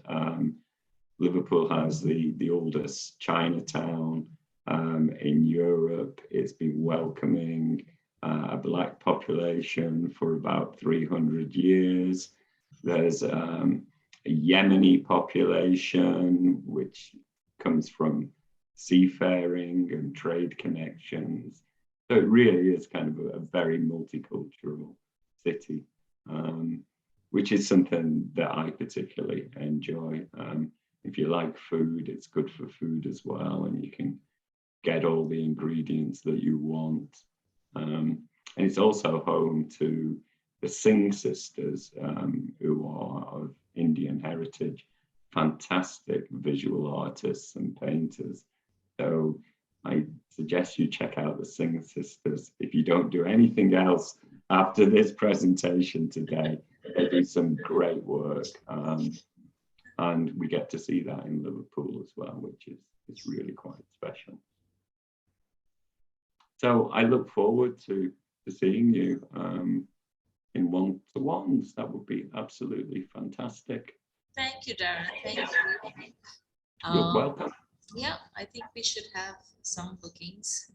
I think students are still booking. Unfortunately, we've got schools have reopened, so we have students are really now not being able to attend virtual events, but hopefully they will be able to come in on the booking slots. So great. I'm hoping that we'll get more bookings than we did have attendance. But I did encourage everyone to register so they can watch the recordings at least, because a lot of the school teachers came back to me saying, oh, they can't attend their classes. So I said, well, you can watch the recording. Don't worry about that, but do attend the one-on-ones. So I hate the fact of these recordings existing. But like I was saying earlier, I'm hoping, hi Riyadh, this is Bernard. So like I was saying, hopefully this is our last virtual event. I'm hoping that we can go back to in-person events and be able to welcome all of you from Glasgow and Liverpool and all our other partners in India. And hopefully this year we should be able to have our famous India Portfolio Day series, which where we have a whole bunch of creative universities that participate and meet with students and evaluate portfolios and audition tapes. So I will keep you posted as soon as we have final dates on that. Yeah, I mean, I think with the pandemic though, it's kind of highlighted though that there is still I think with the virtual events, there'll still be a place for it afterwards, you know, and it's about how you do both really in a sense, you know, because it can't, you know, there's a certain flexibility. That's true, actually. We could do a live event and have a whole bunch of students sitting here and watch you virtually. Well, I mean, I don't mean just like, but yeah, I don't think the sector's ever going to go back to fully the way it was, and that it's all just in person. And I think there's a great value to in person, but I think it's shown we were behind the times a bit in terms of where we can't be in person. Is that, well, you know, we have the tools to be able to deliver online, and it's. I think you know, I still feel that students hesitate to Yeah. really be themselves and honestly ask questions and virtually, you know, which they wouldn't do if it was in person, because that personal touch changes everything for them, you know. Yeah. I'm seeing, I mean, for the last 2 years, the first event we did virtually, which was back in April 2020, and we had like 200 students attending and lots of questions and all of that, but it's started dwindling away. People are getting tired of it, and you know, they do want to meet face to face. Yeah, we call it Zoom fatigue. Yeah, that's just about. I was just about to say that exact phrase. It is Zoom fatigue. Yeah. What do we do? It's particularly with school kids. We find is that there's so many of these Zoom events that they're asked to attend, because and it's just you would get good attendances at the beginning of the sort of academic year, and then by come November, December, just tailing off.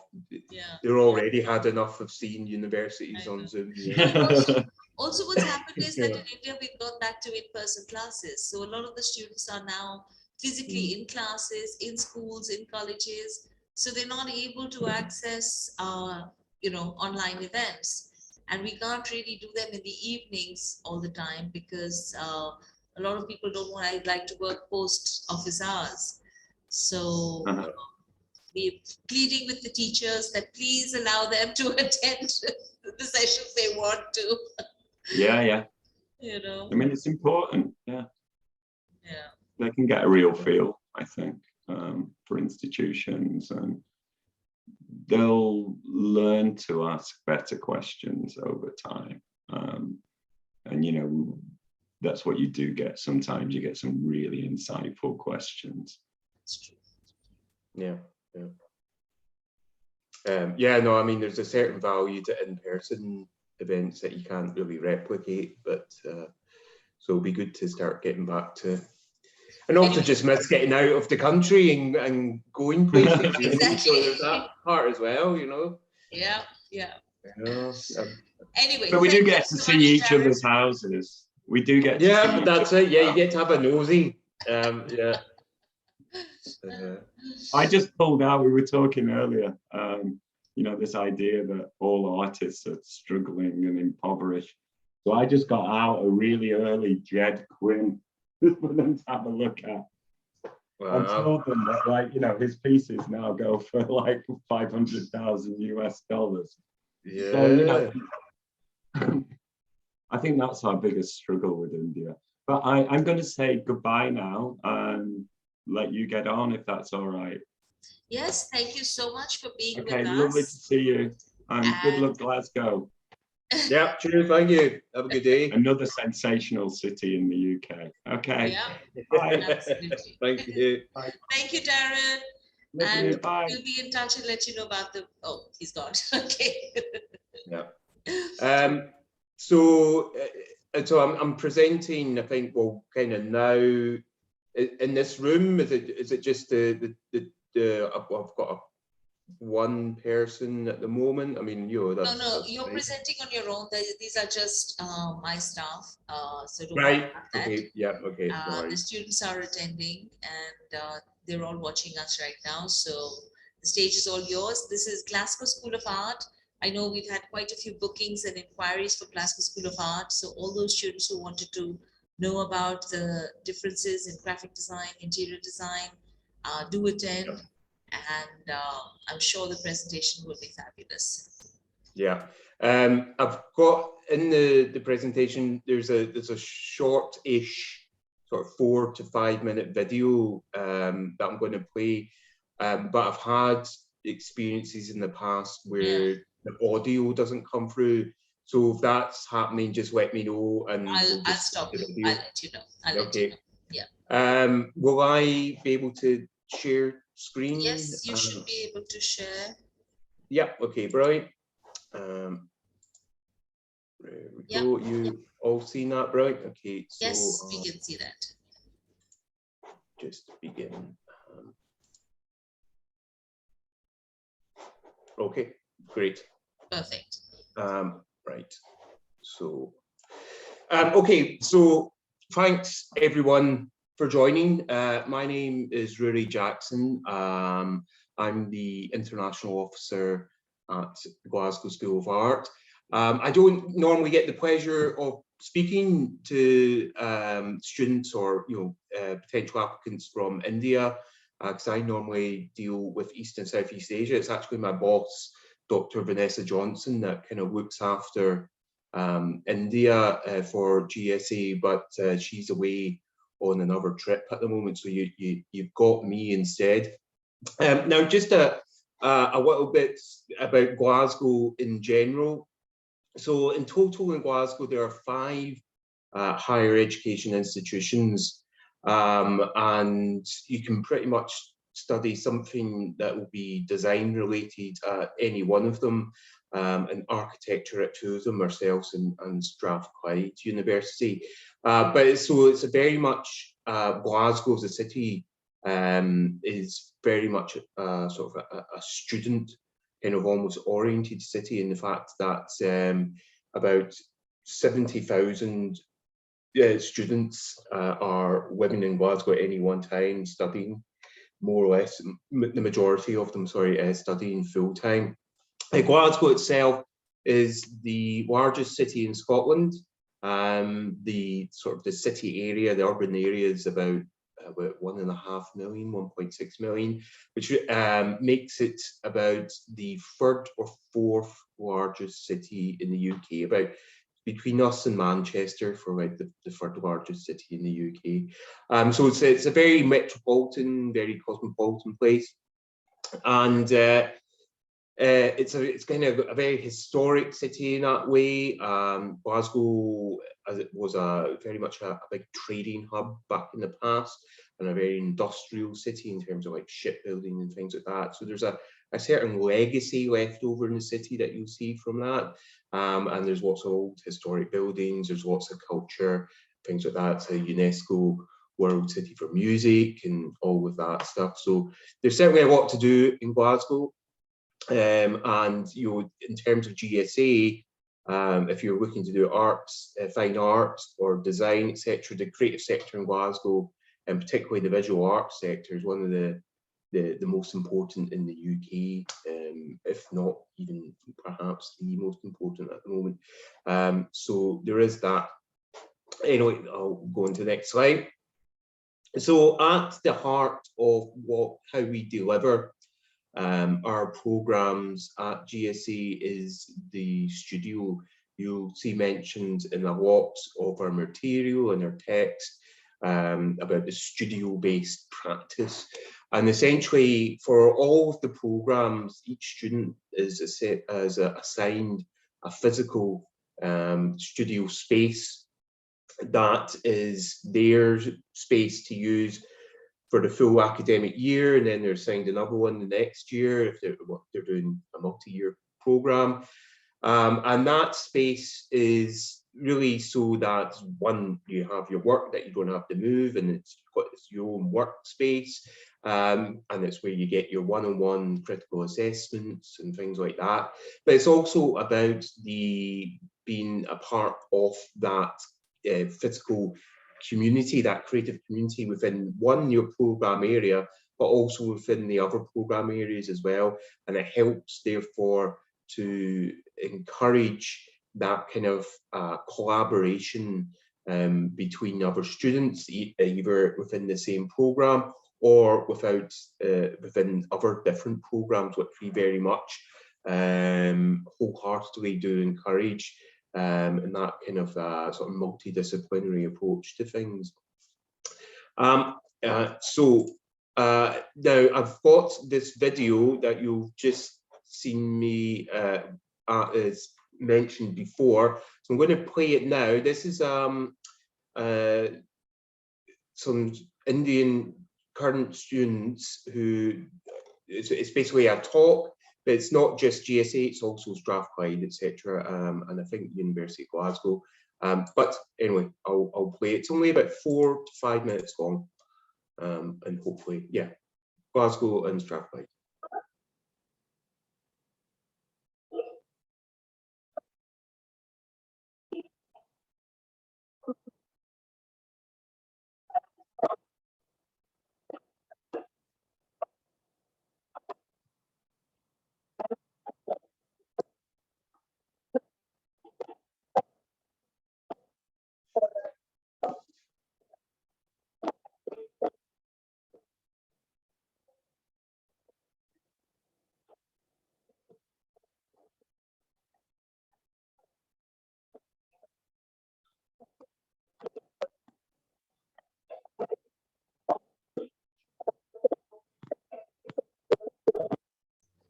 There's no sound coming through, sorry. Right. Okay. Well, I mean, it does have, are we okay to continue? I didn't realize it was actually captioned, so, or shall I just skip the video? I think maybe just skip the video. Well, okay, we can fast forward it. Yeah, we'll just skip it. Yeah, if it's yeah. Okay, so it's, sorry about that, everyone. It's just one of those things. This doesn't seem to work. Anyway, well, that was basically two students who were currently living in Glasgow, and that was about their experiences. I can we'll be forwarding on the presentation anyway to PNK, I'm assuming, and the video will be there embedded within it. But if you just want a link to the video, if you contact PNK to contact us directly, I'm sure we can forward on that link to you. Okay, so on to regarding a portfolio. So the vast majority of our programs do require portfolios. There's only really a small handful that aren't necessary. So the portfolio for your application will be the main body, the main part of that application. So that's the real thing to focus on when you're making your application to a design, fine art, or architecture program at GSA. And therefore, kind of what should you be putting into it, etc. Well, it should be a range of your work. It would be dependent as well on whether you're looking to apply for undergrad or whether you're looking to apply for a postgrad. For undergrad, we're not expecting to see so much program specific work. It will be you know, a range of your school curriculum work, etc., and things like that. But we will also want to see evidence of your independent learning, and that's where that will normally be, maybe perhaps be a bit more focused on the program specific material. So for example, if you're applying to fashion design, we're not expecting your whole portfolio to be full of fashion design work, but we would expect to see at least one or two projects that would be related to that program of fashion design. But we would expect to see just your images of your sketchbooks, but also images of just your life drawings and things like that, and other projects and work that you've done as a school student. And postgrad, we will expect to see more program specific, but it depends on what your background is as well. So you may have a lot of work in a different area, but you're looking to progress, and that can be fine as long as there's some kind of relevancy there, and that that it sort of will fit in with the postgrad the program. But we will expect to see a more fleshed out portfolio in terms of the project work, etc. for that. There's guidelines on our website for each. There's guidelines for each of our programs at undergrad level with regards to the portfolio, and there's example portfolios within those as well, and they're really useful to have a look at. Even if you're not going to apply to GSA, if you're going to apply to an art school in the UK, the guidance within that is absolutely relevant.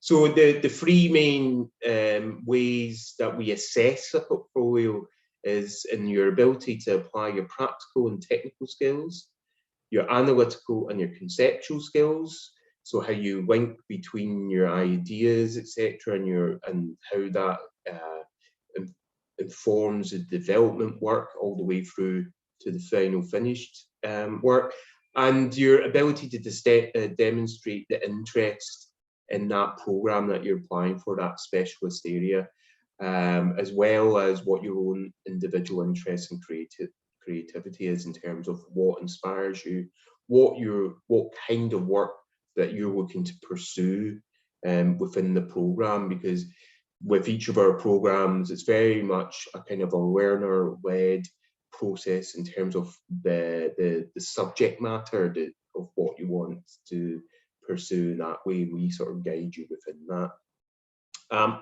Okay, so just a bit about the sketchbook. So, you know, what you will normally see in terms of art and design and architecture is finished work. But within the portfolios, etc., that we want to see, we also want to see your research work and your development work as well. And one of the best ways to show off some of that is your sketchbook. So just some images of your sketchbooks, etc., and things like that. Really gives us an idea of who you are as a creative practitioner. So we have this thing called the Sketchbook Manifesto, which you can find on our website, and that just gives you lots of tips, etc., like here, with regards to how to build up your work, how to utilize the sketchbook really as a tool, because that's really what it is. It's for you to it's something that you should keep on hand, so that when you moments of inspiration or something that you find interesting, you can add to it with, you know, at short notice. But it's also, you know, it's something to use in terms of fleshing out ideas and experimenting and things like that. So we've got a lot of material available for regarding your tips on how to utilize your sketchbook to the best ability. So certainly highly recommend having a look through that. Again, just even if you're not going to apply to GSA, it's very much useful information in that way. Okay, so you might think the more we see, the better, but not it really. And we need to see that you can critique your own work and sort of be selective with the work that you show. So you know, the other thing to bear in mind is that when the academics are assessing applications and portfolios, they'll normally maybe set a day aside or etc. for it, and you know, so they will be viewing, you know, numerous portfolios over that day. So one of the key things is how you make your portfolio visually engaging and interesting in that way. That's another important thing to bear in mind, is about being selective with your work and not trying to crowd in too much into the slides that the number of slides that's allocated to it. And so skip the slides. Okay. It's more bit, sorry, this is pretty much just saying what I've just said. So yeah, the assessor will spend an average 10 to 15 minutes looking at portfolio, you know, and they will be looking at, you know, there's a good chance that they might be looking at 30 to 40 portfolios that day. So again, that key about how your portfolio strikes out, how it engages the assessor is a thing to consider. Think of it like if you have a covering letter for a job application. It's about how do you make your application stand out when whoever's reviewing those job applications might have 50 or 100 that they're looking through. It's the same kind of methodology behind that. Now, these next slides is just to show you the kind of the range of programs that we have. So there's not really much to talk through it, but it's just to give you an idea. So in architecture, it's the Macintosh School of Architecture is the name of the school. So there's actually, yeah, just to clarify, there's 5 schools within GSA, and we'll go through these now. Architecture is pretty much, you know, the undergrad. It's just the B Arch in architecture. Postgrad programs, there's various different research architecture programs, as well as some taught postgrad programs.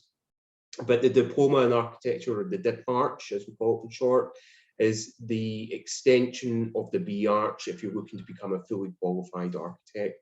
So the B Arch takes 5 years, and then the DIP Arch will be a further year with us. If you're coming to us having already got an architecture degree at undergrad level, then the dip arch will be 2 years. And the B arch will get you a REBA, that's the Royal Institute of British Architects, your part 1, and the dip arch will get you your exemption from part 2.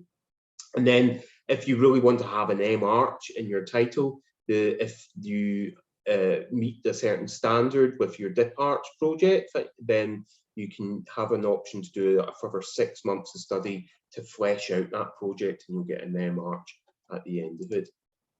Within the School of Fine Art, undergrad programs are painting and printmaking, sculpture, environmental art, and fine art photography.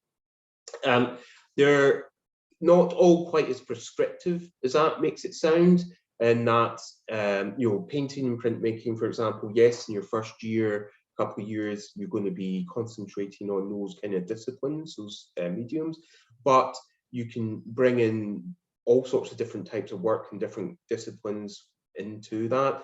And some painting and printmaking students, for example, when it comes to their 4th year, final year work, you know, it's mostly all video, or it could be sculpture, etc. So you're not hemmed in that way, and you can bring, you know, certainly adapt, have a multidisciplinary approach to any of these.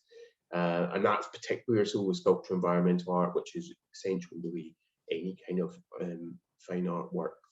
At postgrad, we have the Master of Fine Art, which is one of our only two-year master programs.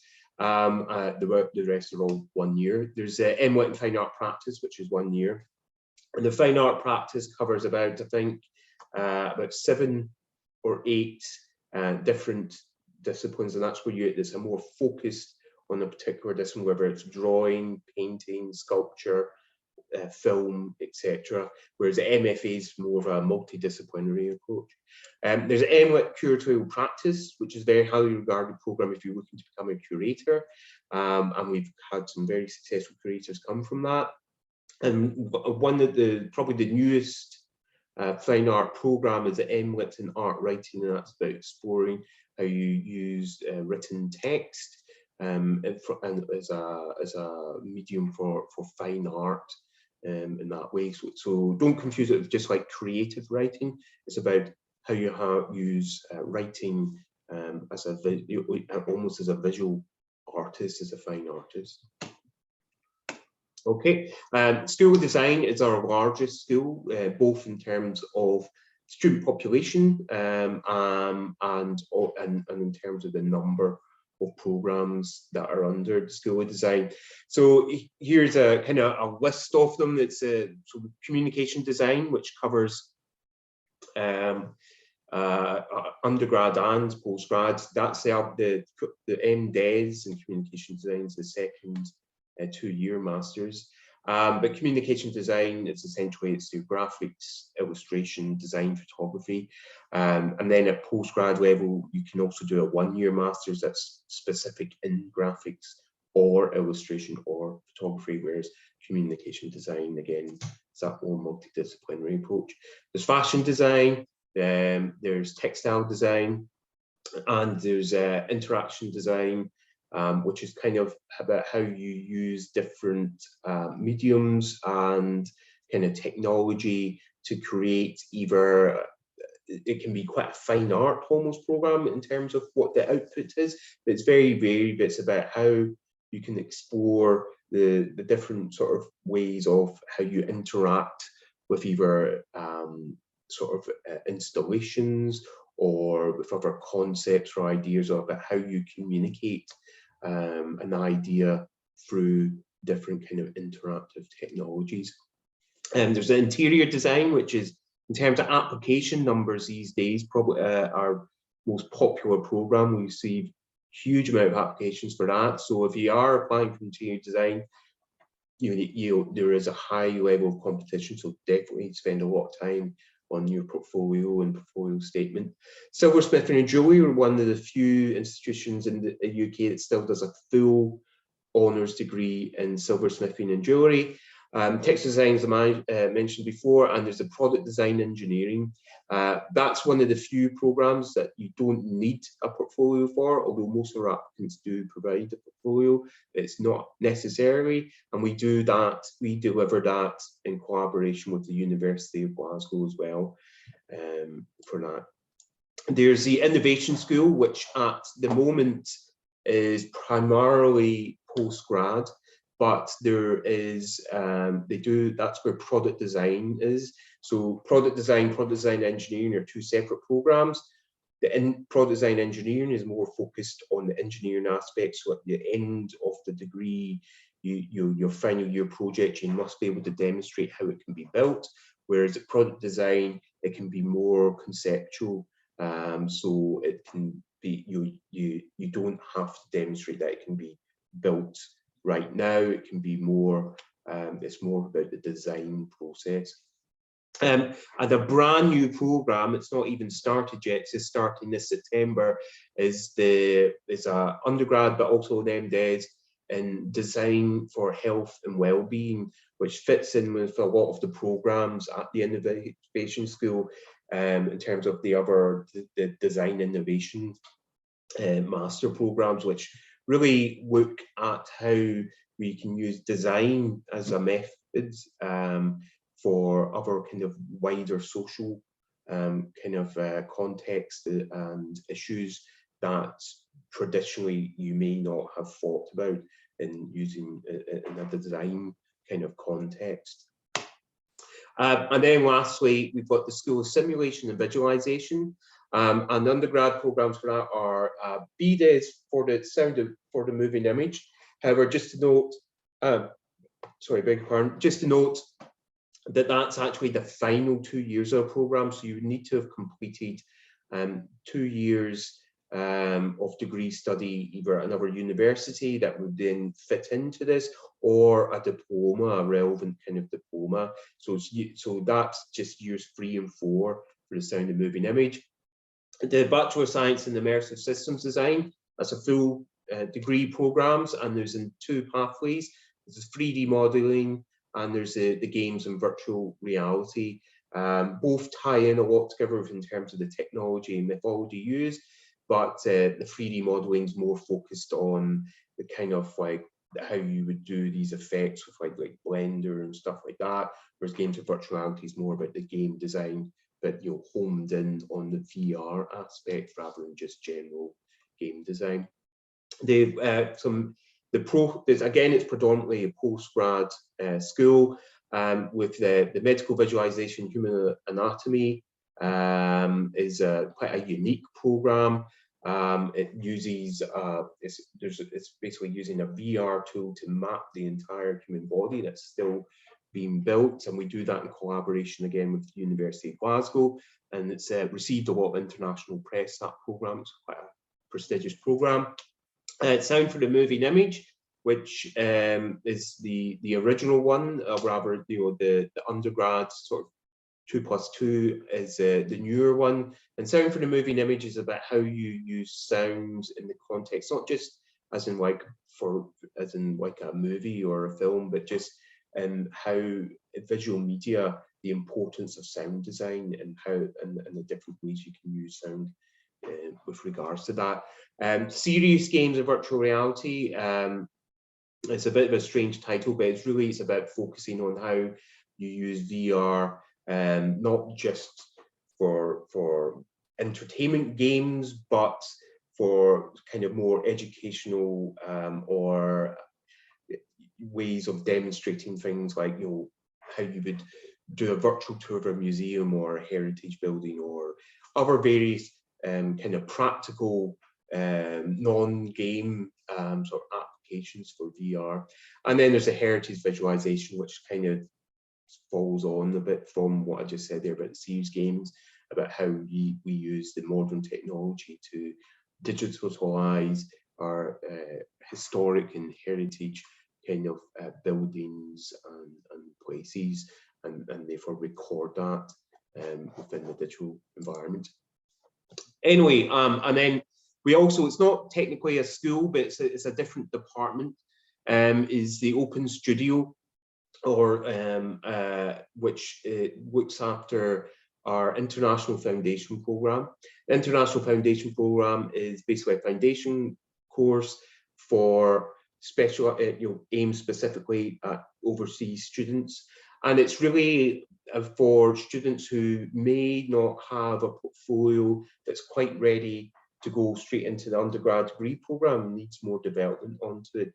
And this gives you a year to work on that. But also if your English language level is a bit below what is required, there's also an English language tuition element to it. But if your English language is fine, you don't need to do that. You can have extended studio time to build further on your portfolio. It's also a very good diagnostic tool. So a lot of students who go into it get a better idea of what the degree programme that's most appropriate for them is as well.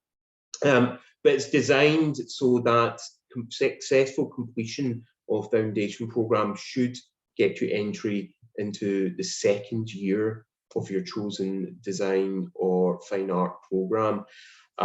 So it doesn't cost an extra year of study to do that. So it's a very good, it can be a very good alternative way into a programme. So certainly something to look at.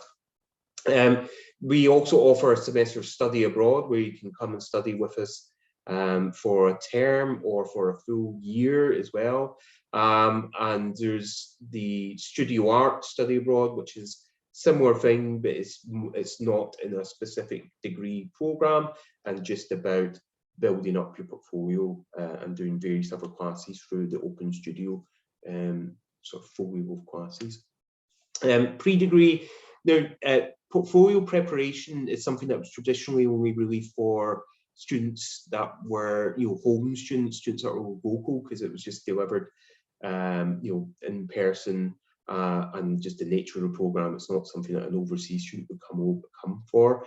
But due to the pandemic, we've started delivering that online as well, which has therefore opened up the opportunity for students out with the UK or out with Glasgow to join that online as well. That's kind of that sort of is changing. I don't know how much of that will be online now, but check the website if that's something that you're interested in, and the options will be available up there. And that goes the same with the leisure classes. These again were things just based for people in the locality of Glasgow, but because again we've started delivering them online because of the pandemic, it's opened up that audience in that way.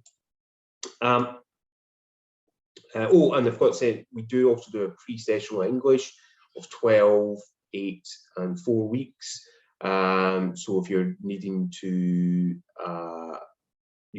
work on your English a bit more to get up to that level, we have these pre-sessional programs now available, and they're tailored for those who are going to be studied in the creative disciplines. So it's not just any old pre-sessional English, it's pre-sessional English for those who are going to be doing the fine art design program in that way.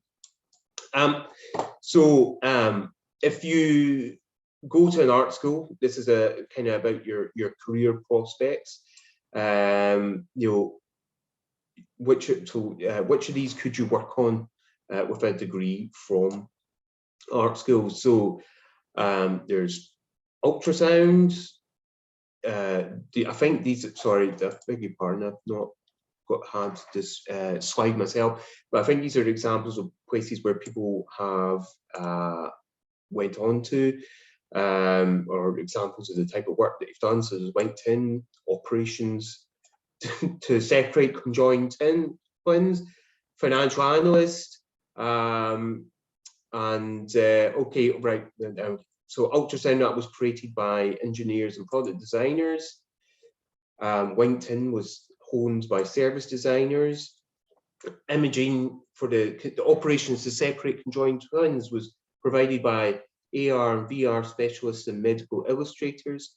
And financial analysis, 70% plus, so more than 70% of the jobs in the UK do not specify type of degree, i.e. they want you to have a degree, but you're not hemmed in as into what that programme is.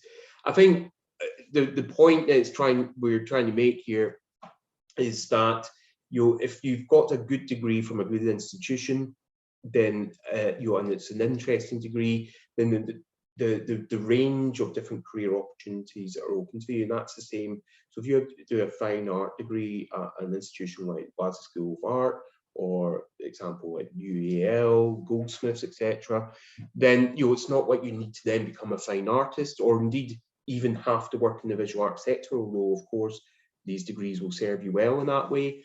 But you could go on to work at places like the BBC or the Guardian or JP Morgan or Google or etc.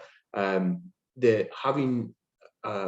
of it as like if you go to a top university and do something like politics or philosophy or things like that, most people who do these degrees don't become politicians or philosophers, but go on to work in well sort of paid good sector jobs in terms of what they're interested in pursuing afterwards. So the variety of options available to you from doing a sort of a fine art or design degree is very, very large, and that's also the same as well with architecture in that regard. Anyway, I'm nearly done. Just lastly, about making an application. So with like all other higher education institutions in the UK, for undergrad, it's via UCAS. You would make your application for UCAS, including your personal statement, and then once that's submitted, we will then contact you to upload your portfolio directly to our site, along with your portfolio statement. For postgrad study, then the whole process, application process is direct with GSA. So there's a application form on our website that you would complete, and then once you've submitted that, we will then invite you to upload your portfolio as well.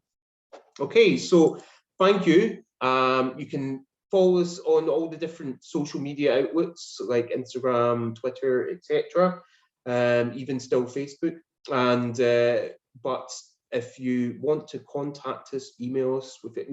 There's going to be a Q&A session just now, but if you have any further questions, then please contact us via PNK, and they will either contact us on your behalf, or they'll give you the relevant contact emails to get to contact us directly.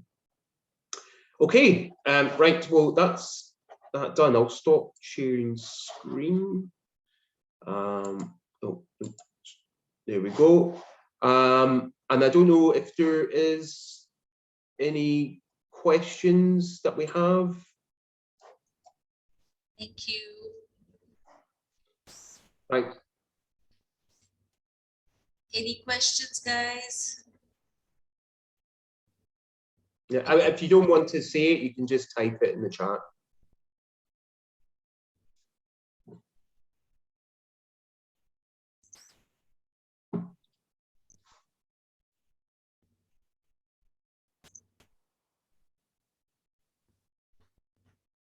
Oh well, it can always be.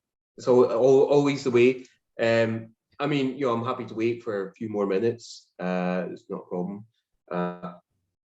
But what I'll do is I'll put in the chat as well, actually.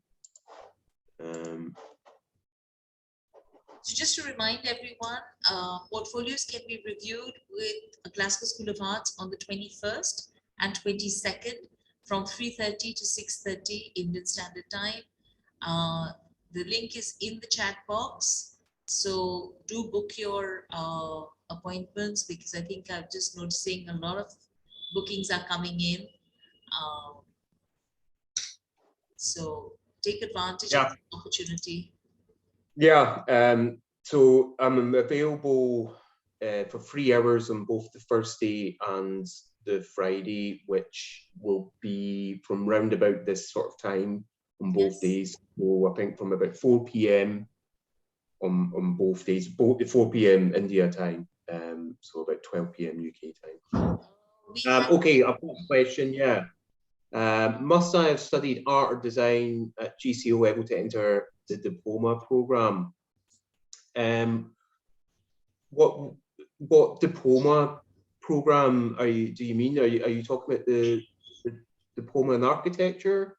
Anyway, I'll answer it in two ways. For most of our fine art and design programs, we will look for you to have done art and design or an art and design related subject at the sort of a higher level, so at either A level or at your higher level in IB, or sorry, I don't know off the top of my head, but the equivalent in the Indian curriculum. But at the O level, it's not that important. However, it will be hard for you to go in, you know, so say, let's just keep it simple, say A levels, it'll be hard for you to go into an art and design A level if you've not completed it first at O level. So for us, no, we don't need the O level, but we will look for it to be at A level.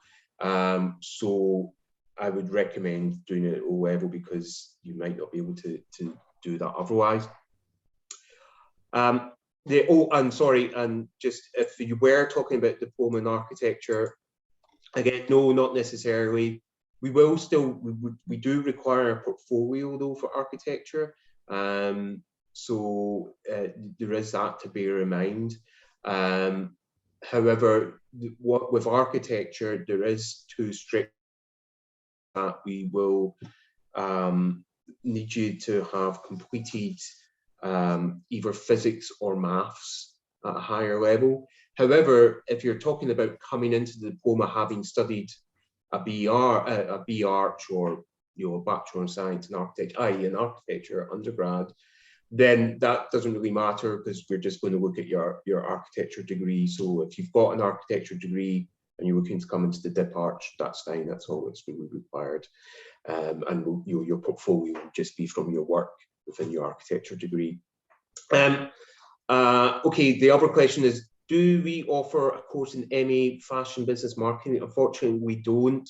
It's just purely design. So it's really, if you're looking to become a designer, I mean, the thing about fashion design is if you complete a fashion design, you can very easily go into doing the more business orientated side of things within fashion, and you can do, you know, if you want to, a sort of a master's afterwards. But if you're not really that interested in design, then yeah, there's not really much we can do for you in terms of fashion.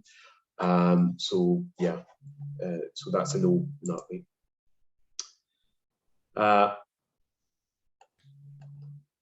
Okay. Happy to wait another minute or so. But otherwise, questions on bachelor's degrees, master's degrees? in the chat as well, I put our sort of contact email address if you want to email us directly. It's at international@gsa.ac.uk. But if you just mention, you know, if you're going to make an application and you're coming through, you know, then if you go via PNK in that way, just so we know where the lead has come from, etc.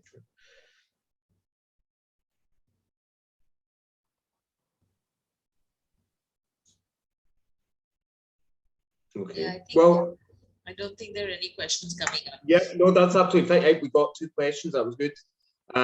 So yeah, well, thanks again for having us, and maybe see some of you on the Thursday and Friday. Oh, okay, hold on. Sorry, there's another quick. Okay, so it's both of them about scholarships. Yeah, so what we have available should be on the website. I'm just gonna have a look. I'm just gonna. Sorry, bear with me a sec. Right.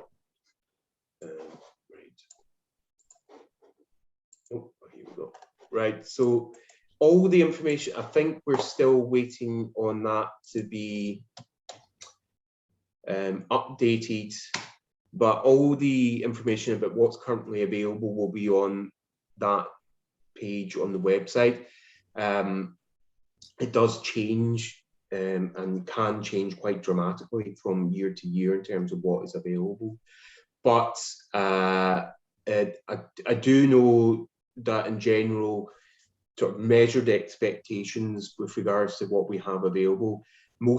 The majority of our scholarship funding is normally kind of limited to home students and things like that, because it's most of our scholarship funding all comes from previous alumni mostly.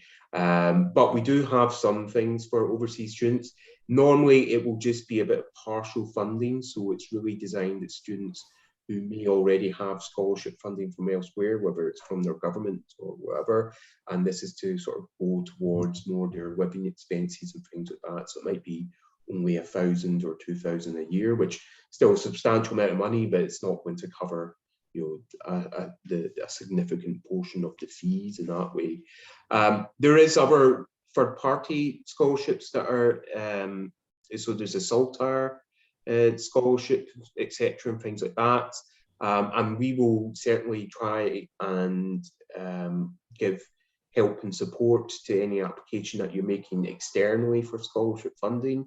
So just get in touch with us if there's anything we can help with. British Council is normally a good organisation to contact to see what scholarship funding there might be available. But yeah, certainly at GSA, I think I kind of have to say it's very limited, unfortunately, and there's normally a lot of competition for it. So just to bear that in mind.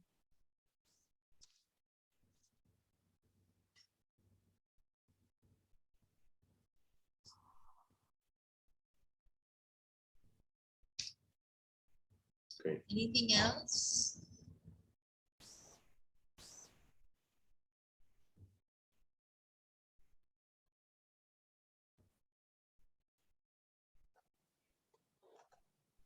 So scholarships, as soon as they're updated, we will let you know. So do apply, and then we can give you the information on the scholarships. So don't wait for the scholarship information to be updated to apply, because all your portfolios are reviewed by very busy academics, and it does take time to get decisions and to get replies from universities, you know, because the academics then get busy with exams and marking papers. So yeah, I mean, the information that will be on our website regarding scholarships will just be for this upcoming year and what you can apply for. So if you're applying for this year, then it'll be relevant. But if it's going to be the following academic year, which I imagine a lot of you would be more likely looking at this stage, then it would be round about this time next year. So it's normally it should be in by April is what is available. So, you know, it doesn't cost anything to make the application. So make your application, and then, you know, if you're successful, you can start to see what will be available to you in round about April time. Great. Okay, all right, okay. Questions? I'll just run through the schedule for tomorrow, so that all of you are aware of what is. I seem to have lost my presentation. So this is the schedule for tomorrow. We have these universities. We start the presentations at 12 o'clock again tomorrow morning. We start off with Raffles Institute from Singapore. 1 o'clock is Kingston, 1:40 Norwich University of the Arts, 2:20 Durham University, 3 o'clock Loughborough, 3:40 Lyon. So just to give you an idea, these are the specialisms of the various universities. As I mentioned earlier, I'm just listing some of the courses, not all the courses. So there are lots more courses for you to look at. You can check out these universities tonight so that you know which courses you'd be interested in and which sessions you'd like to attend. Great. So we just had a last minute question just come in, and it was, do you need work experience to study at PG level? No, some of our students come straight from completing their undergrad degree into postgrad master studies, so it isn't necessary at all. However, it can be very helpful to have work experience. A lot of our postgrad students are coming from having worked for a few years or many years indeed. So it can certainly help. if you've been, particularly if your work experience is relevant to the program you're applying to, but it isn't necessary. So it just depends. You know, if you have work experience, particularly that's relevant in any way to the program you're applying for PG, then please do include that within your application, and particularly if there's work that would be included in the portfolio from that, and that's a great thing to include in that way. But yeah, no, it's not necessary though to make an application for it. Okay. I think we've just, my office has just posted the schedule for tomorrow's presentations also there, in case you didn't manage to read them. That's the schedule for tomorrow. And I think with that, I'd say thank you and look forward to seeing all of you tomorrow. Thank you. Thank Great. you. Okay. Thanks, everyone. See you. Goodbye. Bye-bye. Bye-bye. Bye-bye. Thank you, everyone, for attending today, and I hope it's been very, very useful to you. Do make sure that you book appointments with all the universities so that you get an opportunity to actually interact, get your portfolios, get your profiles reviewed. So yeah, any other last minute questions, let me know, otherwise we'll see you tomorrow.